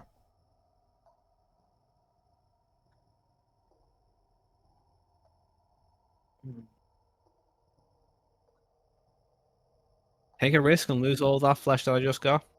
It's guts, but who knows what may come from it. You have 0 docility. But who knows what's happening over there? You know what? You're right. Don't. Let's keep the flesh while I can. It was guts, but yes, who knows what will Yes, happen. but the consequences for using the guts would have been my flesh. Who knows if, Slugoff would have just kept beating the shit out of you. I keep getting kicked in the dick. Well, they keep kicking me in the dick.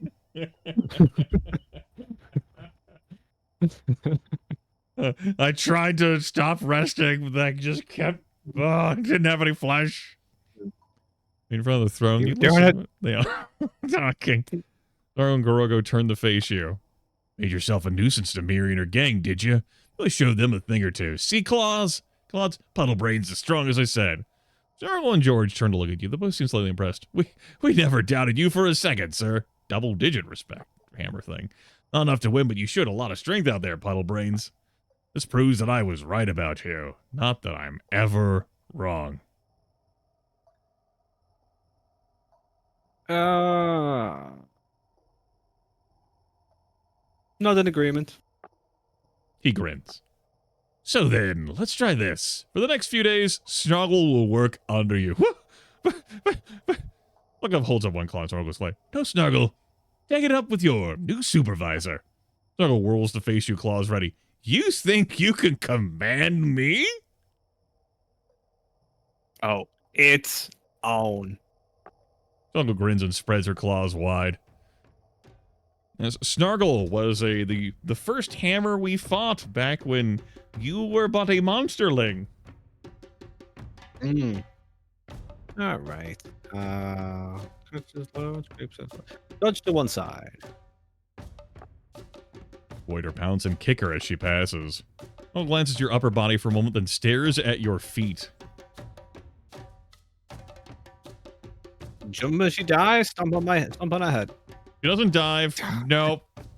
It was a tee. Never were. Snargle stares at something behind you.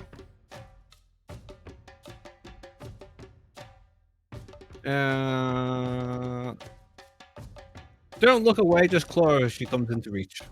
Yep. It was but a trick. Snargle holds up her paws and smiles in a friendly way. Her great eye radiates incredible sincerity.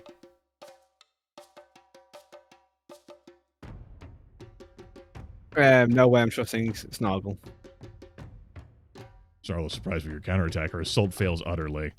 Snargle emits a quiet whining sound and plops down on the floor, shuffling away from you, trying to conceal a limp.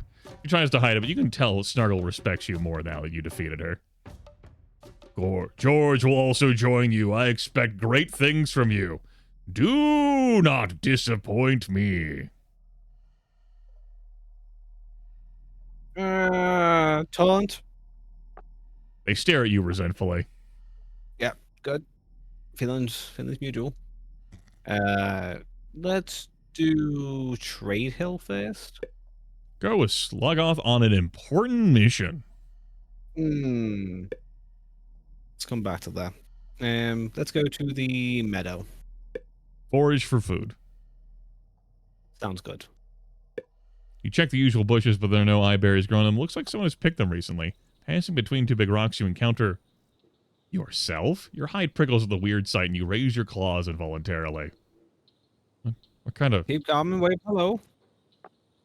Monster waves back, a perfect reflection of your own gesture. Smaller paws, though. Rancet's paws. Without you, things are duller. Diddy has no ideas. Ruck doesn't want to fight. What? And Gory is talking to rocks.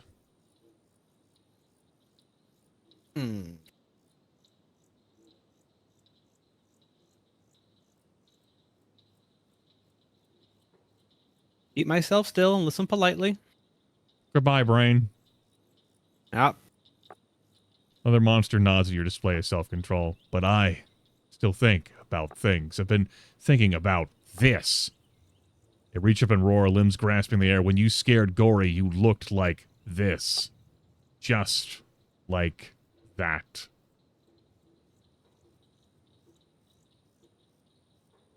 It's true. Explain I was mad from hunger. Rancid cocks their head to the side but says nothing. They step forward, mimicking your natural gait. And another step. Another. Meet Rancid halfway. Step by step, you and Rancid come closer. Rancid reaches out a paw. There's something in it, a red flower. It smells delicious. It's all you can do not to snap it up instantly. Found this. Saving it for coterie. To soothe everyone's aches and hunger. You will eat the flower. You pluck the flower from Rancid's paw and eat it. It's sweet and savory. Rancid shakes their head. You need control. If you can control yourself, come to the crack in the wall. When Diddy needs you, Ruck needs you. Gory need to talk to someone who's not a rock. I need you too.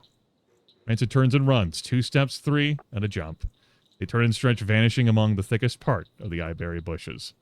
You are alone in the clearing. My greed wasn't even that high. Apparently it was. Unfair. Dirt farm. You shall join Slugoff and visit some farmers. Sure. Let's be his wingman. The trough is as soggy as ever, though this little patch smells slightly nicer than most. The moist ground has a rich, earthy stink to it. You see these monsters? They broke their spirits myself. 2 filthy adolescents look up as you approach. One of them sighs sadly as he sees Slugoff. The farmer's gaze shifts to you. His eyes go wide in recognition. Little farmer bolts. What? Get him! You take 3 long strides and catch Ut. I remember Ut. It's the monster who tried to sell you to Slugoff when you were a newborn. As an adolescent now, he looks weak, weaker than he tried to keep Ruck. Rolls himself into a ball. Please pity Ut. Ut is just a farmer now, please. Give him a little kick. Kick. Ah, feels good. Well, it probably doesn't feel good to Ut. Other farmer sighs. He cries more than he farms, Slugoff. He cries more than he farms, sir. There. Slugoff is standing behind you now. You feel his hot breath on the back of your head. What?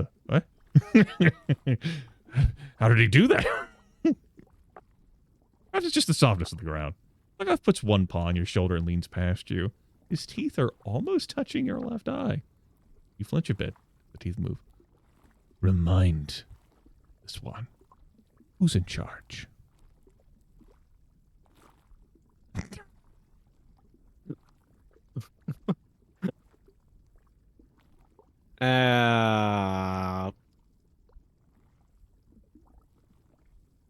Heck lump. Got a little bit of dust cellar there for following directions. Perhaps a careful review of your options. We'll is in know when order. it's time. Thank It's you. not a long game. Thank you, Summer, for the money. Do note, by the way, folks, the alerts are louder. I have not adjusted their volume down, while the volume for Dan co-commentary has gone up. Glump looks from you to Slugoff and holds up his rake in a defensive posture as you get into a fight. Oh, okay. 2 rounds. Let's see.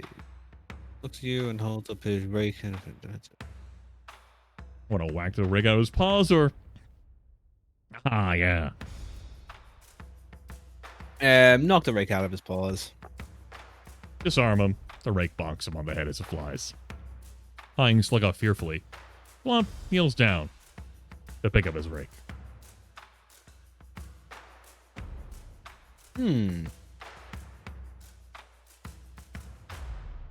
On a show. Want to see if I can be gentle? Slip and fall in a way that makes Slugoff think you're trying to hurt Glump. Glump stays down. You like water achievement.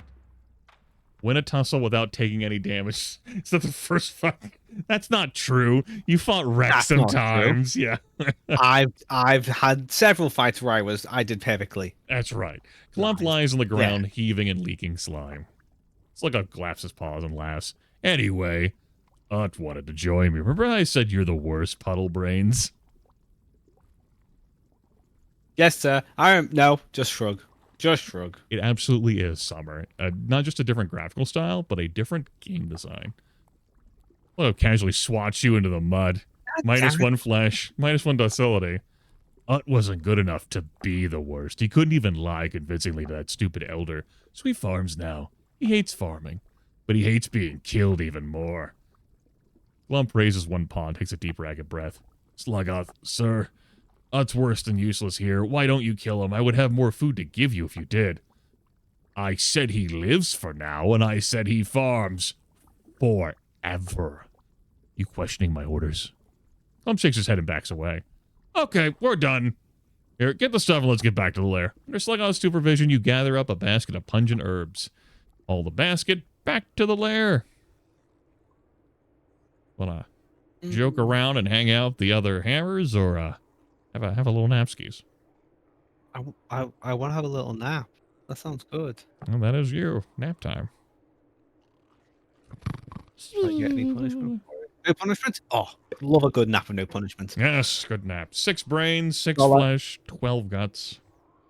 Not like when you nap and miss an Amazon parcel. That's a nap with punishment. Oh yes, Summer. This All right. this game has been, I would say, pretty fucking bleak. It's been cruel. Sluggoth's mission involves carrying 2 boxes somewhere just outside the Sharps. Despite his great strength, Sluggoth doesn't carry anything. This sounds like a fast track to losing flesh. It does. I'm going to keep my complaints to myself for the time being. You remain reasonably stoic as you shoulder your burden. Remember my rules for Trade Hill. Don't say anything. Don't do anything. Don't even think.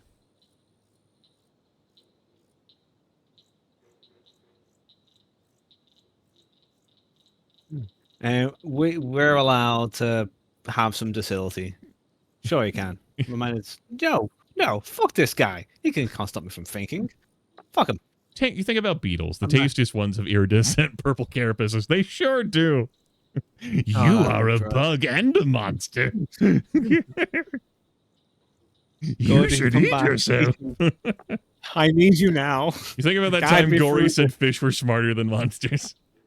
You think about a huge monster with a giant mouth looking sadly down at you as you fall from a great height. Splat.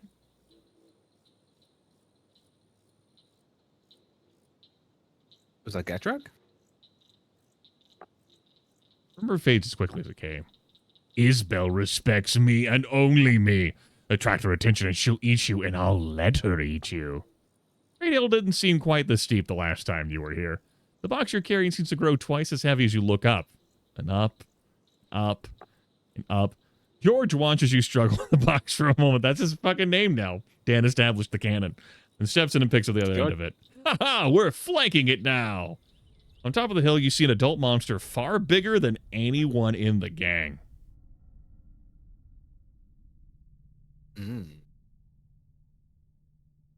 Follow Sluggoth to the adult. You walk with confidence, not letting the adult's presence intimidate you. After all, you're with Sluggoth. Oh there, Sluggoth, you have the stuff for me. Sluggoth opens a box, revealing its contents. Salts infused with different flavors. Mushrooms, different herbs, green worm, red worm, roach. Another kind of roach.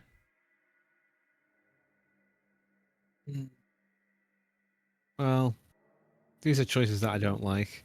Think about something else. Anything else. Think about the weather. Manage not to drool and keep you focused. After a moment, you don't feel hungry anymore. Snargle is the only other hammer who isn't drooling. She notices how you're doing and nods slightly to you. Respect. Now, tell me what are my enemies up to? There are many in Ash who know your name, Sir Sluggoth. They know the day you invade the city is coming. They fear you and hate you. They will fight you fiercely. We're like going to the Oracle, to the Seer to offer these things in exchange. But I and my friends know you will save us all. The elders will cower before you. You catch the corners of her mouth quirking up in a grin when Sluggoth isn't looking. This could also be a fast track to losing flesh. Yep, I'm gonna just stay silent for now. Keep those brains to myself. Sluggoth grins and eats up every flattering word. Isbel finishes her story and hands Sluggoth a ball of foul-smelling blue slime. Sluggoth devours it in a single bite. Bill picks up both heavy boxes with one huge paw. I'll see you again. Leave me the usual signal when you have enough to trade. I'll see you then, Isbell. Hammers, we're done here. Let's go home. George and Snargle don't say anything as you all make your way off the hill. How odd.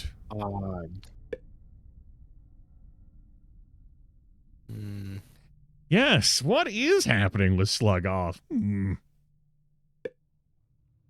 The story has been...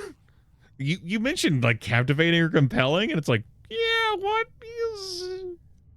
what's going on?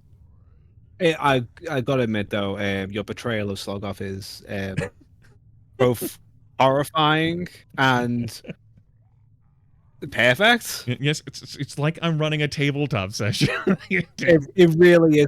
This is a great. I'm enjoying my Sunday. I'll tell you that much. Sophie brought me coffee and a hot dog earlier on. I'd like. You know, monkey with a stick, sure, but what is this? Grimith we're role playing. Something seems. And I can't seem to die. Yeah. Thanks. Somehow, yet something seems different about the dining hall today. The crowd already inside seems agitated. The hammers line up under Slugoff's watchful eye. He steps away from the table, revealing less food than usual.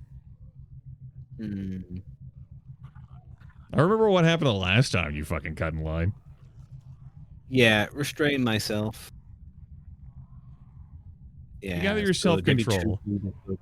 Yeah, maybe that'll be good enough. Tamp down the greedy impulse. What gives, boss? Who didn't do their share of the foraging? Slugoff stares at Pabalot until the smaller monster crouches down in submission. Just wait. Just wait. The tree of the hammers must be watered from time to time with the slime of the weak. Oh boy. So no line today. Oh. Who's the strongest? Let's find out. Ah, the elder did this. He turns and walks out of the room, leaving the table unguarded. Monsters claw and bite and kick at each other. For one brief moment, everyone's too busy fighting over the food to actually get the food. Well, we could dictate order. We could get some docility, or we could do whenever you threw down with the entire gang and Slugoff. What's a fun time? Yeah, let's just do the old order. You do love order and a good cue. A bloody cue, yes. Order. You jump on the table. There's plenty of room with so little food there. A roar splits the air, echoing back and forth from the stone walls. You surprise even yourself with the power of your voice. Most of them stop fighting and look your way. Doesn't stop strangling George until Snargle knocks him away. You intimidate the hammers into a line just the way Slugoff would. Nobody gets to eat much, but everybody gets a few bites. You get some of what's left. There isn't much, but you saved a few choice bites of shell fungus. Got some respect, but you really got some flesh there. With some guts. Other monsters whisper among themselves as you walk out of the hall. They don't sound angry. After all, they just need a little guidance. I just need a nap. All right. And what's going on at the dead farm? Snargle and George to collect tribute. Pasture, to visit the pasture again. Folks, that will have to wait for a break. I have to step away for several minutes. All right. I can mute the audio entirely so they can't hear you at all. But if you want to talk to them for whatever godforsaken reason, I can leave it unmuted. It's up to you. You can leave it unmuted. I can turn my microphone off if I also depart for a minute or two. All right. I'll leave it unmuted then. Okay. See you soon. Be safe.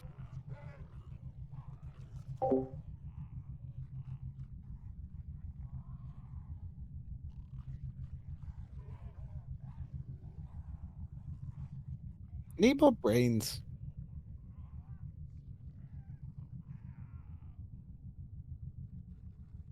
Oh. Hi, everyone. You're all right? Happy Sunday.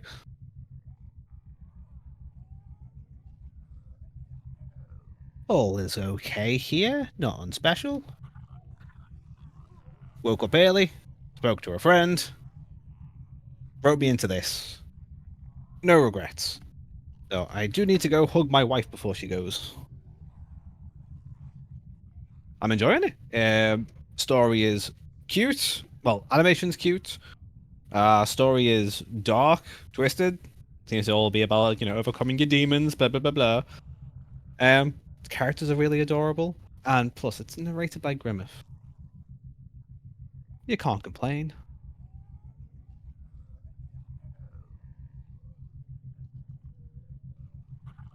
Since I started working nights, I tend to wake up pretty early these days, and there is no sleep pattern.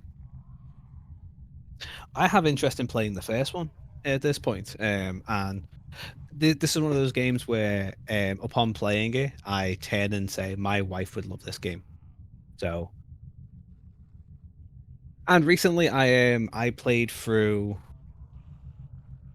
Slay the Princess, which was less complex than this. There was no real stats or anything, but that was also another narrative choice game, which was excellent. And if you play Disco Elysium, God, Disco Elysium is so good. Yeah, Slay the Princess is great, and the Magnus Archives, which is a podcast that the narrator of Slay the Princess did, is like my favorite horror podcast. And yeah, Disco Elysium is just special. And yes, it's not his cuppa because he saw me play it and it got to the Kuno bit, and I think he would rather rip his own eyes out. But it is a game that I would love to see him play. Great game as well. Just fun game. He sure is. It doesn't help that he also basically has the accent of my hometown or of Liverpool. It's more or less at least it wasn't the version when it first came out. He was very Scouse, and oh, oh, Liverpool's famous for the Beatles and a terrible accent. That is, oh.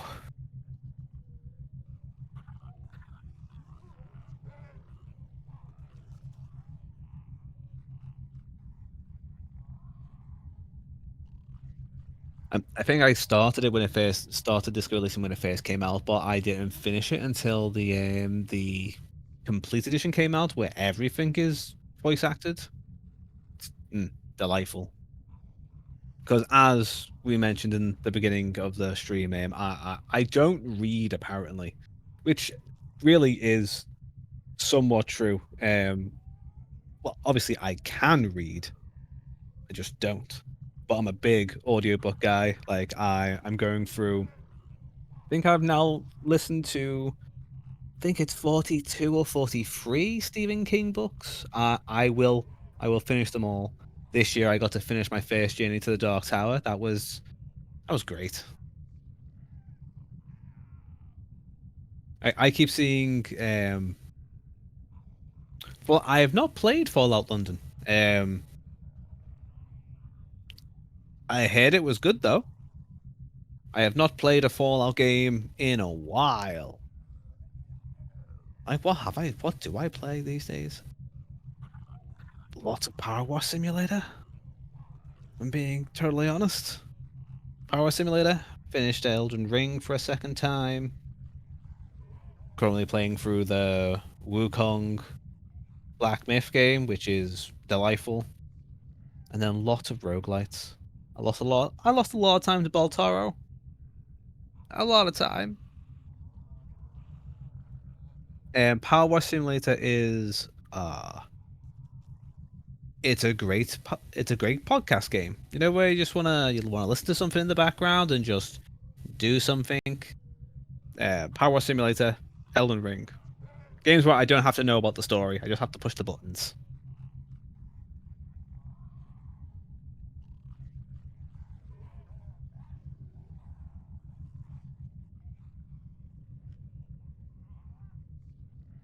Yep. I've heard the Fallout one is good.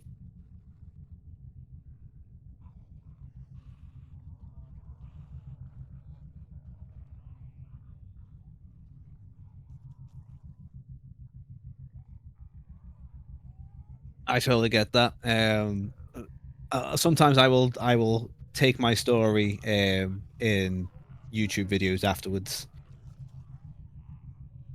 which I think is why I like most of the Dark Souls games. It gave me a lot of stuff to watch on my night shifts.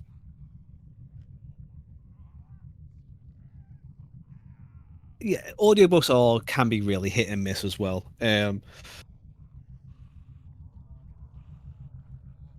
If the narrator is not great, I've been listening to the Dritz novels as of late, and the guy who does the audiobook, instead of saying waistcoat, he calls it a waistcot, and every time,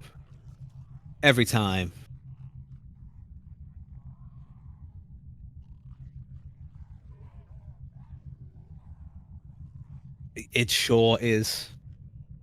It sure is. Thankfully, the waistcoat doesn't come up that often, but when it does, you always turn being like, that's wrong. How have you gone your entire life with not using that word correctly? How did no one stop you? Is it because you're famous and they want to like, Jim, just want to take that again?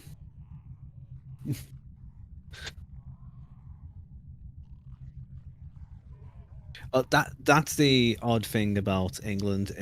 Accents are for such a small island, we really like to split it up. Every city has its own accent.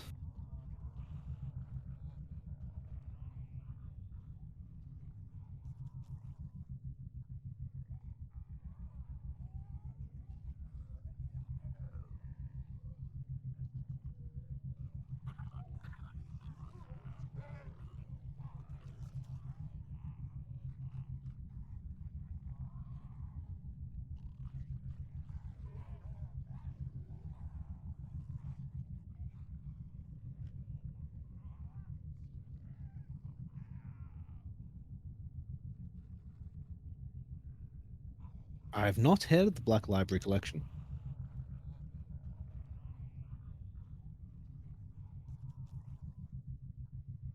Like me and the wife have said beforehand, like she reads several different like authors. I really found Stephen King was like, this was good, this will do, and I branch out every once in a while, but I always just come back to Stephen King.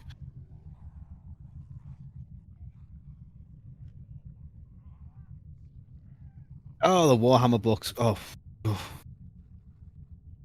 no, not a no. That's a monolith. That's a monolith that I have no idea how to start climbing.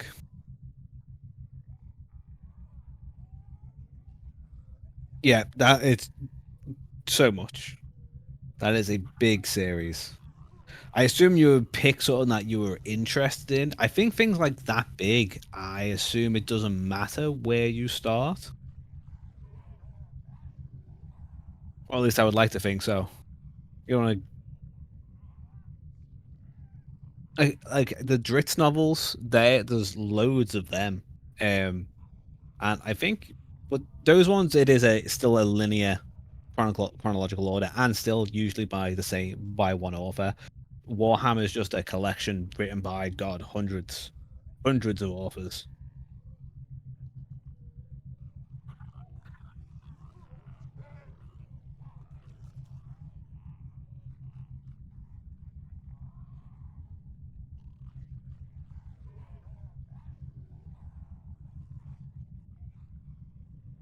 All I know is I barely even know the Horus Heresy. I am not a Warhammer, especially Warhammer 40k guy. Not a Dickens.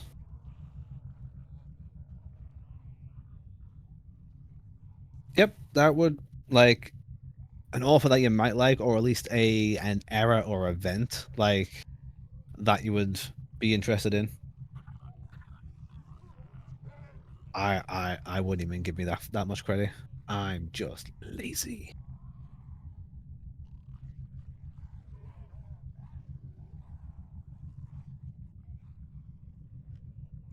as we've been playing through this, and I always take the opportunity to nap.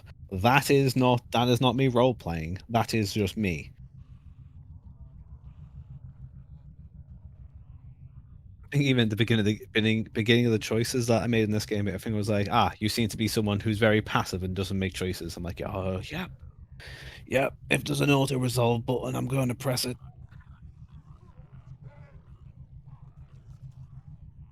Hey, look, just I will laugh at people's pain, all right? But that's how we get through the day. That's how we get through the world. Is it? That's how I get through the world. Is it? Depends. That and naps. Shit. Welcome back. Yes. See that you have gotten into a conversation. The fuck does Kuno care? He doesn't. Right, that's the thing. Please.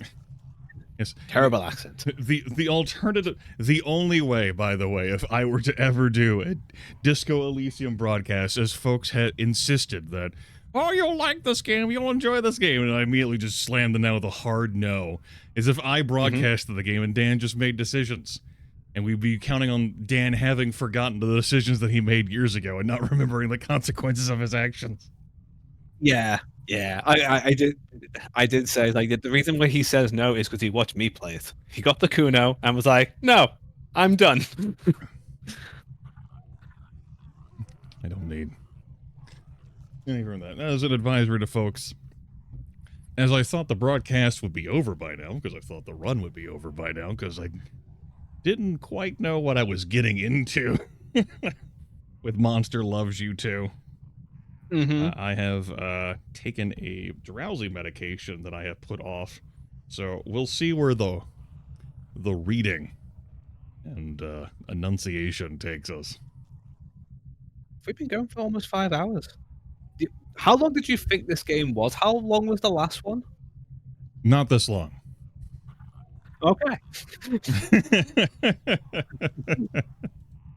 And we might be going through some other life stages, so I'm not looking it up, and I don't want anyone to look it up, and if anyone told me, I'd be removing them permanently from my chat room, given the tags and the warnings communicated.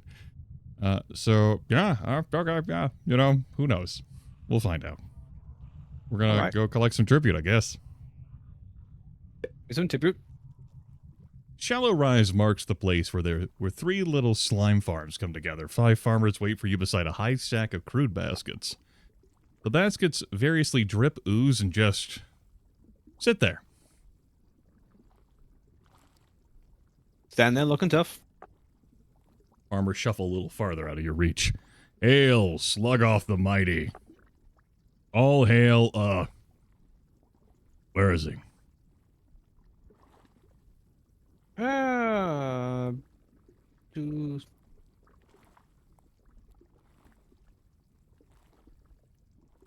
Be nice. Be nice and friendly for now. The farmer smiles weakly over you. This fucking farmer, by the way, man. Big smile. How does farming get done with the tools and implementations available to this farmer? Yay! Thank you, Mr. Gibberish, for the yay and the money. It's just up today. Slugov doesn't need to do everything himself. You 3 can't carry all this tribute. We'll keep some for later. Intimidate this upstart farmer. Here Where's we that go. malice? Really drinking in the malice. You've had a good laugh for so long. I've got a gang now. You lean... So no. Rick doesn't like gangs. You lean closer to Aaron, and he freezes, still as a frightened statue. Aaron moves only his eyes, watching you for signs of an attack. Let him be this time. Pretend to punch him. We'll hurt you, and then we'll take even more. We'll break your rakes, too. I like breaking rakes. George likes breaking rakes.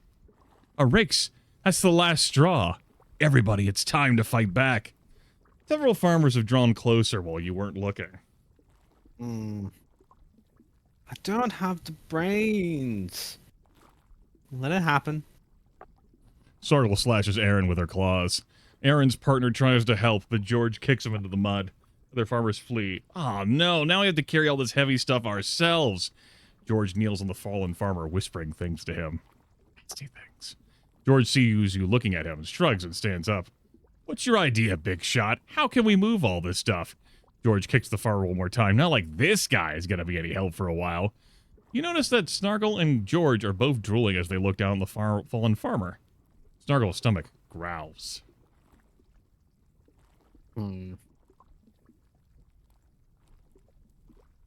No, not gonna let him eat him. Not gonna use the brains. Round of the farmers who are we're monsters. Yeah. You move quickly and decisively, giving the farmers no choice. Snargle and George gloat, following your lead. 4 farmers take most of the load, while you, Snargle, and George carry a single basket each. Snargle and George make jokes about the farmers the whole way back. Some of them are almost funny. As soon as you're in sight of the hammer lair, you let the farmers run back to the relative safety of the trough. You deliver the food to the dining hall and have a short nap. That was hard work. 3 brains, 1 guts. Good. This is the pasture again. You don't see any guards today, just 3 half-melted adults sitting quietly. And there's food. It's a strange black paste. It smells filling. One mostly dissolved adult looks directly at you. Here to steal? A bubble rises from her back. I don't care. Stay a bit, and I'll tell you a secret. After speaking those words, she has to stop and catch her breath.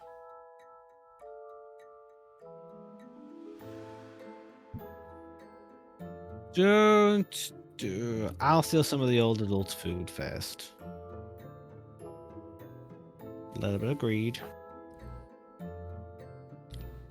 Yugglu just watches. Nobody here has the energy to stop you. Full flesh. It's not tasty, but it coats the emptiness of your stomach. Yugglu oozes down a shallow slope among the jutting rocks. Once I'd have broken you in 2 with 1 paw. She looks at what's left of her arms. Yugglu struggles to move up a flight of broken stone stairs. Your monstrous instincts rise up. It would be so easy to torment such a slow, weak creature. You wanna give easier footing for story time? You wanna tell her to hurry the fuck up or just die? Same to you either way, or do nothing? I'm gonna do nothing. Yugglu stumbles and oozes on where the vat soon comes into view. A guard stands up, but Yugglu makes a shooing gesture at him. Whatever. On the widest walkway, Yugglu pauses. It's about food. Herbs. I never ate the right herbs. Gratrag's words. Need the right ones to survive. Become an elder. He wheezes and bubbles, trying to get out a few more words. I will use a brain for this one to listen in. Twice as much blue moss as black fern. Max brains. The old adult's information calls up memories. You're not sure from where, so think about a concoction of some kind. It's all I know, and it wasn't enough. Yugglu hesitates for a moment. The sight of her makes your throat clench and your lips pull away from your teeth. Keep it to myself. Yugglu lets herself fall into the vat. The adult disintegrates. Within a few moments, you can barely tell where she fell. A few teeth and claws drift to the bottom of the vat. Hey, you. Did she say something about herbs? Guard flexes his claws, standing between you and the only escape route. He holds a spear casually, but the metal part is oriented in your direction. Why don't you tell me exactly what she said? He leans forward and the spear is now... Story. All right, a wild story. I just want docility. You cast about and come up with a story about how eating rocks is the secret to becoming an elder. The bigger the better with every meal. The guard nods and smiles. Rocks with every meal. Interesting. I'll try it. Elder Gratrag says 1 monster can keep a secret if all the other monsters are dead. Or was it 2 can keep 1 secret if there are 3 dead secrets? It's a good thing this guard can't fucking remember. Guard shrugs his head, shrugs and raises his spear. Well, you can't be too careful. He swings a spear close to your neck as he hops onto the rim of the vat. Oh. Oh. Oh. Push him at the vet. We're shoving to the vent. Push him at the vet. He's almost ready for it, despite your surge of movement. He falls, but he manages to give you a wicked scratch with the spear. You hear more guards coming this down with the splash. You escape before the other guards catch sight of you. Mullah, what's going on with that noise? I don't want to talk about it. Understandably, the adult guard didn't just immediately dissolve like the almost dying adult did. You did lose 1 point of health, but, you know, let's shove that our way. Have an interesting dream. You want to have an interesting dream, Dan? Sounds great. Your dream, everything is green. Oh. I get that. Green like the face of a monster I feel I should know. It's an elder, like Sorry. you. Oh. You can't remember its face, but it's still familiar. It died a long time ago, and your dream a monster screams as the ground trembles. Is it me? And yet, for a moment, you don't recognize your own voice. As you dream, you bend, twist, brainy. Get a high max guts, get a high max brains. We do not have a high max flesh. Okay. 6 max on brains, 8 max on flesh, 6 max on guts. 24 max brains, 19 max flesh, 24 max guts. Grow. Can I just get closer to my max? That would be great. Body doesn't fit you anymore. The limbs are too long. The hide is too thick. Everything feels wrong. Stretch with great vigor. Carefully stretch your limbs, examining the contours of your new form.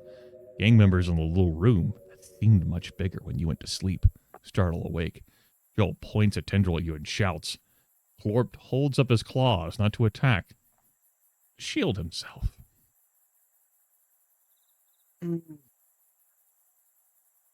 Ignore their panic. Extra max brains. You let them, if only you could find a way to rest and restore this much brain power. You let them be afraid while you think about what you have become. All this thinking contorts and firms up your changed brain. Chigar runs out the door, followed by Beery Beer and Verdok. You cowards, wait for me! Snargle tries to hide behind George, who's already trying to hide behind her. They both end up piled together in a corner. Sluggoff strides into the room a few moments later, rubbing sleep from his eyes. An intruder? No. It's you. They're down. Let's slug off. Sluggoff looks up at you, clenching his paws into fists, then turns away with a snarl. The other hammers cringe and stare. Even the ones who fled come back and stand at the door watching. You've grown up quickly. He looks to one side and the other, considering you. This only makes you more useful to me. You'd like to be useful, wouldn't you? You'd like to help me achieve my destiny. Snargle stands up, dusting herself off. Her eyes focus on Sluggoff, then moves to watch your face. Everyone is looking at your face now. Sluggoff steps closer to you. He's the biggest adolescent in the Sharps, but he barely comes up to your shoulder. I bet I know what you're thinking.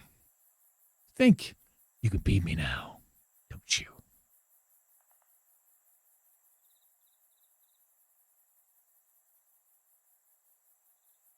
Yeah. Grin. Of course, that's what I'm thinking. Sluggoff chuckles. If you can beat me, every hammer will turn on me and make you boss. If not, you will bow to me. And when I'm ready, you're going to help me destroy Atrasil's coop. Sluggoff pats the fur on his chest. The gesture seems familiar. Before attacking, and we have a rematch. A fight that you won once upon a time.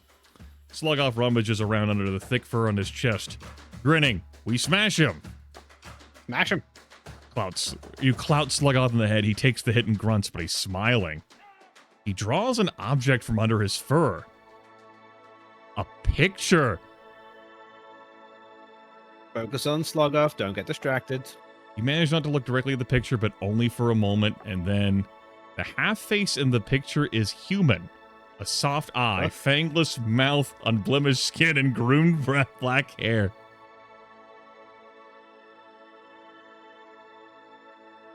Ah, it's a hell of a mustache. I'm staring at it, Grimith. I'm staring at it. I don't know. This seems pretty fucking not fair. Like, you spent 3 brains on this just to look at it anyway? It's not fair. You can't even complain out loud, then Slugoff thumps you again and again, and you can't move to defend yourself. Lose 40 health. Slugoff nods to himself, satisfied.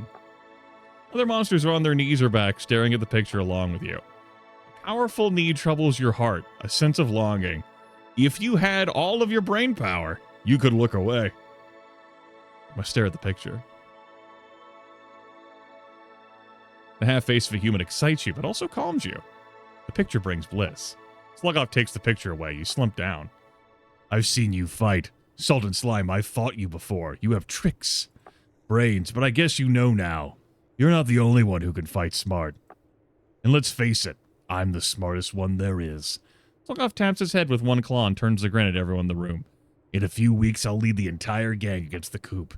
Then I may let you see it again. Slugoff tucks the human image away. Picture's abrupt accents carves out a slice of your heart. You feel empty.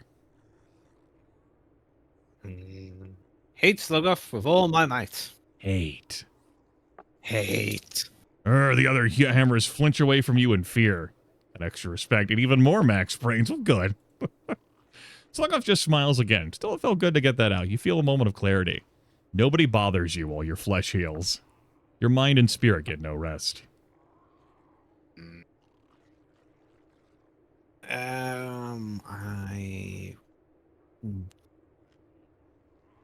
What are the options outside the coop? Go to the crack in the wall, like Rancid said. I don't know if I'm going to have enough control to get through that okay. Clearly, you were deeply concerned about that as you made the decisions you did. Go to the farm. Collect herbs from the farmers. Yeah. I don't like these stupid farmers. I don't like your stupid face. The pair fall behind you as they begin to fight.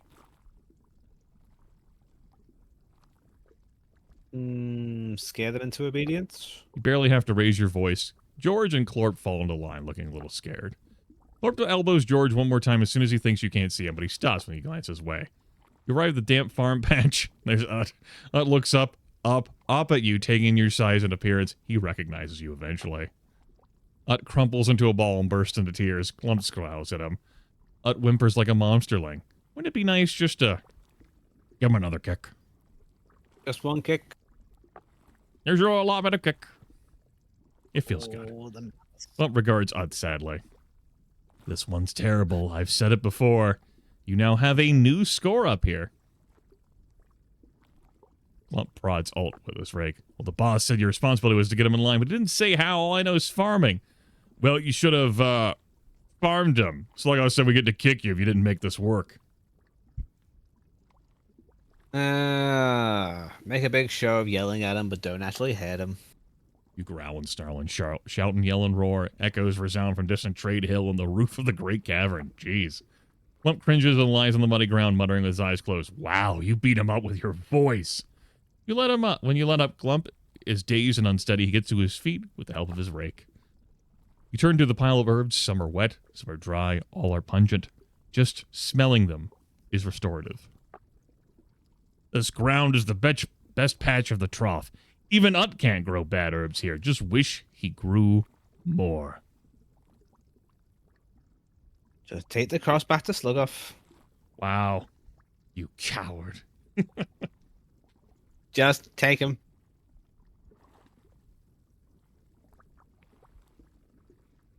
You baby. You see a picture of a human in a locket, and that's it. Yeah, it's just a great mustache. If I want that mustache. I thought I had a good mustache game, but... Until I saw that picture. I can't think of it again. I have to see the locket again. I have to have the locket. For all times.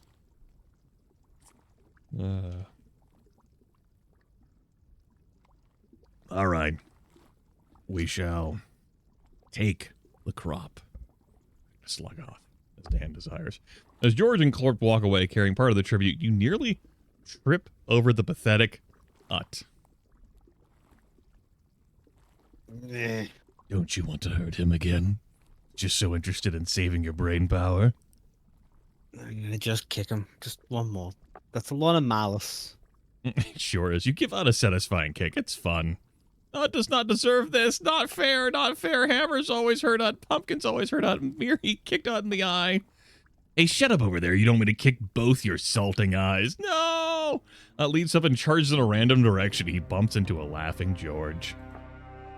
George easily holds Ut back with one foot. Ut shrieks and howls, trying to reach George's body with his claws. Stop George from tormenting goats. You give George a look, and he stops holding the farmer back. Ut runs away and dies into a pile of mulch. His muffled sobs go on, while George and Clorp gather up the tribute. Cross the sharps with bundles of herbs, leaving a redolent trail in the air behind you. You return to the lair. You have a chance for a little rest and relaxation. That's good. That's better. Okay. Then we'll go outside the camp. Yep. That should be enough brains to deal with my friends. Okay. It's easy to sneak up to the crack in the base of the wall. The lookout can't see that side of the coop. Dirt that filled the crack has been dug out. You knock on the wall once, twice, 3 times, and wait. Nothing. Wait. Been a while, and still nothing. One more wait. Nobody has come to the other side of the crack. Here's some monsterlings talking inside the coop, but they're not your friends. Squawk! Keep waiting. There isn't room to pace back and forth under the plastic sheet, but you fidget for all you're worth. You turn to leave when Diddy is standing just outside the cover of the plastic sheet. Is you, isn't it? Rancid said that yourself again. Not starving. Not crazed. Your malice is too high. You cannot hold on to your calm. God damn it. And consider eating Libby just because I can't. Yeah. Your voice is deeper. Darker. I'm an adult now. He looks up at you. Way up at you. And nods.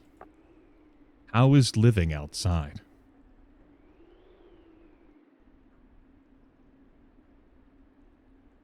Tell her how weird it is being a hammer.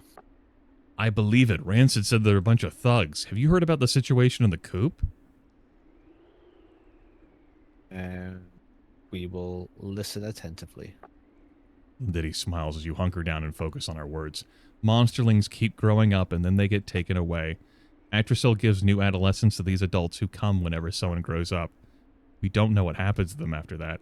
Rancid's been slipping outside to look for a safe place. Hasn't found one, though. What's happening out there in the Sharps? She seems eager. You can't help but think of how Slugoff has enthralled you with the photograph. Look at this photograph!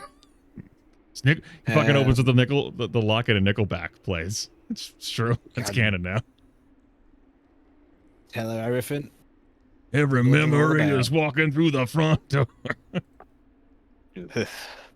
I played it at my class day, my senior year, before I fucking left high school. Shit. You tell Lindiddy all about your life in Slugoff's gang. Sounds like the outside is worse than here. Someone inside the coop yells Lindiddy's name. Lindiddy looks toward the gate, which is cracked open. I have to go now. I'll tell the others you're, you again. Come back later. Gory won't say it, but he misses you. A lot. You avoid the gaze of the lookout and scuttle back to the Sharps. Good. I didn't eat any of my friends. Did not. Good news. But your malice, as it turns out. Aye. Sneak around the pasture. Yeah. Look down the pasture from the remaining half of the collapsed tower. Oh yes, the tower. There's only one adult there right now. He was feathery the last time you were here. Now he's barely more than a slimy puddle. He's not alone though. Elder Gratrog opens a sack. The Elder. He drops some dried herbs into the puddle. The puddle roils and twitches and foams, then seems to solidify for a moment. Interesting. You're sure you didn't make any noise, but Gratrog points a claw at you. Come, thief. Hold this bag. I will give you a treat. He turns to look directly at you. His eyes smolder with strange intensity. Sure, but keep my defenses up. The elder's expression becomes less intense as he watches you pick up the bag. You have no idea what he's thinking.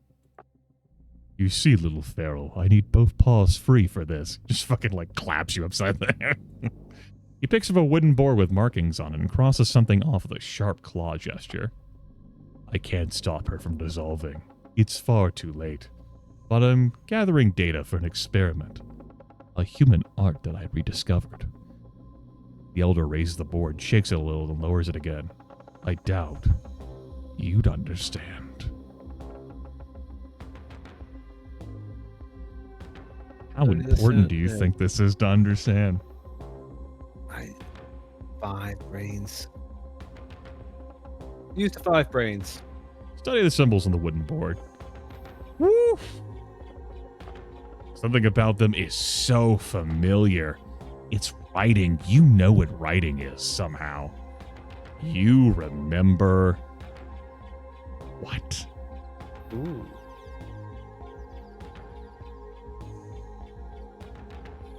Let's go for teaching Gastrag how to read. Your whole body trembles. You recall... Imagine. Ooh.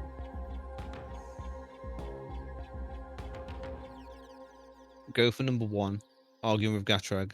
Yeah. The elder removes a blue speckled egg from the bag and cracks it. He throws the egg shell into the puddle. The puddle ripples with blue pigment. The elder makes another mark on his board. He gestures to the egg's spilled innards. For you, the egg of the crying cuckoo, eaten exactly 2 days after it was laid, can enhance one's ferocity.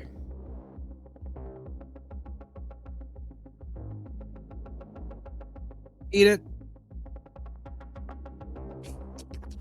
Not bad. Max guts. +1. Your maximum guts increases. The elder watches you, making more marks on a different part of the wooden board.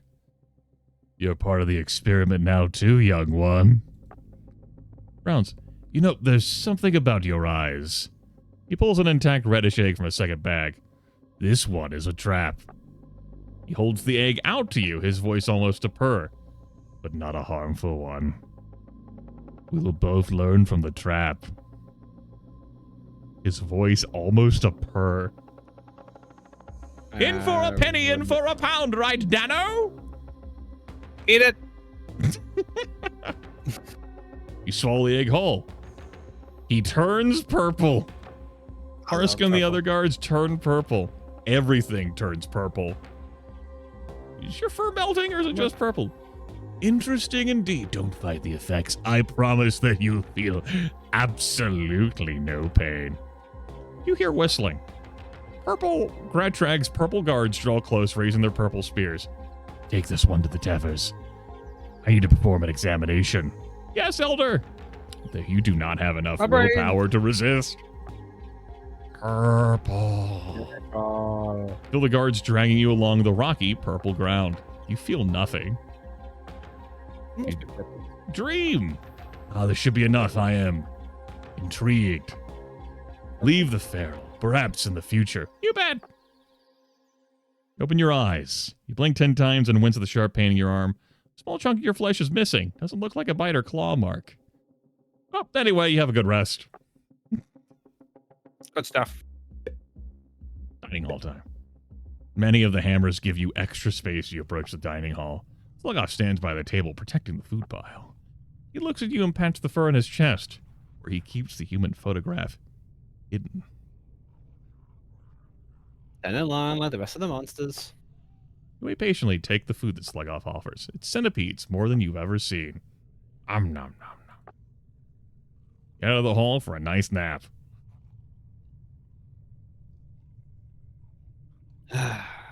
Okay. Go to... What's in the one big rock? A patrol. Sure. You spend time walking between buildings and down uneven streets. It's been a long patrol already, with nothing but show but a few berries you found in the meadow. You and Snargle sit on a rock to rest. Want to lower your greed? Yep. Share those berries with Snurgle. Get some respect. Normally accepts her share of the berries and winks at you, or blinks at you. It's hard to tell with one-eyed monsters. The sound of movement comes from several directions. You are no longer alone. That's our rock! Okay.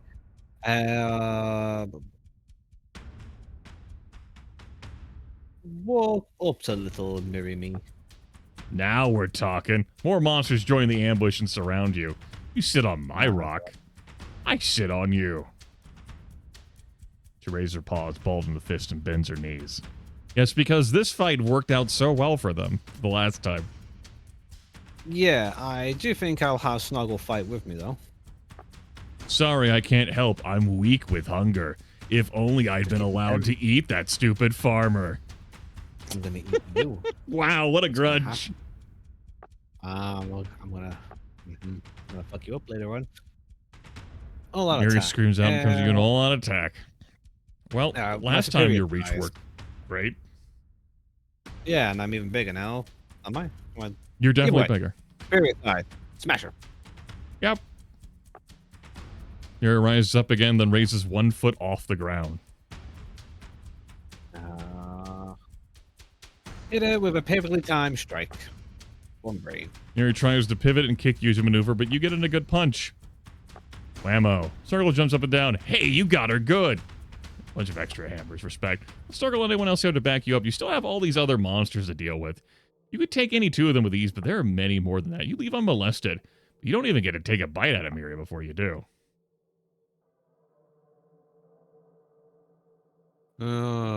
What's the meta option this time? Gather gnarl berries. Sure. You and the other hammers approach the bramble thicket where the gnarl berries grow. It's about time for a new crop by Berry's reckoning.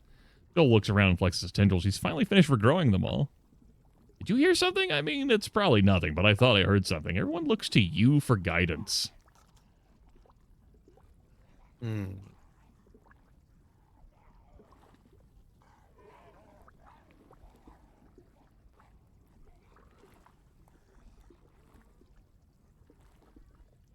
Tell him to keep a lookout. Use the one brain.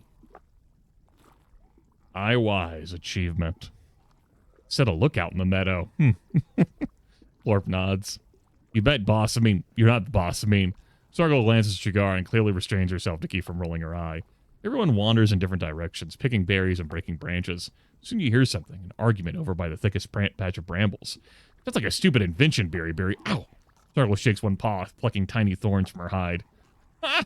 Joel snakes his tendrils among the branches, plucking berries without a scratch. It's very simple. You take different foods, smush them together, and the taste gets better. I'm going to try adding fire next. Snargle sucks her bloody paw. Fire?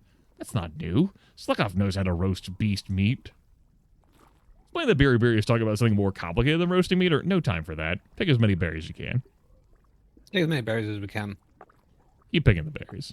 You can't improve on food. Food is already good because it's food. Yeah! Rustling noise attracts your attention. It's hard to determine exactly where it is, but it's close. Gar yells in alarm. There's an adult! I think it's a feral! And an adult bursts from among the tallest brambles. Because you set a lookout, all the monsters get away from the adult's charge.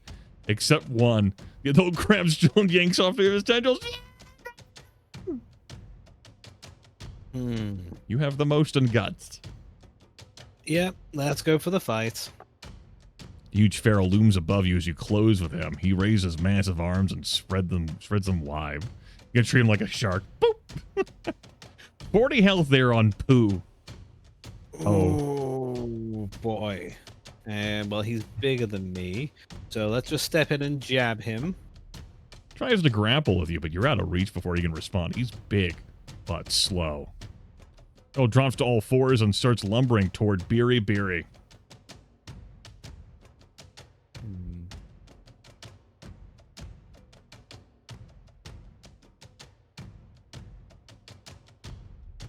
Use my greatest speed to beat into Berry for out the way of reach. You're gonna take a hit here for Berry. Actually, I will. That guy's huge. Because this definitely try and sounds grab like him you're from- fucking Piccolo here, like throwing yourself in front of Gohan. Grab him from behind and pull him away from Berry. Didn't you just say this feral is huge? Just You know. Wait a minute. I don't even know which one Berry is. Punch him in the back of the head. The feral batters the diminutive Biribiri's paws until you get his attention, your powerful strike. Feral howls and glares at you. He rises back up on 2 legs and starts swatting the air as he advances on you. Dance around him, dodge and weave and punch. He's too slow to keep up. You get in a few quick jabs. Feral blinks confused as the other hammers finally start to run away.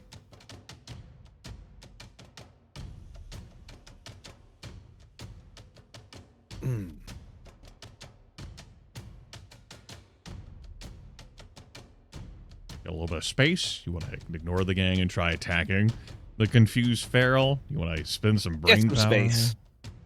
Get some space. Feral falls back on all fours and lurches towards you, grazing you with a reaching forepaw. Spreads his arms wide and staggers towards you on his hind legs. Dodge aside and trip him. There we go. Down goes the feral. We lost 3 flesh there, getting hit once. Feral gathers himself up and lopes away, groaning in pain. Everybody cheers. Back at the lair, you take stock. Everybody got away alive. Got a fairly big pile of gnarl berries.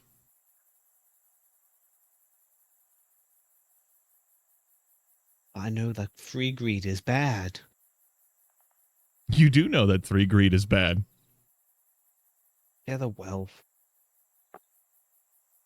All right. You ultimately lost 1 brain. You made all the flesh you lost back and then some, and you got some extra guts. You do. It's a popular decision. All the hammers get at least a few berries. They enjoy the treat very much.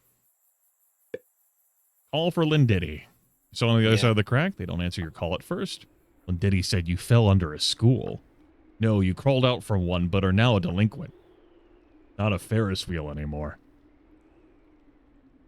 Just listen. Corey grins at you as you look at him expectantly. Lindiddy asked us to trust you. I trust truth, ever changing, never stopping to explain. That's you. His nonsense is beginning to hurt your head. The last time you met Gory, you fucking scared the fuck out of him and fled from you. This is why I have brains. Offer a word of apology. Are you really better now, or does your hunger simply wait in your aft cabin? I'd believe you, but you're really 16 fish in a burlap bag, with glass eyes and ivory teeth. Let him speak. I admit I could be wrong about that. What if you're a monster that just looks like 16 fish in a burlap bag?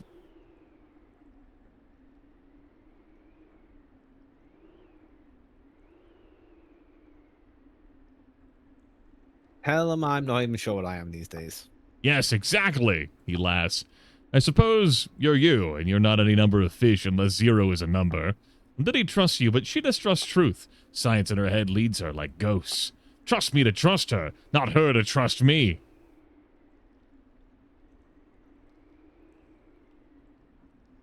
Use the 2 brains. I suggest a compromise where everyone listens to each other. Yeah. All right. You know, that is a good idea. As long as everybody listens to me first. Or he looks at you, then looks down at his arm. He'll thrust the arm through the crack. Eat me, old pirate. Refuse. You made me feel okay about killing me. Unless you don't, then you're okay with not that. Come back. Not soon. But you will be welcome when you are ready. He departs, leaving you alone. You retreat into the sharps. Well, warn your friends. You made the coop look out with ease and huddle near the crack in the wall. In quiet tones, you relay Sluggoth's plan to your friends. It will be another massacre. Yes, we'll fight them and massacre them. Good, that's not what I meant. Encourage Rook's optimism. You swipe the air with your claws, emphasizing how good it will be to fight. Lindiddy watches you and Ruck play fighting and grins. She swipes the air with her own claws faster and faster. We can do it! What if we can turn this attack to our advantage? This gang, the hammers, from your stories, they don't seem to be that bad. Crude and stupid, malicious maybe, but Sluggoth is the real problem. The hammers already look to you for things, right? My reputation is pretty high. You know, since how this is like a lie thing here, I feel like if this wasn't high, the game might convey that. Yeah. It's pretty high. Something were to happen. to Slugoth. Ruck did burst out of a feral adult that had devoured him. The adult may have survived that, but did not survive the Elder Atrasil's, stomp, crushing the entire face. Something were to happen to Slugoth. Do you think you could step up? Be a new Slugoth? I mean, a new boss? Could be a new leader. Maybe they could be more of an autonomous collective. I don't want to be a leader. I could be the new leader. Briefly imagine being Slugoth, except smarter and better looking. It feels good. We get them to live together without harassing us or those poor farmers. Well, Diddy, there is a but. But, chicken butt. You heard Elder Atrasil. Slugoth raids the coop. Atrasil will kill the whole gang. Not if we trap him and delay her. We just need this to go just right. The Diddy really cares about this, you know.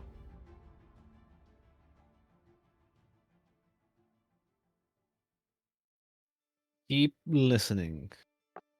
Tell Slugoth we can trap Atrasil in her bunker in exchange for a place in the gang.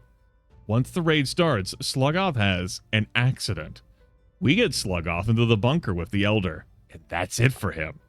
And you calm everyone down, and Atrasil doesn't kill them. I don't know why I just said that. Laugh along. You do love a good laugh. Ori joins I in do too, love a a split good laugh. second behind you. He laughs louder and harder than you do, and his eye darts uncertainly between you and Lindidi. You sneak away and return to the lair. Nobody bothers you for a little while, so you get some sleep. Good. Some brains back. Tell Slugoth about Lindidi's plan. Slugoth yawns and knocks over some metal objects. An empty tin can rolls away unnoticed.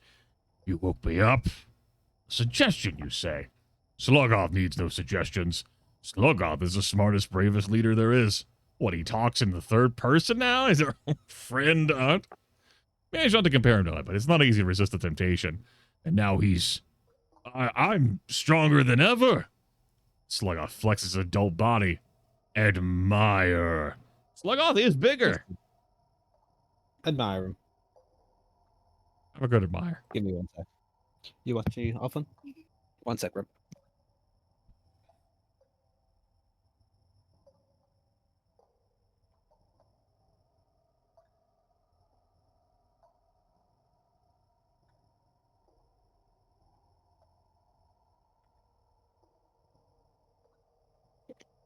I return. All right. You obey and admire Slugoth's command and take in his details. He doesn't look that different. Bigger, sure. Stronger, certainly. A little more jagged.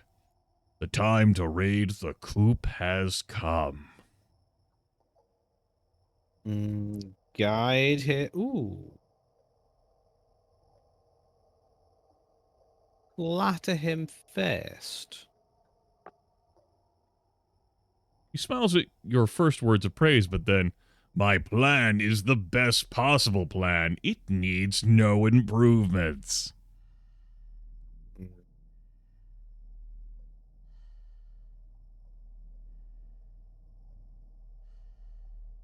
Get in his face. Slugoth sits on his throne, growling. A pile of junk creaks under his new weight. Tell Slugoth about your friend Lindidi and her plan. You explain how Atrasil will be trapped in her bunker. Why is a monsterling so eager to betray Atrasil?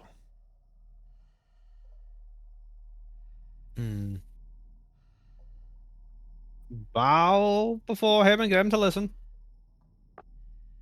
Slugoth watches your display with a wry smile. No real monster would do that for a monsterling if it wasn't important. I magnanimously accept your suggestion to improve my already perfect plan. Tell this Lindidi to get ready. Slugoth leans back. Somehow the throne supports his body. Yes. Tomorrow the coop, and the day after tomorrow, the city. Not and telling me smart, but don't mean a word of it. Say, I hope you're not continuing to stack the silly. Who knows what it might force upon you. I'm onto you. Slugoth smiles, deeply satisfied by your toadying. He doesn't seem to have any idea you're faking. His eyes close, then open, then close again. He snores and wakes up. Get out of here. Get some food.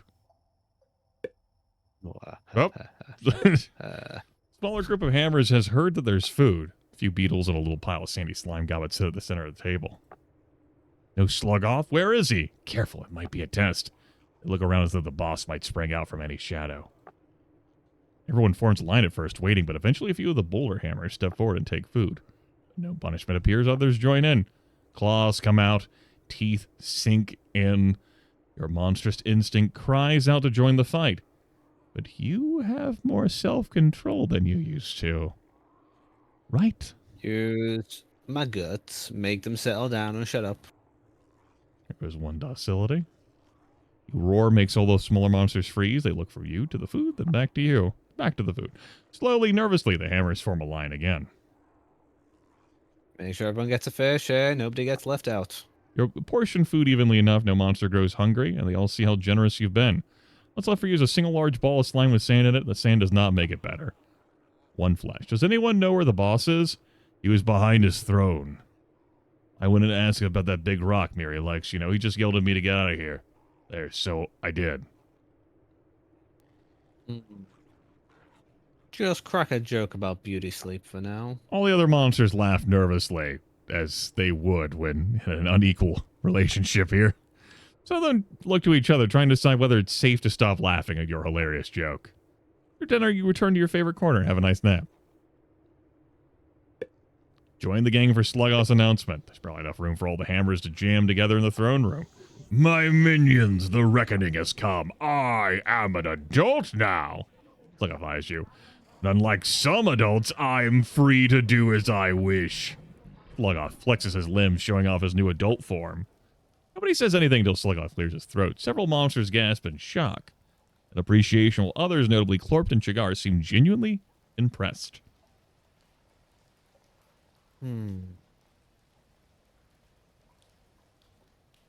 Pretend, but make it clear to the others I'm just humoring the boss. You catch a few smirks and chuckles, plus one respect there. Sluggoth noticed the information, clouts you on the head, -2 flesh. He leans forward and punches the floor with one fist and the other. The pile of junk that makes up his throne trembles. With my new strength, I shall tear down the coop's gates. Chains and locks will not stop me. You've seen what Atrasil's done with the coop gate. Those chains are pretty thick now. Let the misunderstanding go unchallenged. Atrasil will pay for ejecting me for ejecting so many of you. I will show her what a mere monster is. I will defeat her and we will all feast. We'll eat every monsterling. Cheer.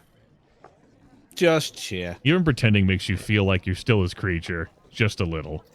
After a coup, we shall march on downtown and conquer the city of Ash. Laughing and clapping trails off. Some of the monsters look at each other. Sluggoth glowers at the hammers, his displeasure increasing by the moment. And use some guts. Break the silence. And for a quick Pick up the distraction, team. you step up and raise a cheer for the boss, putting everything into it. Everybody stares at you for a moment, then Snargle joins in. Soon every hammer is cheering along with you. You can see them in their faces. Some are afraid of you. Some are afraid of Sluggoth. Many are afraid of both. Now that everyone is making noise again, Sluggoth seems happy. Now go, rest, prepare. Tomorrow we fight. Girl leaves the room buzzing with excitement. We're up to the coop gate. It's time to raid the coop, Danny. Oh. It's a raid, it's a raid. Sluggoth leads the hammers toward the coop. Gate is all that stands between you and your coterie mates. Your friends. Sluggoth points to you. Time to use that big body. Help me get that gate down. Ooh. Let Sluggoth do most of the work with the brains. You hang back and Sluggoth pushes harder than he has to. He doesn't seem to notice the trick. The gate crashes to the stony ground. The gang swarms of the coop, laughing and roaring. The coop is empty. No monsterlings, no food, nothing. Sluggoth clutches his head in frustration. Where is everyone? All of you spread out and check the corners. Figure slips in the shadows. Linditty. Liddy freezes up as Sluggoth reaches for her. Well, at least I have an appetizer. It's time to growl. Make Sluggoth back off. Sluggoth stares at you, then looks down at Linditty. Clears his throat after concentrating for a moment. Yeah, I know who you are, Linditty. We hit all the monsterlings in the bunker with Atrasil. No dinner for you. You had a plan and she was a part of it. The thing is, Puddle Brains, you're not the only smart monster around here. I knew you'd betray me. What if you didn't? Don't want you getting too popular in the gang. Slugoff talks, you notice a thin rope hanging from the roof of the bunker. Strong enough to hold a monsterling, but not an adolescent. Or adult. Linditti's escape plan. My point is that I'm not stupid, and you're not going to win. Slugoff raises his claws and bares his many teeth.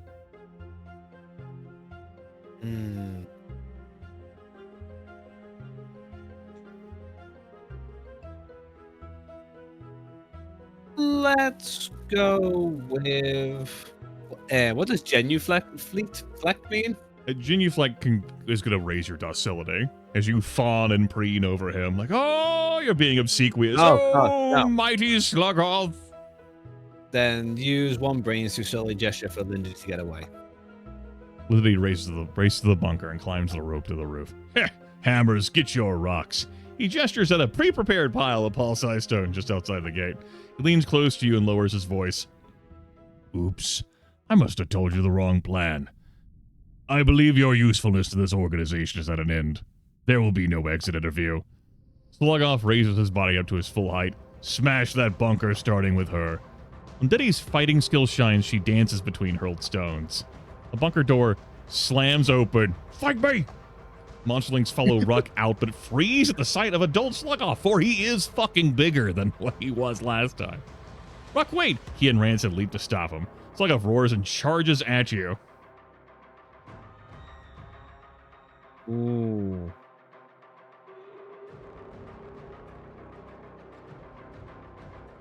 Let's see if that respect gets me anywhere. Call the hammers to help me fight Slugoff. Slugoff rakes the ground with his claws and opens his mouth very wide. Woo! Look at the imagery here.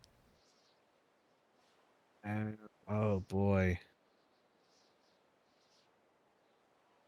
Have George distract him?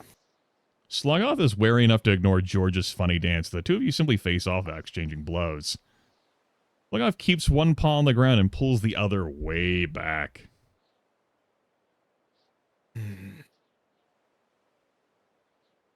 Snargle, surely this time you wouldn't disappoint.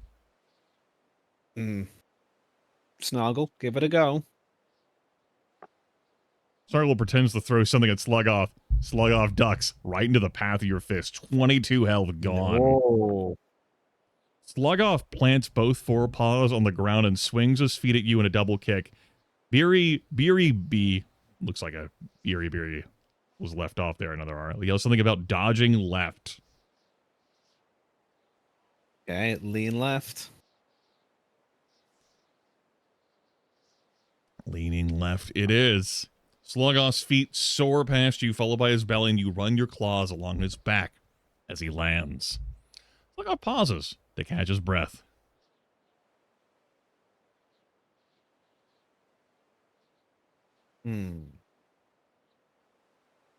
Is it a trick or is it real? What could it mean? Yeah, use some fancy footwear to dance around him, keep him off guard. Slugoff's long arms swing and his paws swat at you, but you're out of even his impressive reach. Slugoff picks up something. Looks like one of the hinges from the destroyed gate.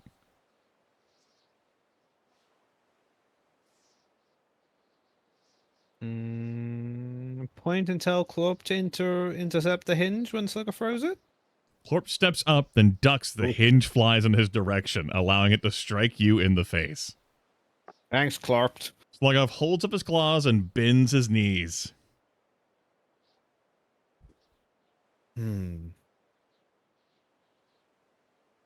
his knees. He's gonna jump at me. Right, I'm not leaping again. That never works. Grab his paws and twist. Final answer?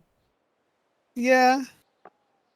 If his arms were shorter, that would have worked, but it was mentioned how his reach is impressively long. He frees himself and bites your face. You stagger back. He seems exhausted. You did win 3-2, but he sticks his paw into his fur and clenches something. Closes his eyes for a moment and seems refreshed. You are... disappointment. Did you really believe you could win? Slugoff draws the photograph under his fur. The human picture immediately grabs your attention. It's as if the beautiful hairless face is staring directly at you. You! All around you, adolescents and monsterlings falter and drop to their knees. Those without knees flop on their backsides. What is that? She leans so far forward that she falls off the roof of the bunker. Uh-oh. Identity lies hurt, but feeling no pain, staring up at the picture at the rest of you.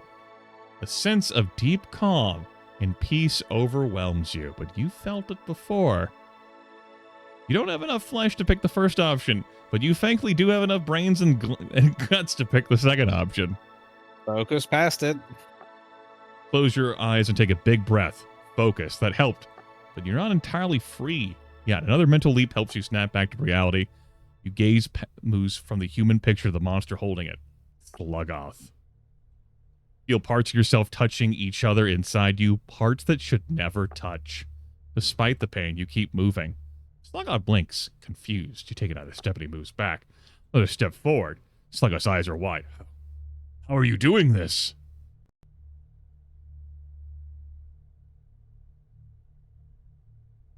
Smile. You see? Yeah, Sluggoth's not all that. One last step. He's almost done. Well, you don't have max guts to tear him limb from limb all at once, but you could make some other choices. Punch him in the middle of his body and take him down. Sluggoth lies at your feet, moving slightly. Some gang members cheer for you. Some. You didn't have the entire group won over, as I believe the fight demonstrated. Yep. Some were not willing to take a hinge in the face. Yeah. You don't have enough left in you to make another step or lift another limb. You've never felt so tired or so weak. The human face in the photograph seems to hover inside your head, and you want to see it. Sluggoth rises to his feet, pushing with both arms. He's nearly out of breath, but he doesn't seem weaker than before. He slaps you. Punch him. You swing and he dodges your attack. You're so weak, so slow. Sluggoth looks from left to right, making eye contact with as many hammers as he can. What are you all waiting for? You are afraid of a weakling? Help me finish this. I'll forgive anyone who wavered today if you obey me now. Yeah, I would trust that. Other gang members closing around you. They seem reluctant and afraid, but they're more afraid of Sluggoth right now. Gory stumbles forward. Paws raised and balled in the fists. Hey, all you idiots. The real fight is here. We ain't smiling at Gory. Close the eyes for just an instant. You're not fighting Sluggoth anymore. You're fighting the human image in your mind, and you're losing. Rancid steps from behind Gory, puffs themselves up, and beckons. They can't hide their wobbling knees or the smell of terror. Sluggoth stays focused on you. Some hammers hesitate, but most of them turn to attack the relatively helpless monsterlings. Wait! Gory holds up one paw, single claw raised. Surprised, the adolescents all hesitate. There's something you should know. Rancid and I are not your true foes. Of course not if you're anything at all, you snacks. No, not that either. Then what are you? We are a distraction. Ruck charges the group of adolescents, gathering them in all directions. You like fighting monsterlings? Fight me. Tell Gory to get out of it before he gets killed. Already gone. Behind the big rock, Gory shouts to you, Rock will keep them busy. We'll help. Hurry and beat Sluggoth. Sluggoth's face splits in his usual broad-toothy grin. He scrambles over the rock with frightening speed. Sluggoth rises with Rancid in one paw and Gory in the other. Your weird, strong monsterling can't win against the whole gang, and you know it. Surprise only goes so far. Surprise! Lindity throws something that bounces off Sluggoth's head. Object lands on the ground with a metallic ping. Is that supposed to hurt me? He leans down, still holding Gory and Rancid in his paws. It's not even sharp. No, it's not. It's the bar we used to keep Atrasil's inner door closed. Atrasil steps out of the bunker. Oh boy. The hammers leap at the elder, snarling and shrieking.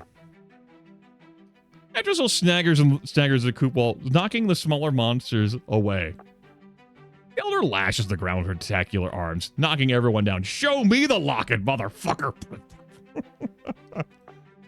Gory and Rancid tumble and bounce, but Sluggoth no longer has them. To the elder's credit, just remaining perfectly silent in there and just like quietly seething. Waiting for my time. The air is filled with cries of pain. Sections of the coop's walls already damaged crack and fall. Will you gain a point of flesh? Or try to keep Astral from stepping on anyone? I will try to keep Astral from stepping on anyone. -1 malice. She steps on your foot, but you keep everyone else out of the way. Still raises a squirming adolescent shape and devours it in one gulp. All around her, hammers flee screaming into the sharps. Something touches you. Pause. Small pause. You feel more energetic now, or else you're just too angry to be tired. You feel 8 paws lifting you up. Coterie! Coterie! Coterie! Coterie! Sluggoff manages to reach the gates, but instead of escaping, he turns to face you. This ends now! Sluggoff prepares to slash you, then sees that you're no longer exhausted. Oh, wow, we've got a lot to work with. We'll use the brains. Okay. Slice strikes. You jab him with the tips of your claws over and over, and he teeters and falls. Sluggoff whimpers, and then stops whimpering. Forever. If only he had continued to brandish the lock. You won. Sluggoff is no more. Look for my friends. You wander the battlefield looking for your friends, but the ground shakes and is struck by the tremendous weight of a falling elder. Adrasil is down. Partially buried in pieces of a collapsed section of the coop wall. A blanket of silence descends on the battlefield. Everyone who is still standing skitters toward the fallen elder. Her breathing is ragged. Now is the chance! Remaining hammers watch you with suspicion, keeping their distance. Diddy, Gory, Rancid, and Ruck rejoin you. We won! Right? Are you 16 fish? Are you a bug? Diddy looks incredibly sad. I never wanted this. All I wanted to escape the coop, all this stuff. Proof that even the enclosed, enraged elder, apparently in the frothing and smashing around, somehow could not endure all of the hammers and Sluggoff in whatever condition he was in. All the walls are broken. Somebody needs to take care of everybody until they're fixed. I can fix things. We're staying. So I can fix things. I'll stay.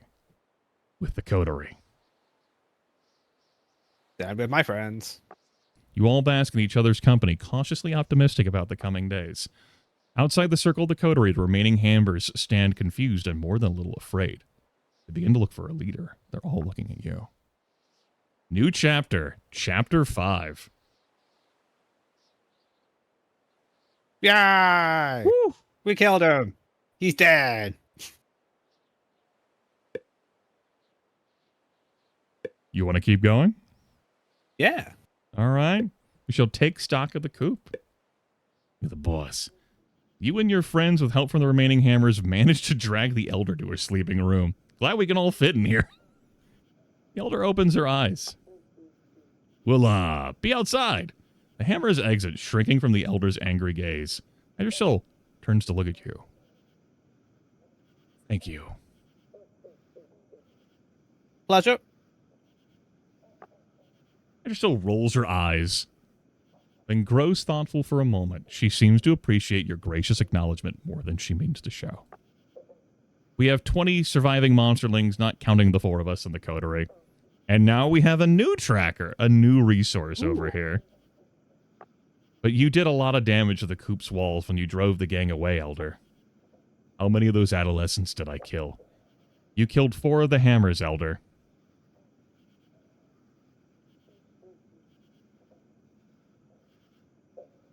Yep, just nod and sit here, looking like I'm in charge. I'm the coolest. I'm super cool. Also, Sluggoff is dead. Meet the new leader of the hammers. She points to you. The hammers who are still alive shouldn't be a threat. They obey their new boss, after all. Adrasil looks up at you with a neutral expression. You feel monstrous pride swell within you. Remain stoic. Don't act on my pride. You're as cool as the proverbial cucumber. Etrusel seems to respect your aura of command and calm. We want to help, Elder. How? We want to make the coop safe again. Do that by making the hammers stay away. Those semi-feral adolescents will inevitably dine at the coop buffet. They'll betray their new leader and devour every monsterling.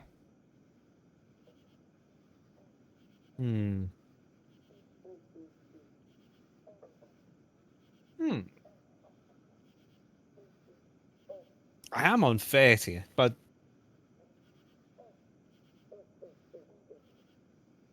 no. Tell her that the hammers are loyal to me. I've earned it. You list the Some of them, at experiences you share with the hammers, the battles, the rescues, the hard work, and yes, the bad stuff too. Elder, this is why we have a chance. Now this gang has a boss that's strong and not entirely awful. Trishel looks dubious, but Gorian Ruck nods solemnly. Strong and wise. I expect you'll betray me, but that's better than being shut out. The average monster would have taken advantage of my injuries by now, so maybe I should trust you. But will my idiotic little nasties? They might flee the danger they can see and end up in the jaws of something much worse. The Elder pulls herself up in a fit of coughing, and you will leave her be. Finishes coughing and straightens up a little. She breathes in and out, then one long inhalation. Eyes move from you to Lindiddy to the rest of the coterie, then back to you. Her claws flex again and again as she considers. Lets out her breath. She slumps down again and lets her claws hang limp. I didn't build this coop alone. You and your pretend friends will need help. Instead of calling yourself a leader, you should go lead. Guards will come to collect new adolescents. Do not let them see how bad things are. Clean up the rubble outside and fix the gate quickly. Still points. Lindiddy, open that chest. I need to take a baby. Lindiddy opens the chest and rummages through acid-worn lumps of pink plastic. She withdraws a small, chubby human doll. The sight of it is a calming influence. Bring that here. Etrusel sniffs, her jaw working as though chewing on something that isn't there yet. The doll is so worn down it looks like a grub. The little doll seems to look at you somehow. The doll seems to soundlessly beg you to eat it. Your body craves the doll as you craved food at your hungriest. Just use the brains. Study what it does. Etrusel grabs the figure and swallows it whole. Your sleep that night is only a little restful. You do get some.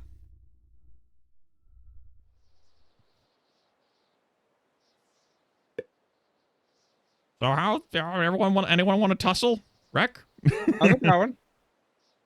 30 hammer respect, 1 farmer respect, 20 monsterlings? 4 malice, 2 greed, no docility. Okay, we have a lot to do to get this place safe again. Right now, ferals and gangs can just walk in and grab monsterlings. Without repairs, they'll eat them all. We can do a lot of repairs with monsterlings. 20 monsterlings left, plus the coterie. Just listen closely. There's that one sheet of dusty rock that just needs to be rolled closer so it could be a base for other things. You could do that right now if you wanted. Do it right now. Jog over, put your shoulder against the sheet of rock and tilt it into place. Dust spreads across the area, making monsterlings cough and wheeze. Nice! But aside from a few obvious things, I'm not sure exactly what to do. Any ideas? A group of monsterlings working at the wall are not doing so well. One monsterling chews on a piece of metal, grating, winces as his teeth crack, then chews again. Stop the monsterling from hitting himself and... All right. Yeah, lower that. Gently move the monsterling and the grating apart. He seems to get the idea. Maybe Etrusel can tell us how to make monsterlings less stupid, too. Let's go see her.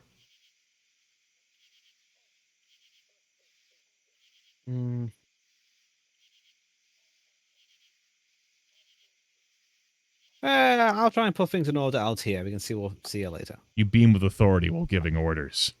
Confused monsterlings come and go as directed, but it's hard to keep track of who's taking which rubble where. By the time you slow down, there's as much rubble outside the gate as there was at the start. This is harder than you thought.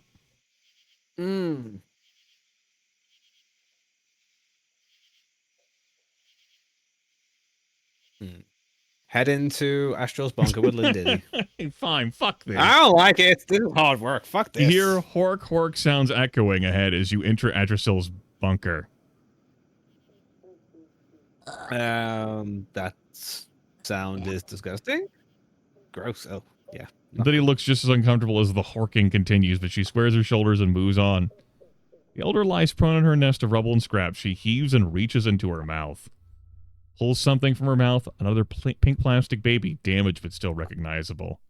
Seeing the baby is so calming. It's stimulating. Jill answers Lindiddy's first few questions while you bask in the warmth the doll has brought you. She glares at you and her eyes narrow to pinpoints of contempt. You again. I thought I made myself clear before. I don't want you here. You've been a bigger pain than my injuries. And just apologize. She'll considers your apology, then nods a satisfied expression. Thank you, Elder Adressel. That actually helps me a lot. He tugs your arm. Shh, but we let her sleep, and maybe she'll be more cheerful when she wakes. And you begin drift off to sleep that night with the image of an angry Adressel in your mind. Scary. You sleep fitfully. So we have prepare for repairs, inspect the walls. Inspect the walls. You inspect the coop wall. The repairs are ongoing, but they could be better. Oh, no. Biri is yelling something near the most damaged area. Boss, good, you're here. I found all the weak spots like you wanted. Praise here profusely for doing my bidding. You did a good You job. emphasize Biri's inquisitive mind and keen perception. There's a little laugh, then grows serious again, very serious. This monsterling won't stop butting in. She has ideas. Lindiddy waves a paw at you from behind Biri. Concrete! You made that word up. No, I heard it in my head. Okay, then what is this concrete anyway? I have absolutely no idea. You have no idea where you're getting ideas. It makes no logical sense. Well, Biri shoves Lindiddy to the ground, using her greater size to pin the monsterling down. I give Biri a smack on the head. You don't hit my friends. You knock Biri flying. All her breath is driven out of her when she lands. Biri looks up at you with a familiar look in her eyes. The hammers used to look at Slugoff that way behind his back. Concrete is a composite material, fine and coarse aggregates. Yeah. Liddy leaps into the air, swiping at nothing with her claws. Bonded together with a fluid cement that hardens over time. I think I understand. You want to learn, Dano? Give them both some encouragement. Dano does not want to learn. Encouragement it is. Behave. You clap both monsters on the back. Lindiddy grins and Biri smiles at her. We take some sand, mix it with slime, and a little of my berry juice. We can make a paste to hold the rocks together. Yes, this will be much better than just wet sand. Boss, we can do this, but it'll take a lot less time. We have some monsterlings help us. But we need to make sure they don't eat the mix. The berry juice will make it tasty, but the sand might kill them. I don't know. I feel if the monsterlings are going to fucking die, because maybe they deserve it. You can risk some monsterlings. So we supervise them well enough to keep them feeding the stuff. She doesn't look sure. They run away, cackling. As you go about your business, you see them digging a pit, filling it with sand and other things and mixing it all together. By nightfall, they're applying the mixture to the walls. You get a little sleep that night. Good. Prepare for the repairs. You survey the busy crowd near the coop gate. Repairs are coming along well. More or less. Yes, it's the Darwin Award test. Can you avoid eating this poisonous thing? You know, that elder Gratrag or whatever offered Dan a trap to eat. Said, it won't harm you. And Dan's like, I'm going to eat the trap. Then he ate it. It was purple. There's one problem. What Lindiddy said is true. It's the noise of the repairs that bounces from every stone surface. Sound carries far in the sharps. Feral adolescents and other gangs have been sniffing around already. Your hammers have already had to chase off a few off. Someone has to keep watching the walls while the work is happening. George is good at climbing and isn't afraid of heights, but look, George lazes about staring at the distant ceiling of the cavern.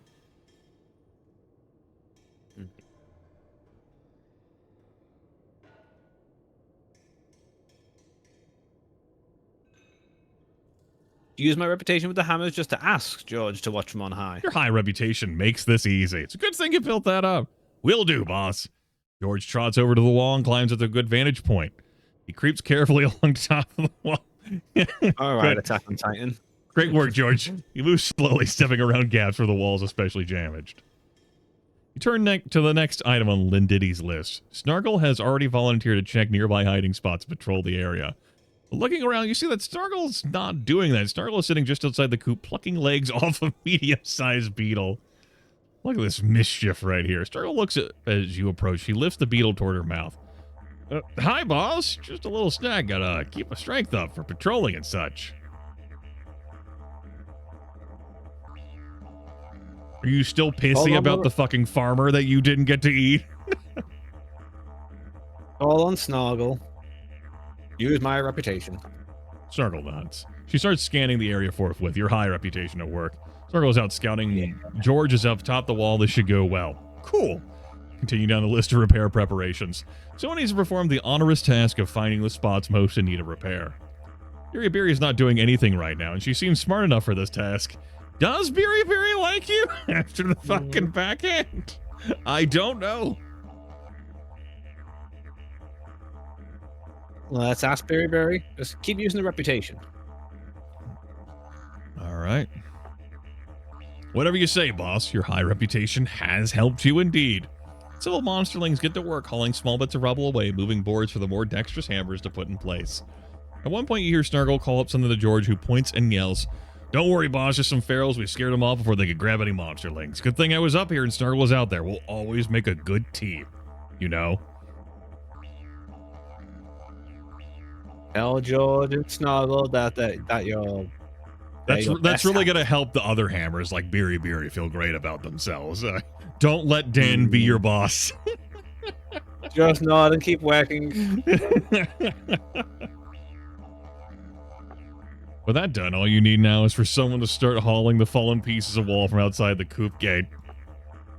Rock is out there now, licking up beetle juices from the crap where Snargle was eating earlier. Got friendship with Rock, right? I do. Yeah. Yeah, just use the friendship with... Yeah, use the friendship. Yes, I can do this. Ruck gets to work with enthusiasm, result of your warm friendship. Pieces of the wall are now piled inside the gate, ready to be used in the repairs. Everything seems to be going well, Dan. Yay! Yay! All right, and go back to the gate. We have consult Linditty regarding the walls, deal with a visitor, and distribute food to everyone. Go to the bunker first, please. All right, we shall consult Linditty regarding the walls.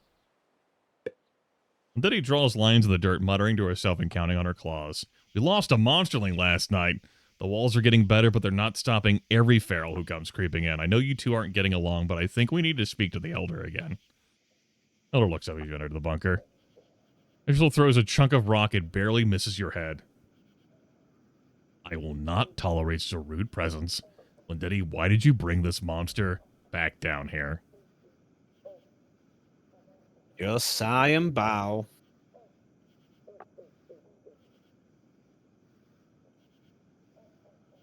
She still nods with a gesture. She considers for a moment. Her expression lightens, but not much. An apology is a start. Perhaps I won't eject you the next time you come, but for now, we're done here. You feel Atrasil's eyes bore into your back as you depart. You return, blinking to the semi-brightness outside the bunker. There's still plenty of day left. Do something productive for the rest of the day. Look over the coop. There seems to be two things that need doing.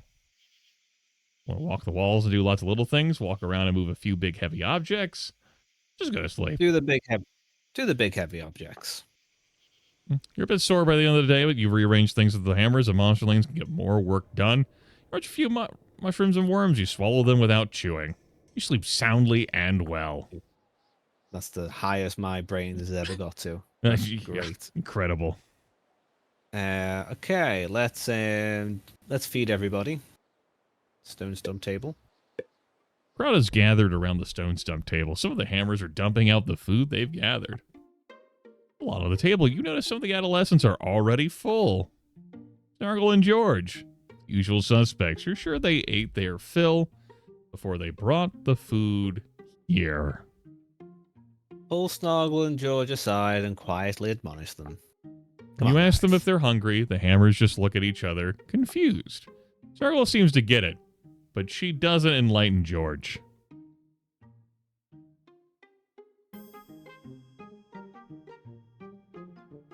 Don't push it. Monsterlings gather around you at the table, keeping a respectful distance. Hungry Monsterlings watch you expectantly. Looks like there isn't enough for everyone. You got plenty of stats, right, Dan? I do. Let the monsters eat before I do. -1 greed. -1 Oh. greed. Restrain yourself and distribute the food evenly. The well-fed monsterlings move with more vigor and strength before. After all, they are working to repair all this shit. One energetic monsterling picks up a small chunk of rubble and starts hauling it toward the coop gate. Look at that. Other monsterlings join in, following your earlier instructions without protest. You'll get a meal afterward. Oh, could have been bigger. Look at these scores, Dan. Wow. Yeah. Feeding time is done. Biri and Lindidi approach you. Biri has an idea about mixing things before adding fire. Yes, I told you to skip it and go pick more berries. Yeah, but even then, we don't have enough for everyone to eat most days. Never tried it again, but it might help? Nah, I don't have enough brains to spare for that kind of thing. I will spend the free, sit down with Biri and work everything out. We can cook. That's not a point of respect, Ice Quinn. That's a monsterling. They fucking died. We saw that in dialogue before this. All right, we're gonna cook. Of course, the berries from that day in the bramble thicket. Culinary mastery achievement. Help Biri whip up something good. You remind Biri about mixing berries with other food along with some suggestions for how to test her ideas. Biri and Lindidi start working on the mixing and cooking process. Before that, they have a chunky paste that doesn't look like food, but Biri drops the lump of congealed slime and mashed berries in your paw. It's as clammy as it is sticky. No, it's weird, and I'm not gonna eat it. Make myself try it. Have faith in my little minions. Lose the flesh. The first bite is sour and bitter and sweet. Your stomach begins to hurt. Max guts. That makes sense.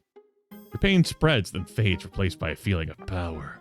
It tastes so memorable. Let's start making more. Everybody will want some. Biri and Lindidi run off to start implementing the idea. That night, you discover that Biri's invention also helps you sleep better. Oh my god, yes. Brain power. Oh. 19 brains. My cup runneth over. My brains runneth over. Lindidi ticks numbers off on her claws. She's getting faster, more accurate every time you see her do it. We made progress, but there's still a lot to do. We're losing monsterlings. Not all, but some. Yeah, Rancid, you're right. We lost another one last night. Too many weak spots and openings. Ferals can still sneak in sometimes. Share a moment of silence. At least it's fewer mouths to feed, right? Or resolve to work harder to protect my charges. Presumably lowering both greed and malice. Yep. 0 greed, 1 malice. What? Oh my god, yes. Lindidi nods to you sullenly. I'm back. The alarm bell rings. Ruck's voice booms down from the roof of the bunker. It's an elder! Monsterlings and adolescents scuttle out of sight, fleeing from the cracks and gaps remaining in the coop walls. Adrasil, you haven't sent word in a while. I didn't come all the way out here for nothing. Open the gate. Rancid and Lindidi run back and forth, trembling at the sound of the elder's powerful voice. Boss, Adrasil's too weak to come out of her bunker. You're gonna have the diplomacy. When this elder comes into the coop, you'll see how bad things are. He could do anything. Okay, let's shout the lie. She's out hunting. Can come back another day. I rather doubt that. We have an appointment, and she has never missed a meeting. Rat Drag kicks the wall next to the coop gate. The force of the elder's kick cracks some of the stone at the top of the wall, ruining some of the recent repair work. A frightened monsterling falls on the outside of the wall. Well, as it turns out, we don't have infinity brains, guts, or flesh. So, you don't have a grappling hook, awesome acrobatic skill, or super strength. Yep. Yep. Yep. I'm enjoying reading the options. No, he doesn't fall because I have a grappling hook and that I made last night. Yep, nope. Smash the little pickle grin. Just fucking like hurl him across the camper. And like, what the fuck? He ends up over by Trade Hill. Oh, interesting. Pulls out his tablet, starts making notes. The monsterling shrieks several times and freezes in terror as Gratrak steps closer to him. Stomp. The fallen monsterlings no more. Oh, you're hurt, little one. Don't worry, I'll stop the pain. Eats him. No more pain. Gratrak starts pacing back and forth outside the coop. Atrasil! My minions. Atrasil! Rancid shrugs, writhes, and twists into an Atrasil-like shape. A tiny one. Unless he was really, really far away, that's not going to work. Maybe the voice? Rancid inhales and flexes their arms, expanding their torso. They lean forward as though looming over imaginary monsterlings. You can't come in because... Rancid looks to you for guidance.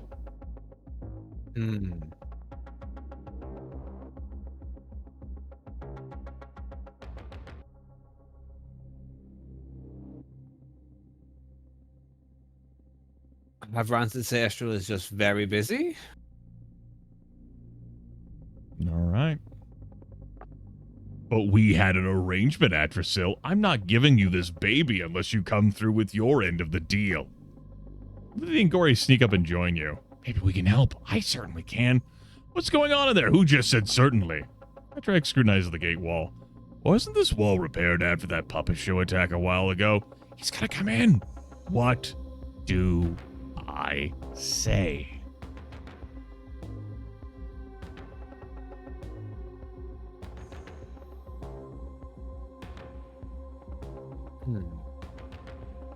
I'm torn between disease and renovating, but no, disease would make them know that something bad is here. So go for renovating. We're just renovating.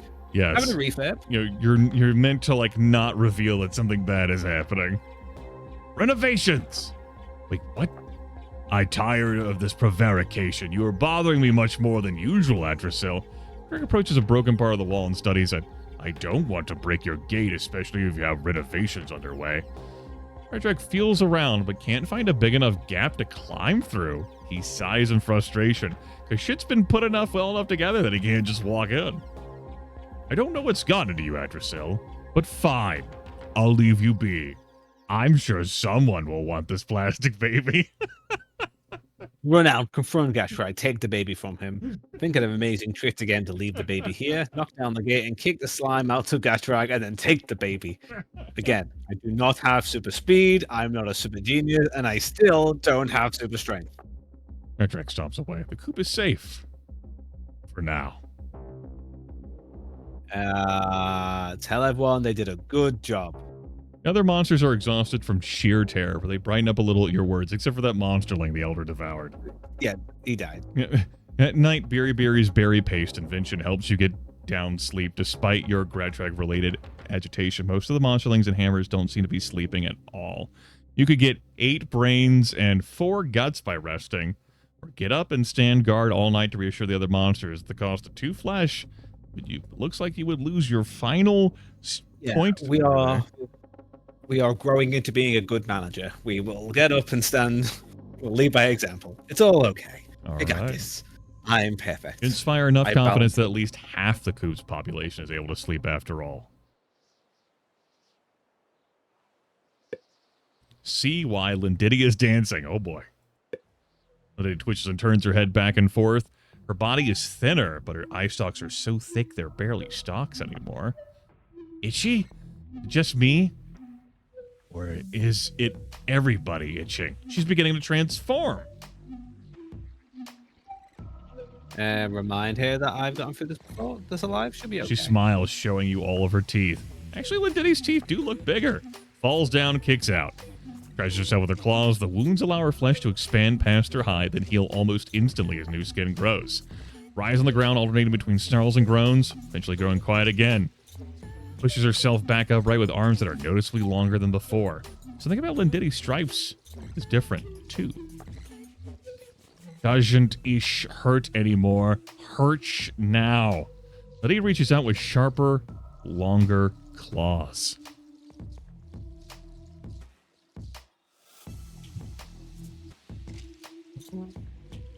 You wanna comfort Lindiddy? Did you never had anyone to comfort you? That's true. Comforter. I'm gonna get Liddy hit. flinches at first and recognizes that you're trying to help her. Falls down again. She stares unseeing at the cavern ceiling. A few of the hammers approach, staring nervously at the new Liddy. You know, this hammer. We're intimately familiar with that hammer. Yeah, I've never met him, but Thor I comes like him. closer. You know, boss, a few of us were thinking we haven't had a really good meal in ages. We can crush Lindiddy's skull with a rock. There's pretty good eating inside a smart monster skull. Your monstrous instincts rise, not to protect Lindiddy, but to punish this challenge to your authority. The other adolescents watch you carefully. Would you like to provide an explanation to Thor for why, or tell him basically to go fuck himself? Give him an explanation. We do not eat friends. You control the impulse to hurt Thor and begin explaining why his question was a bad one. Tell him that Lindiddy is your friend, part of your coterie, and a benevolent monster. Your blood is roaring in your ears. You digress with an explanation of loyalty and why it's desirable. Thor shrugs and gives you an impudent look. That's great, boss. Just great. But I'm bored now. Your shell looks red through the blood flooding your eyes. Hear my anger, but don't hurt him. Thor suddenly realizes how close he is to disaster. Thor scuttles back and finds himself trapped against the coop wall. I'm sorry, boss. I'm sorry. I didn't mean to be so rude to you. The other hammers hoot and laugh at Thor, getting one respect with them. Liddy eventually awakens. She looks at her arms, her belly, her flanks. This is different. Lindiddy's turn to look at your paw, narrowing her larger eyes. There's a gray splotch on your arm. I'm hungry. Are you hungry? I'm hungry.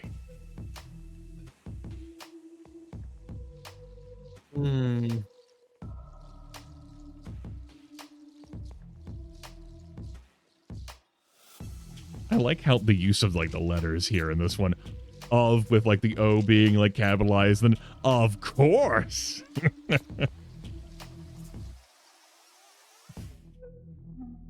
How long am I? Oh, you just have a lot on your mind. Use the brains. You felt the hunger she's feeling yourself. It will pass for a little while. It will overpower her mind.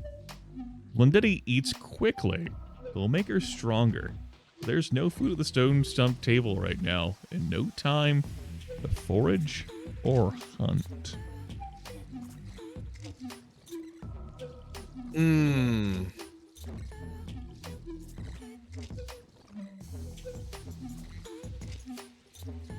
Don't know if I'm quite willing to let you feast upon my flesh.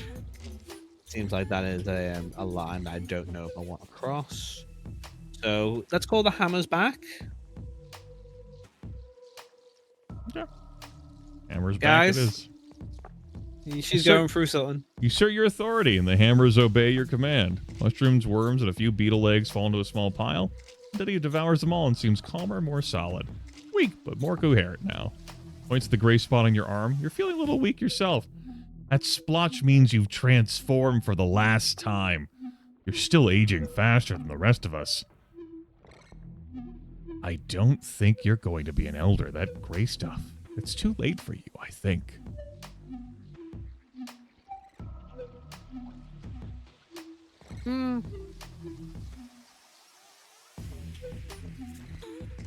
Hey, Carl. How long do you think I've got? Been a good run. I don't know. Everybody's different, so I can't just multiply some numbers. And I mean, you're unique, Dan. One case where the metric system can't help at all. And then he touches your arm, trying to reassure you. The brains were great while they lasted. Yep. I'm gonna knock them all down. I'd say it's going to be all right, but I don't like lying to friends. Oh, Lindiddy's lip curls and her eyes grow damp. I don't like the idea of not having you with us.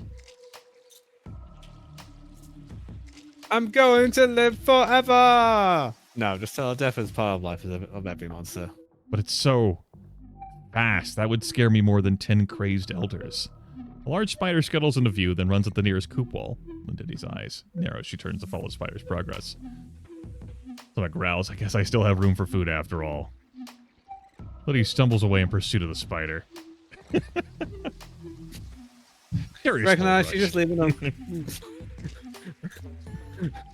Let her go. Her good friend. You hope she remembers you that way. Your body's passing weakness passes. For now. Have a berry berry paste to get a good night's sleep. It's a good thing we got that berry paste. Because that's been great. That has been good.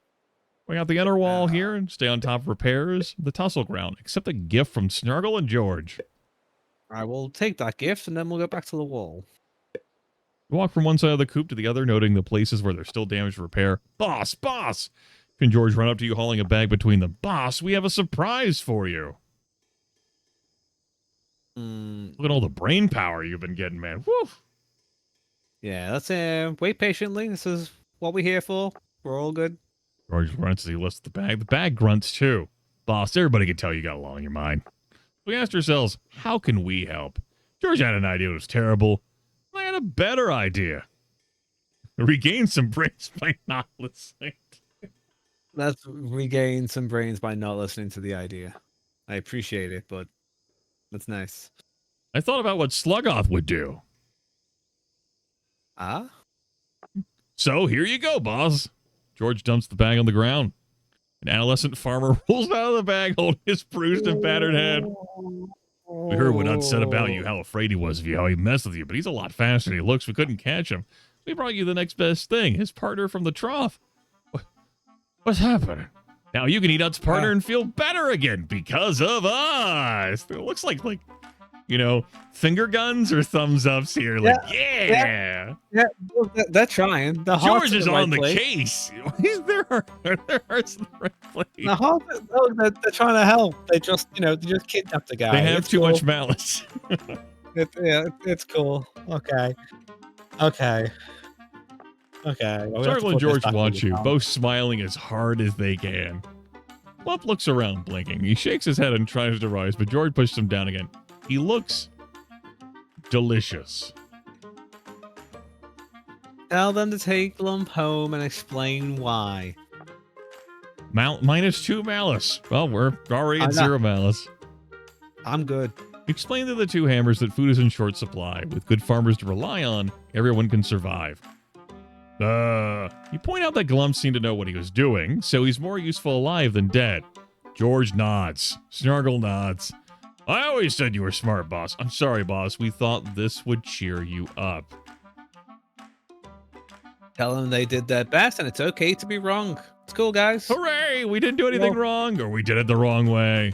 We'll get something better next time, like bringing you a snack you haven't met before. Glump runs off as fast as feet will carry him. He never looks back as he disappears behind the corner of a ruined wall. The rest of your day is fairly unexciting. No crises, no emergencies, no visits from elders. Not even a lazy worker to set straight. The workers continue to work, aided by extra energy from Berry's berry paste. There isn't any berry paste available for you to snag on briefly, but you still get a good rest. +6 brain. Yeah, the brain. 23 brain. The hugest brain.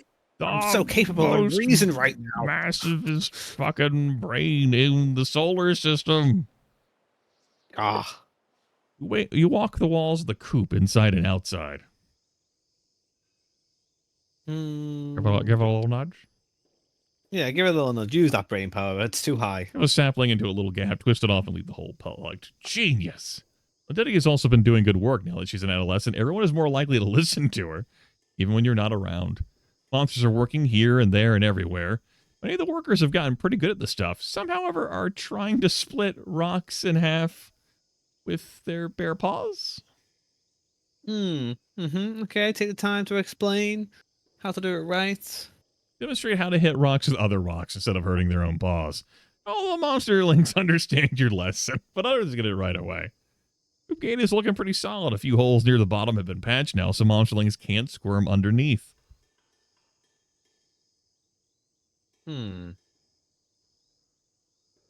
Yeah, brains. Good workforce. Find the monsterling who did the best work. Make some questioning, searching, but you locate a pair of monsterlings who seem to be responsible. They smile and clap their paws as you single them out. The day wears on. The repairs continue, little by little and lot by lot. How is it going today, really? You add things up in your head. You have guided the workers to an amazing level of effort and competence. You can't see any way the repairs could be going better at this point. The gate looks like it could stop anything short of an elder. The walls have very few gaps in them, and the monsterlings are working together, not against each other. You pause and stretch looking at the walls. There's still some light left in the day. There's always more work to do. Nothing fancy, just a lot of lifting and hauling. Nothing that requires your guts.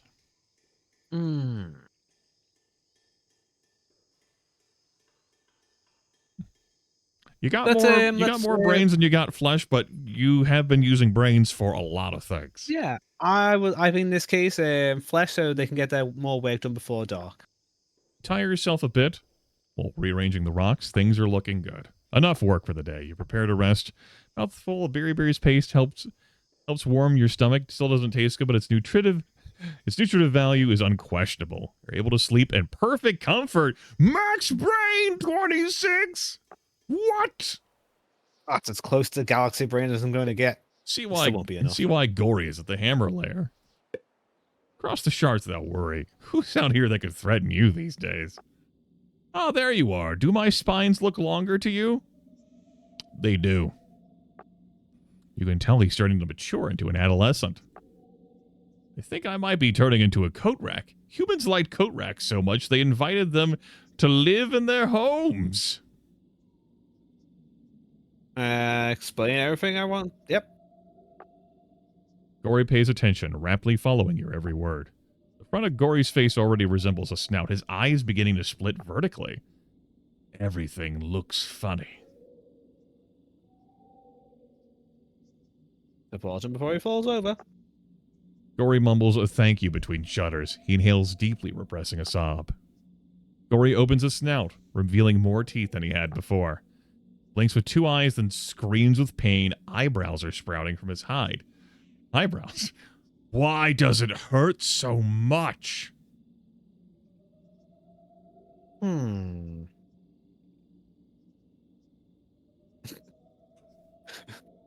out a cockroach doesn't have feelings.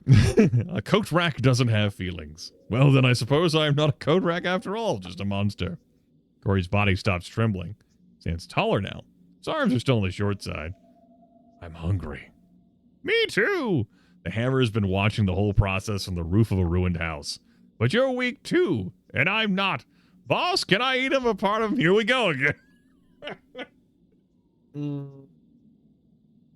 No. Hey, you get to use some guts. No. Yep, use some guts. I'm not killing anybody, just... No. Product slinks away, grumbling. -1 respect. You're sure she'll complain bitterly to other hammers. Fucking. We don't eat friends. Oh. That night you were able to eat some of the berry paste along the scraps the hammers have run. So, oh my god, I'm so good right now. This is the best of I'm at peak life. Peak performance. Full stats. Full life, no malice, no greed. I'm my own man. I'm my own monster. Yes, you are independent. You could try to complete the repairs or investigate loud whispering. Let us finish the repairs first. You stand near the almost restored wall. It's taller than before, built up with rocks and cement. Look at these characters. These are just great. Every monster is doing their part as the last layer of the wall is put into place. It's been hard going, but I'm still going hard. What a fucking... God damn it.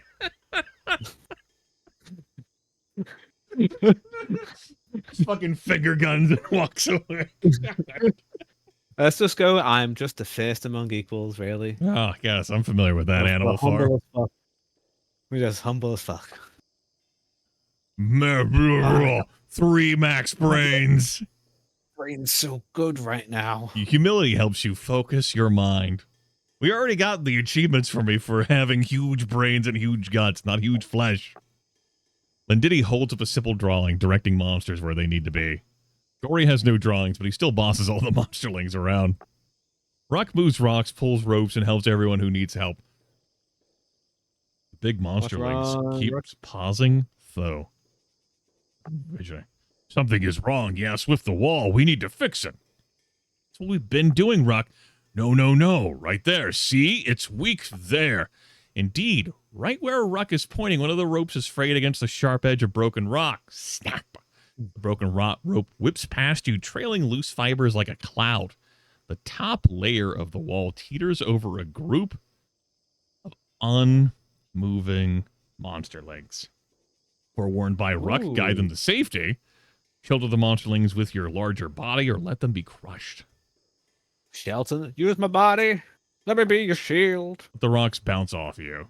Only one monsterling is caught in the collapse. The dust settles.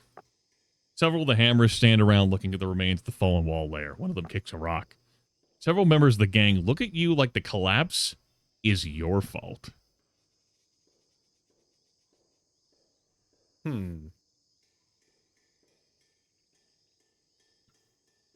Lead by example and move all those heavy rocks myself.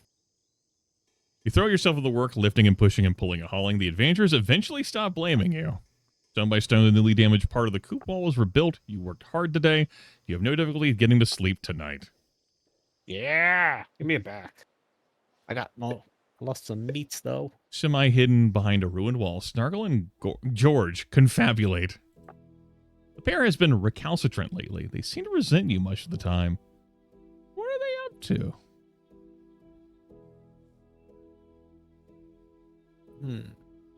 Just walk around the wall. Also, like...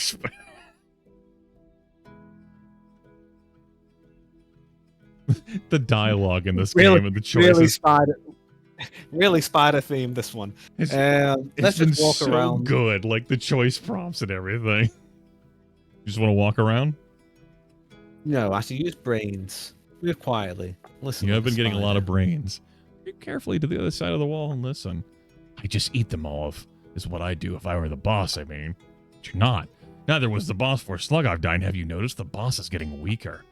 One day soon I'll be an adult too, but the boss is just going to get older and old. Circle notices you and shuts up. Boss, we didn't expect to see you here. It's so quiet and sneaky too. Well done? Circle and George straighten up and face you. Boss? You can almost hear the quotes around the word.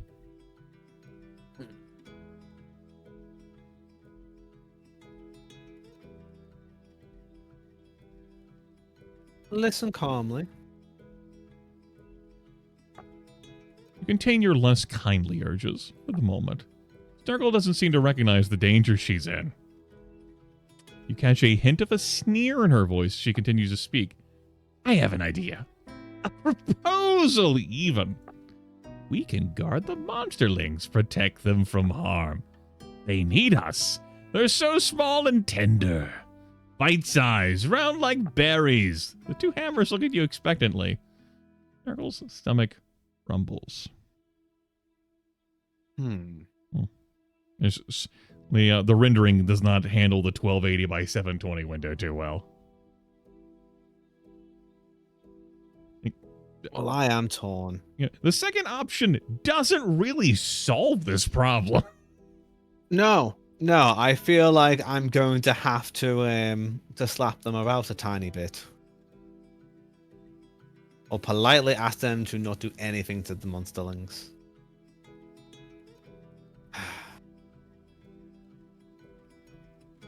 You don't get my food. I'm gonna politely tell them not to do anything with the monsterlings. Sure, boss. Anything you say. George snickers. Well, all this work is making you feel a little dizzy. The weakness of aging coming on you again. You're not helpless, but your legs are shaky. Boss, you need some help? Sargo wipes a little drool from the corner of her mouth. Is she looking at you hungrily? Ask what Snuggle means asking that question. Sorry, boss, I didn't mean you were weak or needed help in any way. It's just, if you keep trembling like that, so the other hammers could start getting ideas. Snargle may be remembering the fight that she had against you back when you were a monsterling. Don't worry, boss. No ideas here. None at all. Well, we'll get back to work, boss, if that's okay with you. But, boss, seriously, if you need anything, you're feeling weak, do be sure to tell us. We'll keep it quiet. Until your head stops spinning, then return. Work. The repairs continue. Continue managing the effort, aided by Linditti's expert organizational skills. At night, even a meal inducing the berry paste isn't enough to make you stop thinking about your spell of weakness. Always good to eat something, though.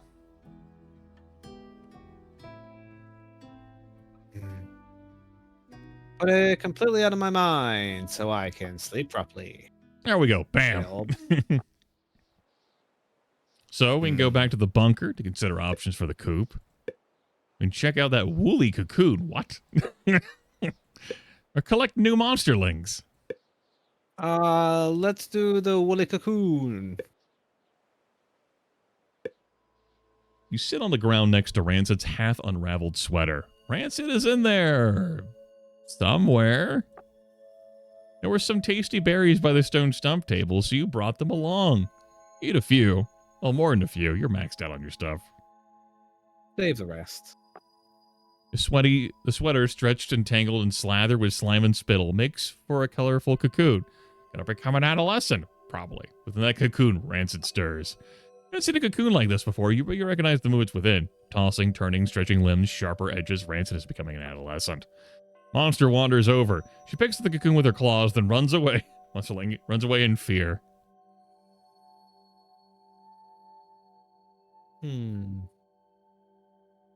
Whisper.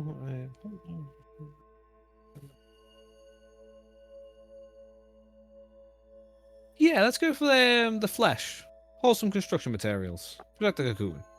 -1 malice, though you were fine on that. You pile a few stones and boards nearby, so there's only one way to approach the cocoon.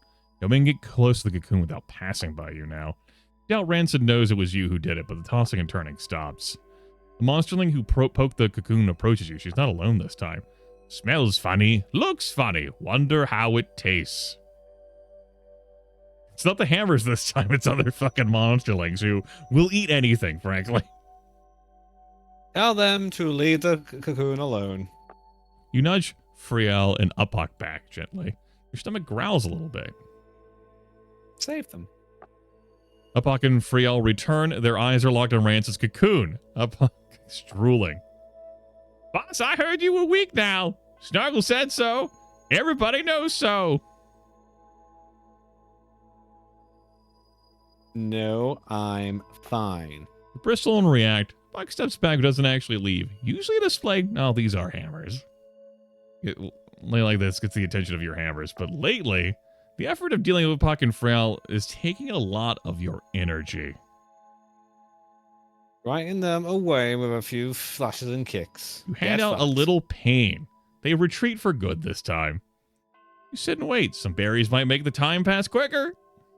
No. God damn it. Cocoon stirs with a new pattern. Some games never give you like another chance to do things. This game definitely gives you more chance to think, hey. You want to eat the berries? You get Eat the fucking berries. You could go back and sleep at the Hammer's place now. No. I'm gonna keep. Okay. Oh, I want to go. The cocoon stirs with a new pattern of movement. A tear appears and the material around it quivers. The cocoon splits open and Rancid emerges. I'm sure it'll be revealed. Oh, you. Rancid gathers at the remains of the cocoon and swiftly folds them into a wad of fibers. Rancid devours most of what's left of their cocoon. Rancid looks up at you and stretches their legs, trying to imitate you, but their legs bend the wrong way and Rancid falls down. Not working. Rancid tries to hunch up like a ruck, but can't seem to do it. All different now. And the berries I saved. The meal seems to calm the new adolescent down a little bit. So hungry. Rancid eyes a passing monsterling. What are you looking at? Rancid reaches with arms that are halfway to being tentacles. Long coiling fingers extend toward Heech. Not Heech, snagging him.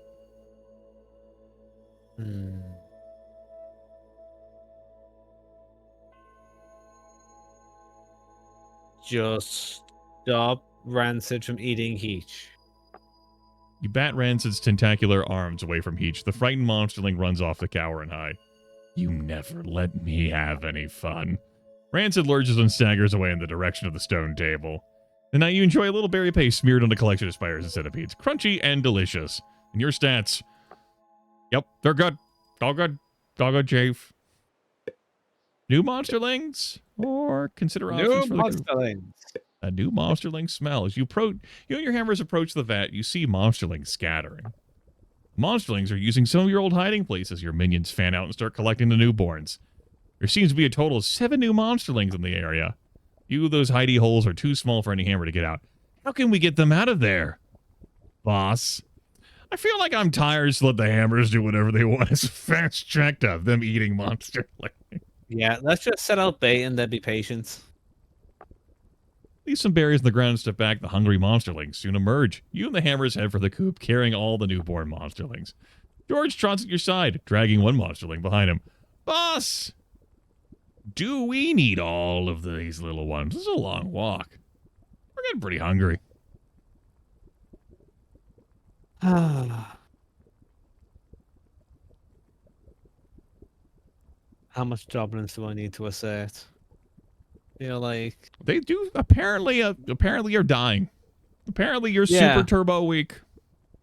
yeah, use some guts, hit him a little bit, just a little slap on the back of the head. You give George a clout with your open paw. He doesn't fall. You hit George again. He surprises you with a few bites before he goes down. George's monsterling got loose, but Snargle catches the newborn before he can get away. George catches up with the group later, no longer willing to challenge you.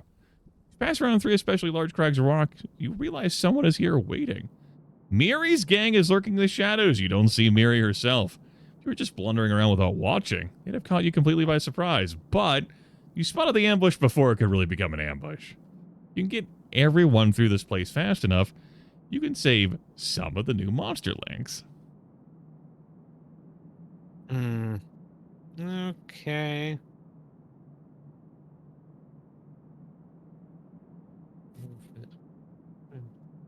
Use some brains. We got lots of brains to use. Try imitating Miri to fool them into leaving. Call out so your voice echoes from nearby ruins, pretending to be Miri. You tell them the ambush has been called off to meet you at the trough. You tell them not to do that. Wait, that wasn't you. That was... Nice try. These idiots would have fallen for it if I wasn't here. Well, hello there, puddle brains.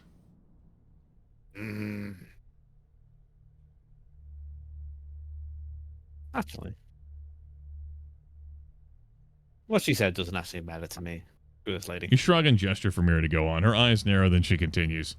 So it's true. You're working for Atrasil. I bet you were done. But you thought you were done with me. Well, you're not done until I say so. Snargle and George stand back to back, lashing out the attackers. The other hammers form a circle around the new monsterling's claws raised. You want a piece of me? Miri moves as fast as ever, heading straight for you. Oh, it's been a while. It's been a while since you fought Miri. Looks like this option's still here. I'm still bigger than her, so you smack her down. You knock her to the ground. Miri rises up again, then raises one foot off the ground. That seems familiar. Yep. I've seen this trick before. Circle and strike from one side. Miri tries to pivot and kick as you maneuver around, but your reach is greater, because, yeah. I'm a big boy. Miri's too weary to continue. Just let us go. Please. You'll win. I'll order my gang to leave and never bother you again. Just talk to her. Trag told us the hammers were working for Atrasil. He promised us food and weapons if we attacked you. He wanted to test a theory. He was right. Here you are taking monsterlings to the coop instead of eating them. Something happened to Atrasil, right? The Gretrag is spying on us now. He probably knows everything already. He's one smart monster.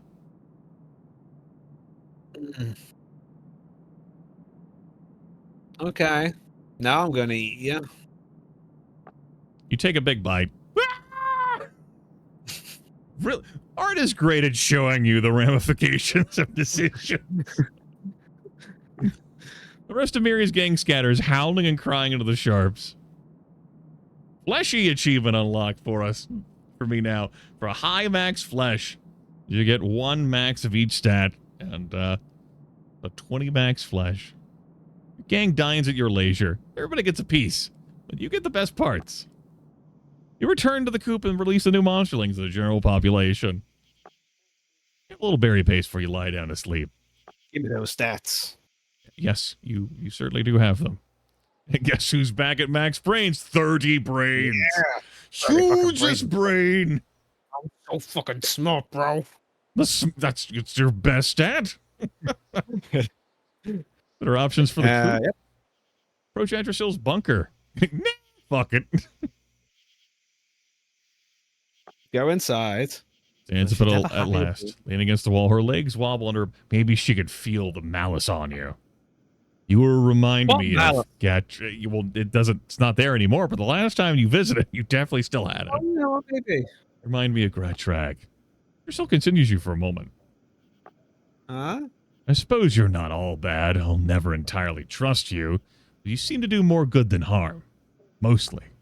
You brought some monsterlings here from the van. That's good. Yes, I heard about that. My little nasties tell me things sometimes. You've been busy. I don't know everything you've been doing, though. I'd like to know more. Yeah, it's better. No details. You give her the good parts and the bad parts, even some of the ambiguous parts. Etrusel leans, listens and nods, and toward the end smiles a little. Then sighs. I was worried about many things, but especially concerned about Gratrag. He helped me build the coop long ago, and I helped him rise to power in the council. She doesn't know. Yeah, all the brains. Consider that she couldn't have known what would go wrong. All right. You find yourself empathizing with the Elder, which isn't that surprising given that you've had her job for a while now. Of course, you also have Slugoff's job, but on the whole, you're coming to understand Etrusel better than him. It wasn't just us. The others who helped us are long dead now. Redtrag left the coop alone for years, but then his experiments in the pasture aren't going well. Now he'd like to experiment on all of my monsterlings. Tell me more. Eternal life, mutations, a way to make monsters become something more than an elder. He has many foolish ideas. But there's something about your spots. I know what those mean. You will die soon. And so young. Why? She looks away, thinking. I have a feeling it's more than just an abnormality, something in your makeup. It doesn't matter now. Ask her how to stop myself from dying and become an elder? Want to help? Perhaps if I were well, I could have persuaded the council to help you. Find something you have they want. But it's too late for you now. Enjoy your last days, and don't worry. I'll take care of everything once you're gone. Etrusel shares one of her last lumps of plastic that still resemble a baby. Wanna split a plastic baby with Etrusel? Sure. I haven't had one of those before. That sounds Feels good. It doesn't actually radiate warmth inside you, but it does create happiness in your belly. You won't care about aging for a little while. Etrusel watches your bliss with jealous eyes, but she resists her desire for the baby for a little while. Now hawk it back up or I'll beat it out of you. That night there isn't much food on the table. You get some meat and some mushrooms. Don't worry. You're good. Rise from a deep sleep. Can't seem to get to your feet. The weakness will pass, as it always does, but it's taking longer than ever before. The gray spots on your hide are more numerous and they hurt more than before. You feel your guts and brains leaking out through them like water. Your limbs complain. Your back creaks. indoor. It feels like your blood and slime are thinning into fetid broth. Someone comes to the doorway and looks at you. Your monsters whispering to each other. And they're gone again. Must press on. -3 docility if you had any banked up, which you do not. You try to stand up. Every bit of strength in you pulls muscles taut. You fall down again. You dream of becoming a tiny vat holding a single morsel. The slime in the vat is red, not green. The morsel is your heart. You devour your own heart and feel stronger and smarter. What? When you awaken, you feel slightly better. Drusill's here. She's been watching you sleep. Drusill relationship. Yep. I've recovered from my wounds, young one. I can't help you, but Gratrag might. Snargle snickers. George chuckles. Camelot stares. Funny, you didn't notice them before. Arouse myself enough to frighten the gang. A few meek ones squeak and retreat from your gaze. Your eyes close no matter how hard you try to keep them open. Devour a passing beetle and rest just a little more. Open your eyes. Atrastil's gone. She went to get Elder Gratrag. But I don't think we'll need either of them. I will be the leader. I challenge you. Get ready to get fucked. Camelot produces a puppet of herself and thrusts it at your face. We're going to use brains and punch her in the face. Yep, you punch right through the puppet, smashing Pavelot in the face. You aren't quick enough to end Pavelot's next. miserable life. You get your breath back, but she squirms away and escapes. You took a -1 everything. I will be the leader. I challenge you. You're all going to get fucked. Snargle growls and starts slapping at your face and upper body.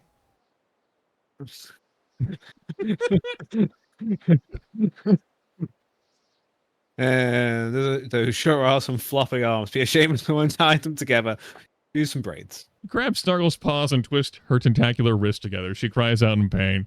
You reach for Snargle, but another wave of nausea cuts you short. Snargle scuttles out of reach and gestures to George. George, it's up to you. You can be the leader. Okay, Snargle, if you're not leader, then I'll be leader. George raises his hooked claws and lopes toward you on his spindly legs. Take his long legs out from underneath him. The top-heavy George falls and smacks his face into.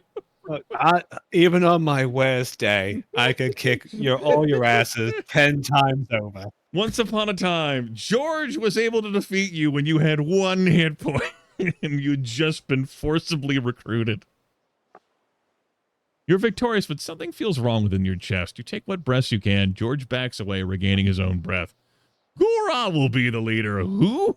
Oops. Oh, when did you join? Gura How long have moves you her been long here? body back and forth in almost hypnotic pattern. Use the brains. Blake, concentrate. Catch her off guard and get in a good hit. Get The only fucked. prize is a bite of Gura's retreating flesh. Sheer will has kept you fighting. And it most certainly has. It's a good thing you had enough guts to push through all that. Look around for the next fool to smash. You feel your insides. Liquefying? Oh, that's good. That's You normal. stagger outside into the ruined street. Some numbers have vanished because we don't care about those anymore. Hammers are everywhere. Were there this many before? You can't see them clearly. So the monsters seem impressed at how many fights you won. A dozen or more hooting and jeering voices fill your ears, despite all the trust you've built. It comes to this? Am I dreaming now? Even in the dream, you hear the taunting insult and insults of the hammers. Gory and Ruck lift you up. When did they get here? Gory and Ruck drape your unresisting body on a construction of poles and a faded blue tarp.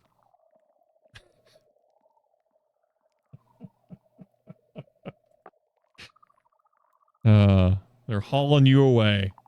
Go again, Gory! Laugh at their antics. My end is for going to the beach. Yours is for digging graves. And their little litter. They begin to wheel you away to... Gory slinks around to Ruck's end. Together they convey you towards the vat. Rough ground jostles the Travois. The Travois. The Travis. I'm going to call it Travis from now on, just to fuck with everyone, including myself. Like the rocks that pelted you. You must have fallen asleep again. I've been broadcasting for way longer than what I thought I would be this morning when I suggested this to you. Yep. I'm definitely woozy and tired. It's now Travis.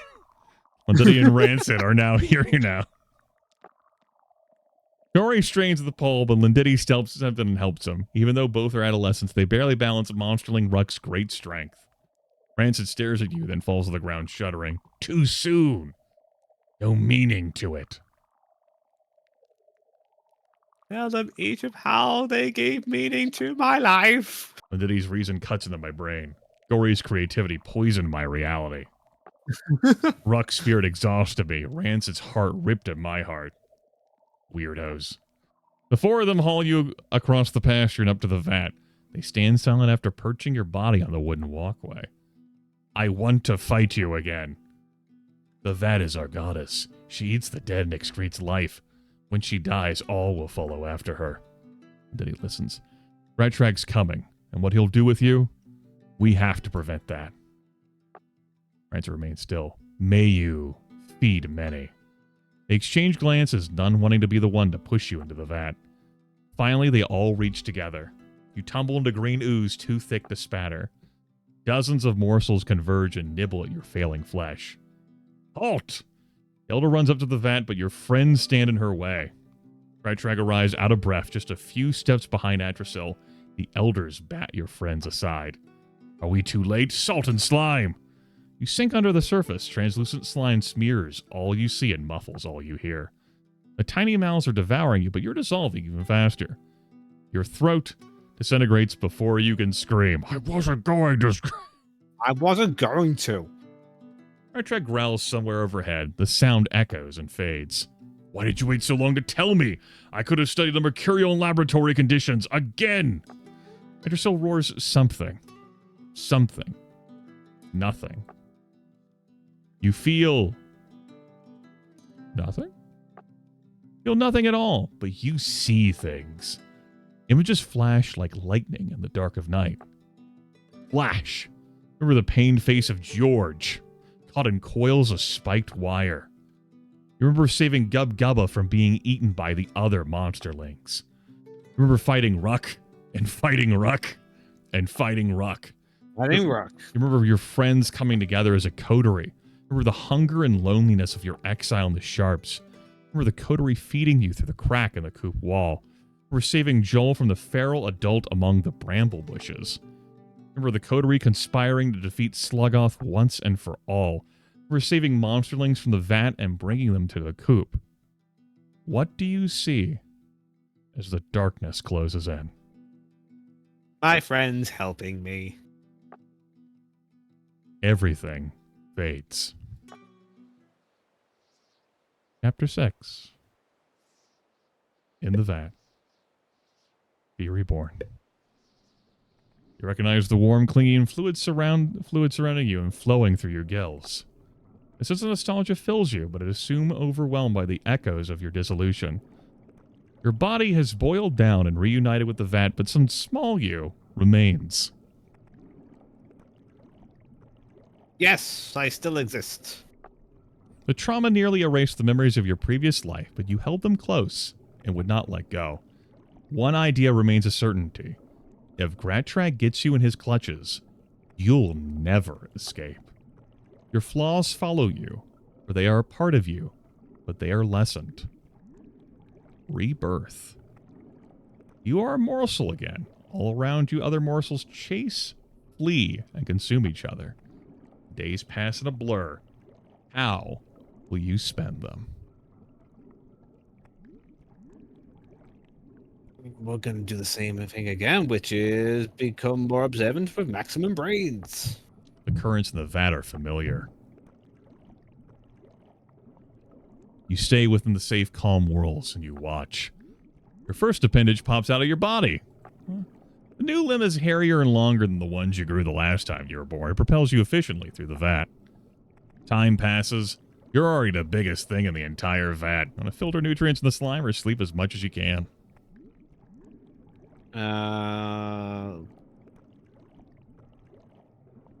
Sleep as much as I can. Nap nap. That is very much you. You drift in and out of consciousness, centering yourself.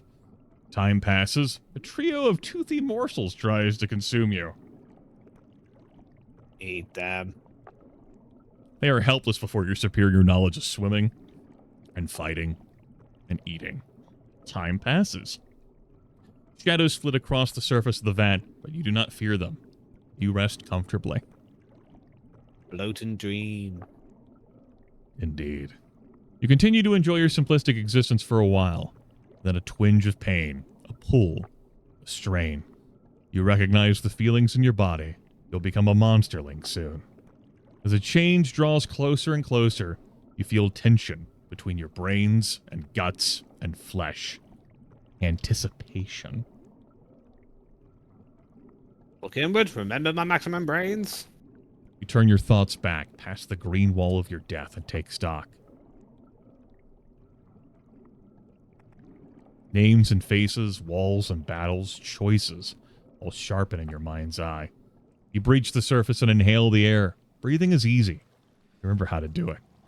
Your body pulses with strength and energy. You need no help this time around. You climb over the lip of the vat and drop to the ground. You are a monsterling again, but not the same monsterling. You look different. Your limbs move in slightly different ways. You stretch and take a few steps on unfamiliar feet. Your balance is off, but you'll know you'll recover it soon. Hello, world. Again. Hope. Folks, I believe this is where we can end this broadcast. Seems like an appropriate time. Yeah, sounds good. And instead of a run concluding and Dan resuming perhaps with more playthroughs of this, Dan and I will have to pick up Monster Loves You 2 on another time. It will not be announced. You will not have much in the way of warning. It will just be. It'll just happen. Yeah. And this very much feels like an appropriate cliffhanger for what things can be and what it could mean.